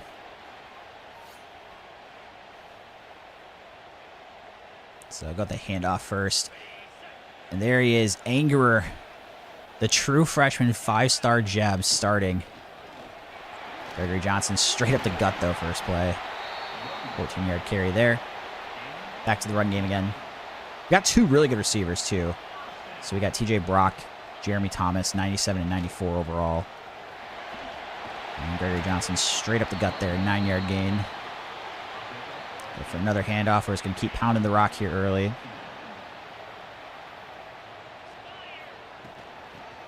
Ooh, not much there on 2nd down, though. 3rd and 1. And we'll try to pick this up on the ground.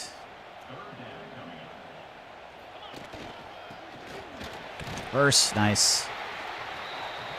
Move the ball good. First pass play with Angerer here.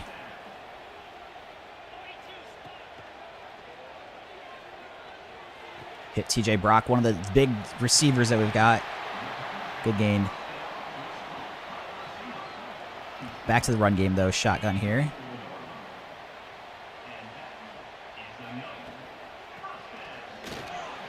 Cut up field. Gregory Johnson, pretty good run there. 2nd and 2, go back to the passing game. Impact tight end now for Devon Brents. He was already an impact even with that rating, but gets the technical development. Cross there. Angerer, first passing touchdown to Spartan for the true freshman. Filling some pretty big shoes. DeMar Johnson was a 3-year starter for me. I've been pretty consistent with quarterbacks, right? I had Aiden Childs the first 2 years, Mike Riggs the next 4. We had DeMar Johnson for 3, and now Angerer, I'm hoping, is a 4-year starter. Or even if he could be a 3-year starter and then go pro, and it just means he's like super good. I could live with that too. I've got a lot of hope for him. So the nice thing with him is he's the fastest quarterback I've ever had. I think actually Childs is probably about the same at 87 speed. But DeMar Johnson and Mike Riggs weren't that fast. I think they were like 75. So I don't scramble on pass plays, but I do run like quarterback run plays by design. And then he'll be able to do much better with those than we've had some of the guys, those other 2 in the past. Good defensive stop here.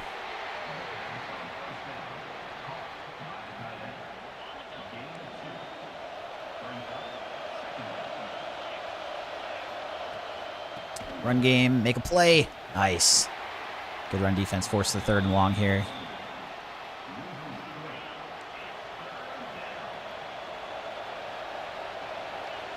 Get Ahmad back or down into the box here. User pick. Oh, I dropped it. How do we drop that? Oh, Swan, that's got to be a pick. Right off the hands. I think I figured out how to be a bit better with the user deep. I was too late clicking on them before. And I've got to try to like click Y a bit earlier than I had been doing. Oh, nice broken tackle. Gets to midfield here on the return. Back to the run game here, 1st and 10. Going out to the right side. Nice. Finds the hole. Come on, Brock. Gets the TJ Brock. The receiver makes a big block there. Gregory Johnson into the end zone. This is a very nice start for a new team like this. With some big matchups coming up to start the season. So after this game, we have 5 preseason top 25 teams to start the year. We got 2 non-conference. We got 24 Oklahoma State, and then at number 2 Notre Dame. And then we have 3 Big Ten ranked opponents right away as well. Toughest schedule we've had yet. So in the past, I've always just used the schedule they give me.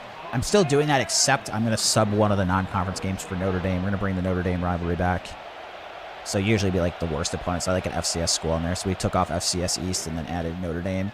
So we'll play at Notre Dame this year. So every even year, the Dynasty, so this is year 10. So the even year, we'll play at Notre Dame. And then the odd years, we'll play at Michigan State. That's how we'll do it to make sure it's an even home and home.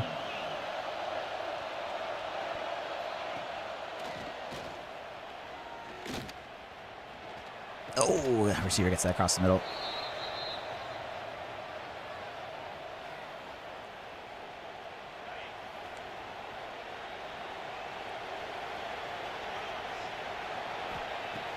Screenplay. Cleveland making the play, the 91 linebacker, the senior. Got some freshmen beside him, but Kabila. 2nd and 9. Oh, shoot, the RPO. Gets me. 1st down, Syracuse.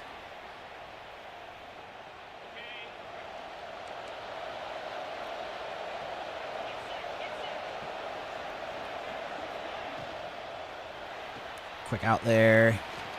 Got to wrap up. 1st down.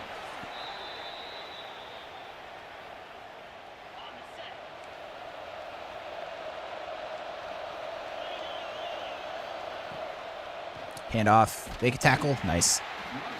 Get the stop. 2nd and 12.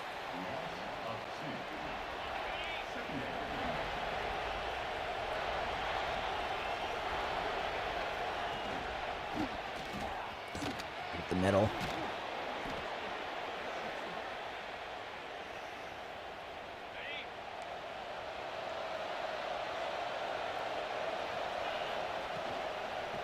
Man, screen again. Oh, geez, I took a bad angle with that safety. Another 1st down for Syracuse. They're moving the ball pretty good this drive after not doing much the first 2 drives.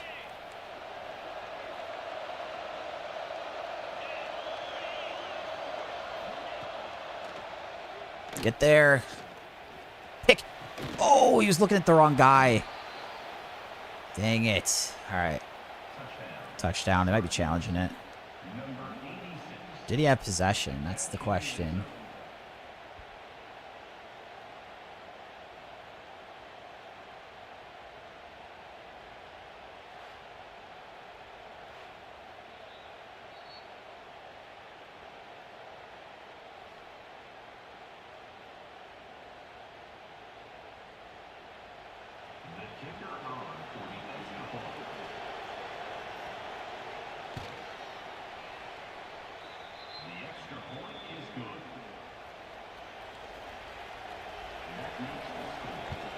Deep kick here. Just go for the fair catch.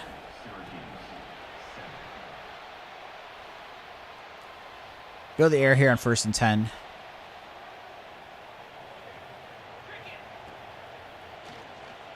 Underneath the TJ Brock. Makes a nice play there. Picks up 7.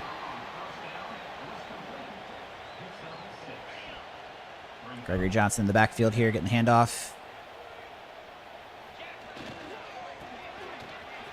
Nice, gets outside. close to midfield, so good run for him. 7 carries, 103 for a first quarter for the senior. The fifth-year senior, 4,000 career rushing yards already coming into this year. And then go for a run to the left side here at the counter. Get that block. Nice. Good block from the freshman fullback.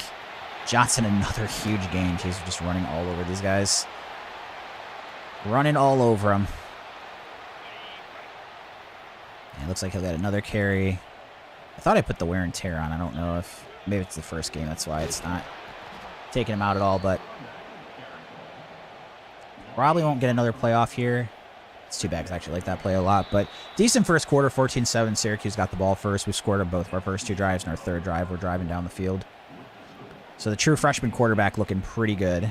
Only 37 passing yards. Haven't asked him to do too much, but he did get a passing touchdown and no mistakes. Just lean on the run game this season.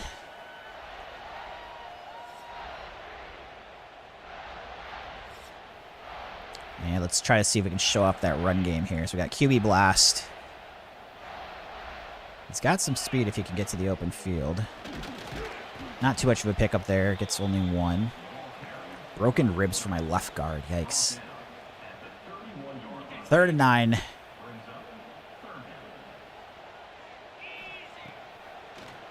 Dang it. The pass rush got there. Got to the freshman quarterback before I could get rid of it. I'll have to settle for a field goal attempt. Should be good. Yeah. Down the uprights. 17-7, so we don't get a touchdown on the drive, but still pretty good. Being up by 10. Syracuse not ranked, but a decent team. They're at 82 overall.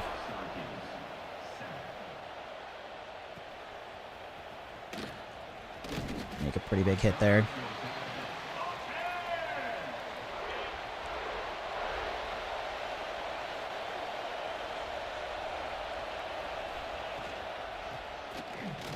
Push the running back in. Defense makes a play there.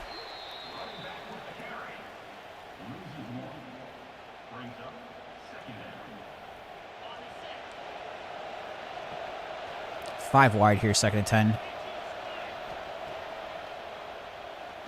Oh, I hit the other guy crossing. First down for the Qs. And they're going to be in a hurry up.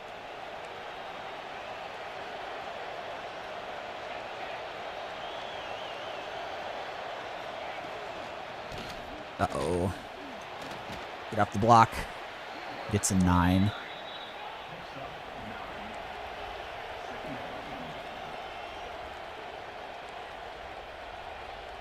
It's that weird thing. The hurry up sometimes gives us an issue because the defensive alignments kind of get messed up at times. Oh, the D tackle just missed the quarterback keeping that. So Syracuse picks up another first down.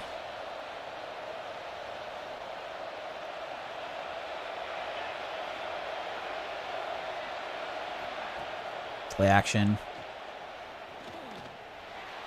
Oh, just can't quite get there.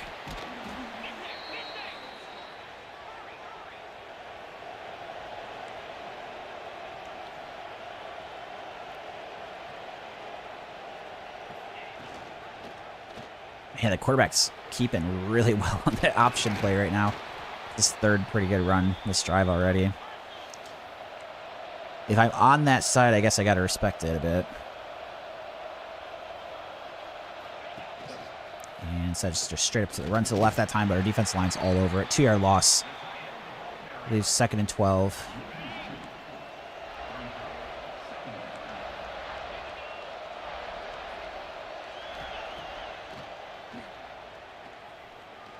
Get there. Oh, just make a tackle. All right, good. Breaks of the pass. That works too. I was going to be really frustrated if that guy broke a tackle and just had all that room to run. 3rd and 12. They're in field goal range, but if we just hold them to 3, that'd be great. Uh-oh. Yes, inaccurate ball. Force the 51-yard field goal attempt. 3:45 here left in the 2nd quarter.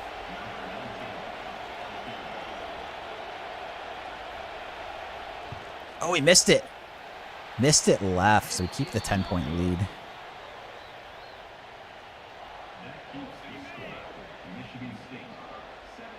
Back to the air here. Canada's first catch of the season, across the middle. He's our 3rd receiver. He's at 83 overall. Pretty good speed. I think 92. Sophomore. Hoping he develops over time. But we've got two absolute studs on the other end. So we got Jeremy Thomas and TJ Brock. 94 for Brock, 97 for Thomas. Thomas thought about going pro, but came back. And I'm hoping to reward him with a national championship.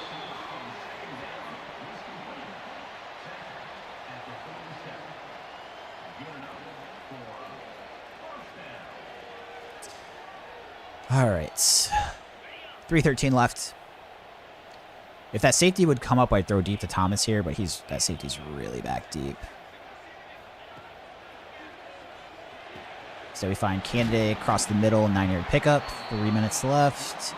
Go to the read option, and then this is where having Angerer could really help. And I've got to read the option well, but... And I read it wrong. I was just so excited to run with him. He still falls forward for a first down, which is good to see, but... I guess I just wanted it to be a run with him. Monty Angerer. There's an extra guy up there, so I'm probably just going to straight up hand it off. Oh, I cut back. I need to cut back a little bit more. Still pick up 3. Go to the air here, 2nd and 7.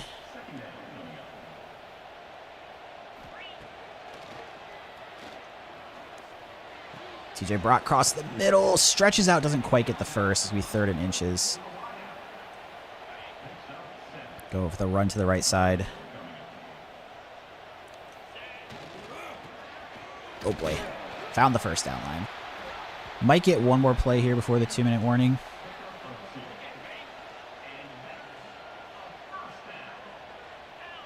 Did Brent get hurt already? Dude, he just gets hurt so much. Like, it's never like serious injuries, it seems like, but he gets lots of small injuries. Run out to the right side here, Johnson. Oh boy. Didn't get the blocking to the edge. We'll throw the chew clock on here.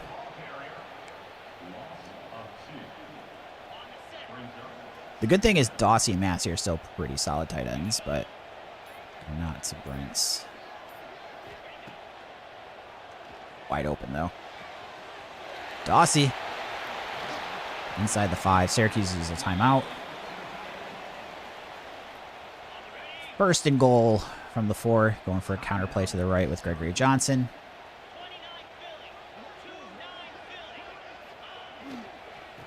Oh boy, no blocking. Lose 3. Syracuse uses their 2nd timeout.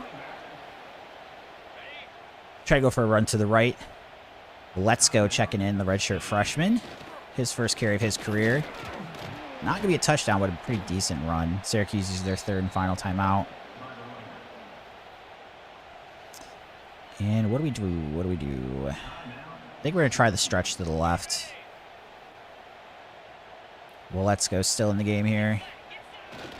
He's going to have to get outside. He does. His first touchdown as a Spartan. John Willetsko runs it into the end zone and gives us a pretty nice lead here, 24-7. We also get the ball at halftime too, which is a good note.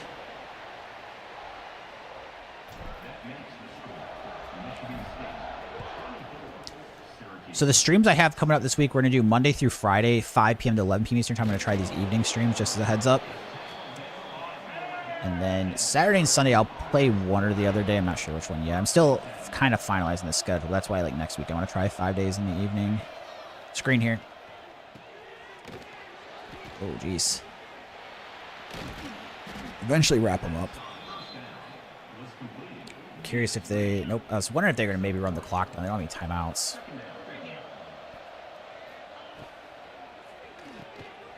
Oh, weird. If they don't... he gets the first. So if he doesn't get the first, we're probably going to call a timeout here to try to get a 3 and out. But if he gets the first, we'll let the clock run.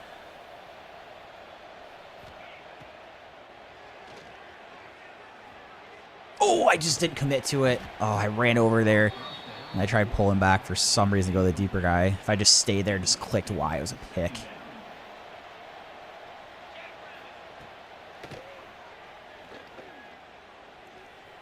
Looks like he wants to take a deep shot. Throws it away, though. 3rd and 10.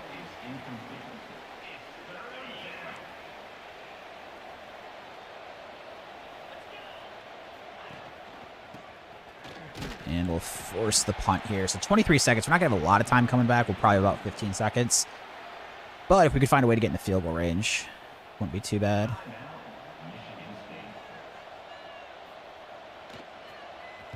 Oh, wow. Bad punt, too. That really helps. Call the fair catch at 47, 17-yard line. Or, sorry, at the 47-yard line, not 17. Still have 2 timeouts here. So, middle of the field still open for us. Use the first timeout. 12 seconds.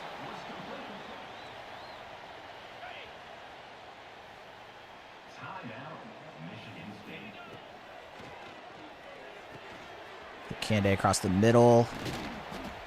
Nice. They will probably let this clock run and just kick it because they're not going to give me another play here. I call it 7 seconds. So we'll let it go down to about 2. Call our last timeout. Oh, wow. They actually were going to give me another play. I mean, the thing is I probably actually don't want it because the clock... I don't know. Oh, is it? No, it's not an injury time. I was kind of moving. I mean, maybe I had a chance for another play. I don't know. We're just going to take the field goal. The problem is I kind of have to throw the end zone or the sidelines. So we'll try to tack on the field goal and head into half getting the ball up 20 if we make this. That is going to be the case. So 27-7 against an 82 overall Syracuse. I'm actually really happy with the first half. Monty Anger making his debut as a 5-star true freshman, so he's looked good. Haven't thrown the ball too much. Been a lot on the ground game. You can see Johnson here, 13 for 123 and a touchdown. But still pretty happy with how the freshman QBs played.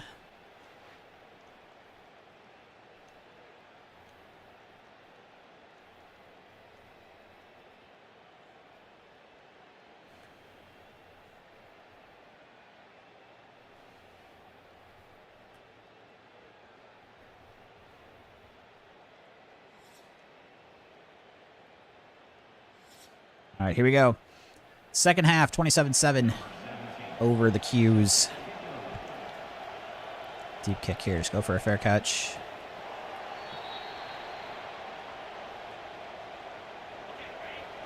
Run play to the left here. Well, let's go. John Let's go. Got his first touchdown of his career. Let's see if we can get some more yards to go with it. Oh, that's going to help. Big hole. That is a nice first run there. 25-yard gain on first down. He's going to be the big shot going forward, I think. After we have Gregory Johnson moving on. Brock on the outside. See that safety. No, that guy's not pressing that much, actually. Oh, boy. Throw it away. I maybe should have chucked the deep ball there because I did have one-on-one coverage, but kind of chickened out.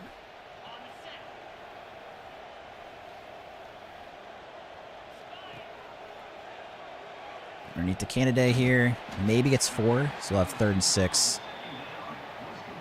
Would really like to pick this up.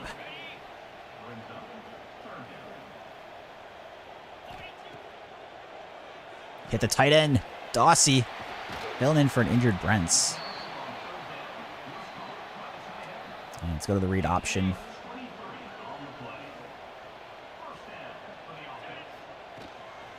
Keep with the quarterback. Angerer showing off that 87 speed. Not going to get too much there. Pick up 5. I've been wanting to run with him so bad. I'm just excited to have a faster quarterback again. All right, John Let's go getting the handoff. Oh, does he have a second touchdown today? Yes, he does. The freshman back living up to the hype. The redshirt freshman looking good. I was really excited about him, and then there's another freshman back that's actually our 3rd back now that I really liked. Him and Waletzko were close, but Waletzko had better development traits, so that's why I've been rolling with him. Philibin's the other guy. I think Philibin actually was the higher recruit, and maybe is 1 overall better, but the 2 of them were close. So 34-7, doing our job early here in the season. After this game, we have 5 preseason ranked opponents in a row. So stuff gets very real very fast. Oh, throws to the other receiver. I couldn't cover them both. And they make a pretty good run after the catch.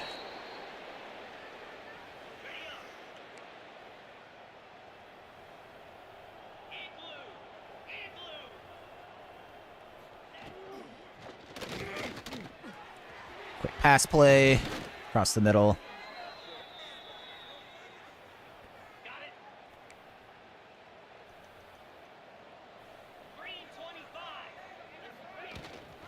all over the run. Nice. Shoot up the gap there for a 3-yard loss.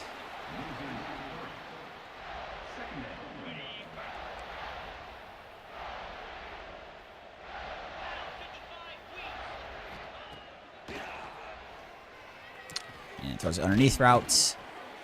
Gets 10, 3rd and 3.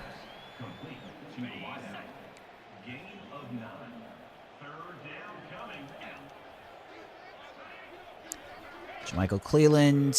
Ooh, it's a receiver screen. Oh, I missed the tackle. Would have had him short of the first. And they get the first.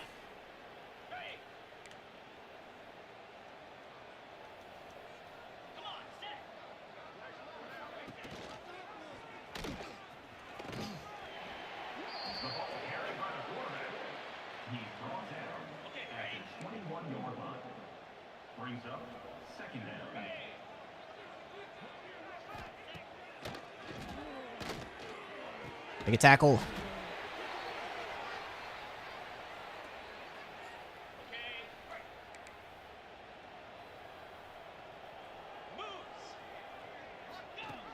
Option. Nice. Covered pretty well there. Try to keep them out of the end zone mostly. Keep it a 3-score game. Technically. Oh, no, never mind. It's 27. I was doing bad math. We're good. I was thinking it was 24, but 27. It's still a 4-score game right now. 3rd and 11. If they got a field, will be a 3-score game with 3 touchdowns, 3 2-point conversions.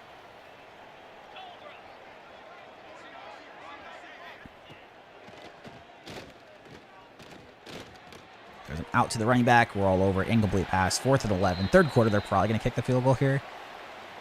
So if they tack this on. Their kicker's already missed 1 today, but that was a much more difficult kick. It was like 51 from the left hash. So they'll tack on the field goal, 34-10.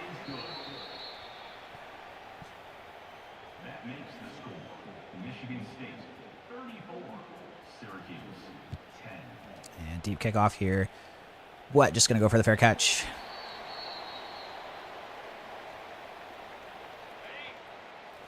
Run play with John Let's go to the left. So we got a true freshman quarterback and a redshirt freshman running back in at the moment. And not too much going there on the ground. Back to the line of scrimmage.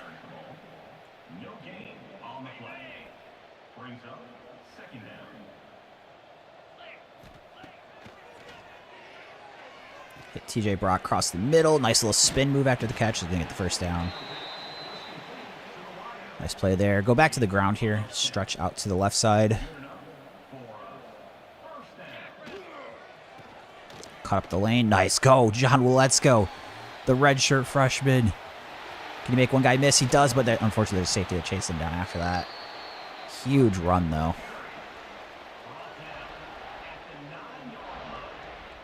And then back to the ground game here. Inside zone to the right. Let's go. 2 touchdowns already on the game in his debut. Does he get a 3rd here? Oh, I should have gone to the left. That was a bad read on my part. Go to the air here on 2nd and goal from the 9. Jeremy Thomas across the middle. Can we get in the end zone? He does. The 97 overall wide receiver into the end zone. Another touchdown on the board. 14 of 16, 166, 2 touchdowns, no picks for Monty Angler. Not a ton of passing attempts early, but when he's needed to, has looked really good. Kick into the left corner.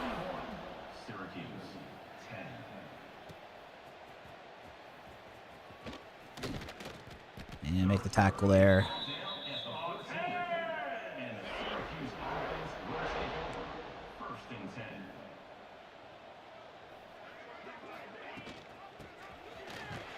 Nice. Good stop from the D-line.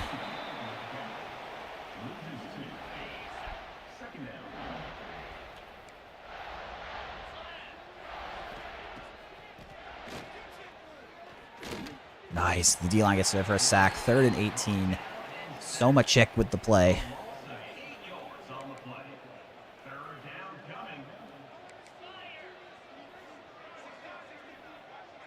Elmore in here at safety. Throws across his body and completes. Force the punt here for Syracuse. So set up for a kick return.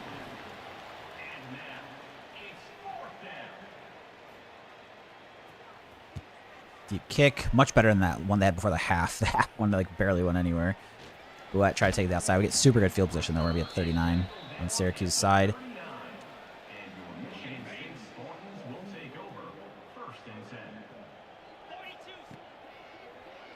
Oh, I should not have thrown that.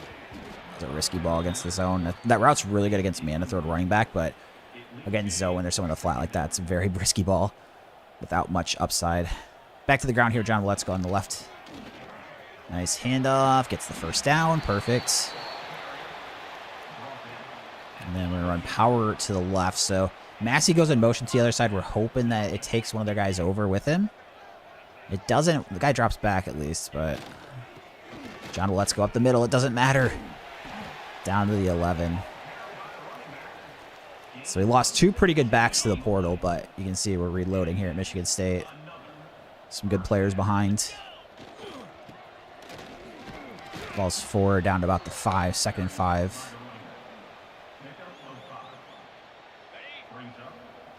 Hope my Brent's injury isn't too significant. He hasn't been back in the game. Well, let's go. Does he get another touchdown? No, he's going to be down to the 1. Does get a first down. Somehow found a way to get the first down, but not a touchdown. And then Philibin, the other redshirt freshman, in for his first carry. And he's going to get on the board of the touchdown. An all-Spartan affair here. Philibin, 1-yard tutty, start his career. Got 3 running backs that I really like. I mean, I guess the 2 redshirt freshmen are not crazy highly rated. They are considered a redshirt freshman. I think they're like 86, 85. Which I say that in my first initial Michigan State team. I think our top back was an 82, so... And I have like 4 or 5 backs higher than that. Gregory Johnson's our stud, though. He's at 94. He had a really good start to the game. I'm trying to split the carries a little bit more and keep the guys fresher. I like the idea of having some backs have high rushing totals for the year, but they do get, at some point, they do get significantly tired and move a lot slower, where even if the guys are lower overall, they're probably significantly better than as the backup than the starter is when they get like start getting like 15, 20 carries. We'll try it out. I have the auto sub set up, but on the keep fresh instead of regular now. Oh, the linebacker so much chick making a play. 3rd and 5. They might get one more play off here in the quarter. Depends how quick they decide to go. Elmore coming down into the box here. And they do get the play off. I wonder if they're going to. Deep ball. User pick. Oh, backs it up, but unfortunately does not get the interception. Probably still forces a punt, though. So we have 48-10. Dominating performance. Syracuse not ranked, but 82 overall, so that's a decent unranked team. So I'm really happy. 279 on the ground. Wow, we've looked... the one game before that 5-game run of ranked opponents to start the year. And Syracuse just going to punt. So once we get the ball back here, we'll throw the chew clock on.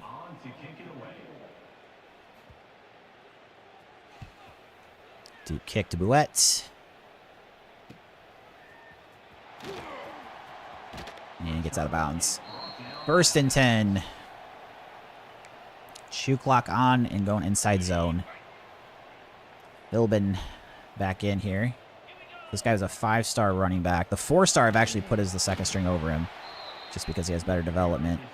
They're pretty close in ratings, and they're both in the same recruiting class. Go to the air here on 2nd and 8.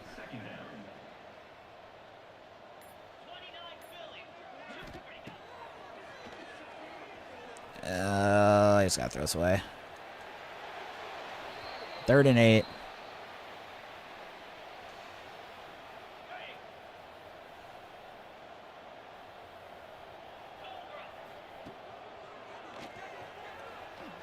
Did I get off in time? Yes. Oh, he's going to get tackled by the guy that's covering the running back, though. 4th and 1. I'm assuming they're not going to go for this, so we'll punt it. I mean, probably up 5 scores. I don't need wasting time, but we are going to let the clock move here for about 30 seconds.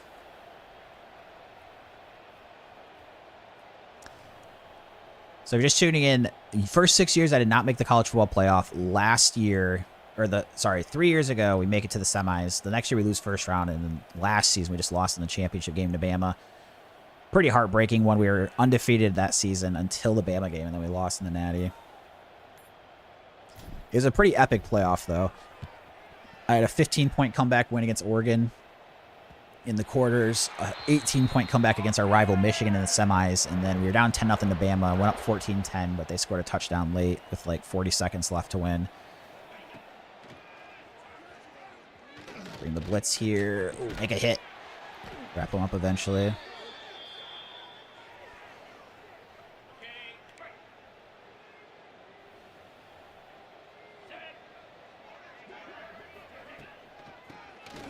Oh, lots of running room up the middle. Running people over. Oh my gosh. So, what the heck? For how good we've played today, what was that tackling? That was like the most pathetic tackling I've seen in this dynasty. Like 4 or 5 guys got their tackle broken. If this was a close game and they just broke that one, I'd be furious. But I'll let it slide since we're up 31 still. Oh, man. 2 plays, 80 yards.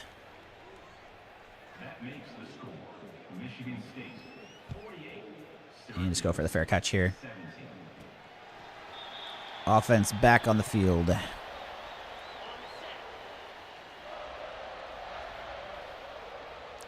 Fill it into the game. He has a weird rushing stance. He's like, kind of like going back and forth with his arms out. Like very odd. I don't know if I've seen that one before.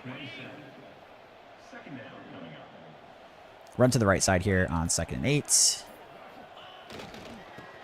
Nice, good hold there. Oh, got caught on the offensive lineman. And they pick up 4. And we're going to go to the air here on 3rd and 4.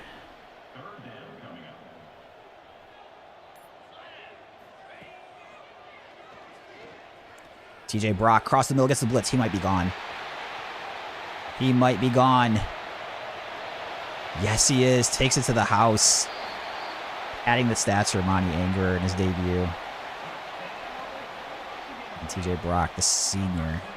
Nice reception. I think he's a senior. He's a junior. He might actually only be a junior. Jeremy Thomas is a senior, but TJ Brock's developed into quite the player. It's been interesting. Like some of the higher overall players I've had in this haven't necessarily been my 5 stars. They've been 4 stars that developed well. Just because they've had like good development traits. And nice, good tackle there. 55-17 after that big play.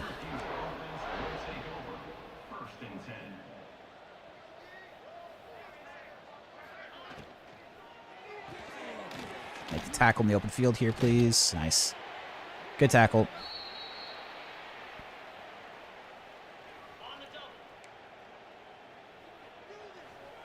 Drop down in the box here with Witten.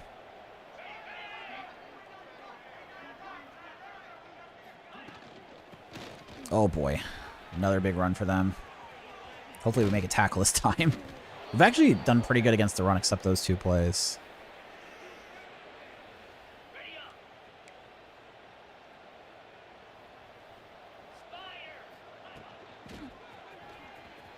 Nice, all over the run there. 2nd and 10.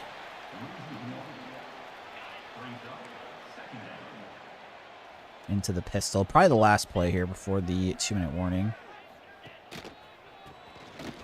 Oh, try to make it to the edge there. All right, eventually get the tackle. Maybe picks up 1 or 2 on the ground. 2 minutes left.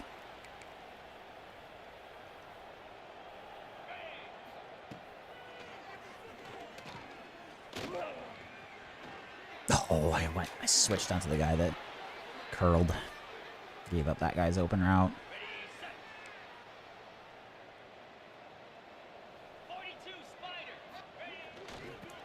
Ooh, nice. I don't make the tackle there, but I definitely blow up the play. 2nd and 11. Some sort of screen. I almost get to the quarterback before he gets it off. Not quite, though. 3rd and 7. Britt dropping down into the box here. Quarterback keeps. He had some good runs in the first half on that option route, but 4th and 8. And they're going to go for a field goal attempt, try to make it 55-20. Looks like he's got it. So he missed 150-plus yards, makes that one. See if they go onside. Nope, they're just giving up. They're kicking deep still. To be fair, 25-point game. 4 scores, minute 20 left. Probably find a wave the white flag there. So we'll just run it on the ground here to the left side. Philbin in. Gonna try to get outside. We do. Philbin. Does he break it for a touchdown? Oh my gosh, that's some huge plays this game. Yeah, this offense is explosive. Oh my gosh.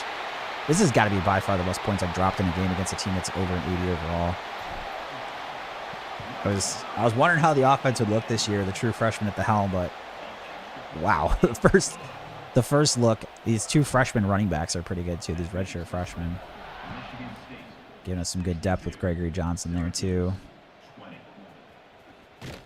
And make the play there. Wrap it up. 62-20 over Syracuse. An absolute dominating week 1 game here.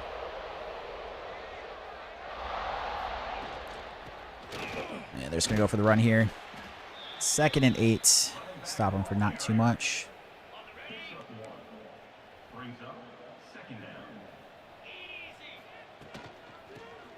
Run up the middle. Let's make a play, guys. Nice. Okay.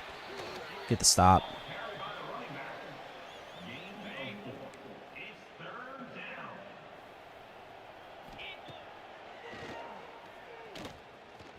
I left the running back. Go to the tight end. Pick up the first.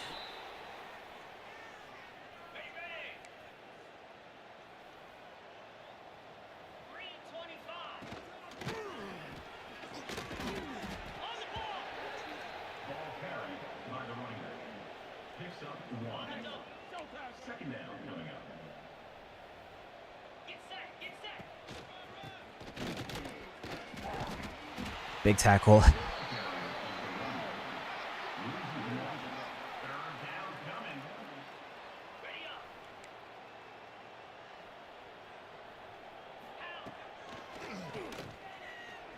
Oh, pick it. Oh, yes, I got it. Okay. The user lurked to a pick. He, like, bobbled it. Caught it. And then this will probably be the last play of the game here. Barring an injury or a touchdown run. Philbin going to try to break another one. Ooh, yep, breaks tackle there. Pretty good run. Yeah, we killed him on the ground this game. He had 6 carries, 91, and 2 touchdowns himself. The third back. We also had 3 backs over 100 yards that game, but dominating performance, 62-20. Kristen, why are you still live? The game's about to start. I just finished the game up here. So, yeah. But, yeah, in 12 minutes, the big playoff match. It was actually worked out and timed pretty well. Who ended up winning the Bills-Jags game, do you know? Or is it maybe still finishing up? Probably they're done or almost done.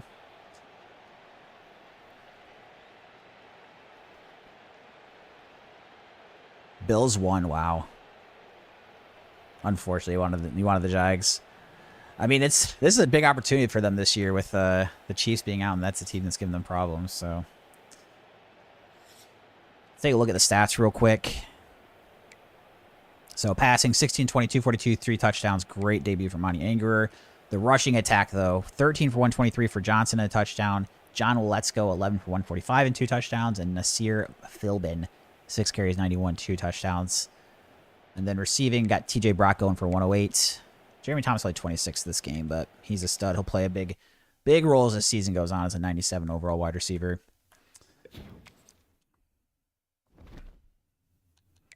So we'll get advancing on here. So that will wrap up the stream for today. Like I said, the next 5 games, or 5 days, not 5 games. The next 5 days, we are going to be going 5 to 11 p.m. Eastern time. So I'll see you guys back tomorrow at 5. Hope you have a good evening, and hopefully we're talking about a 49ers win when I get back.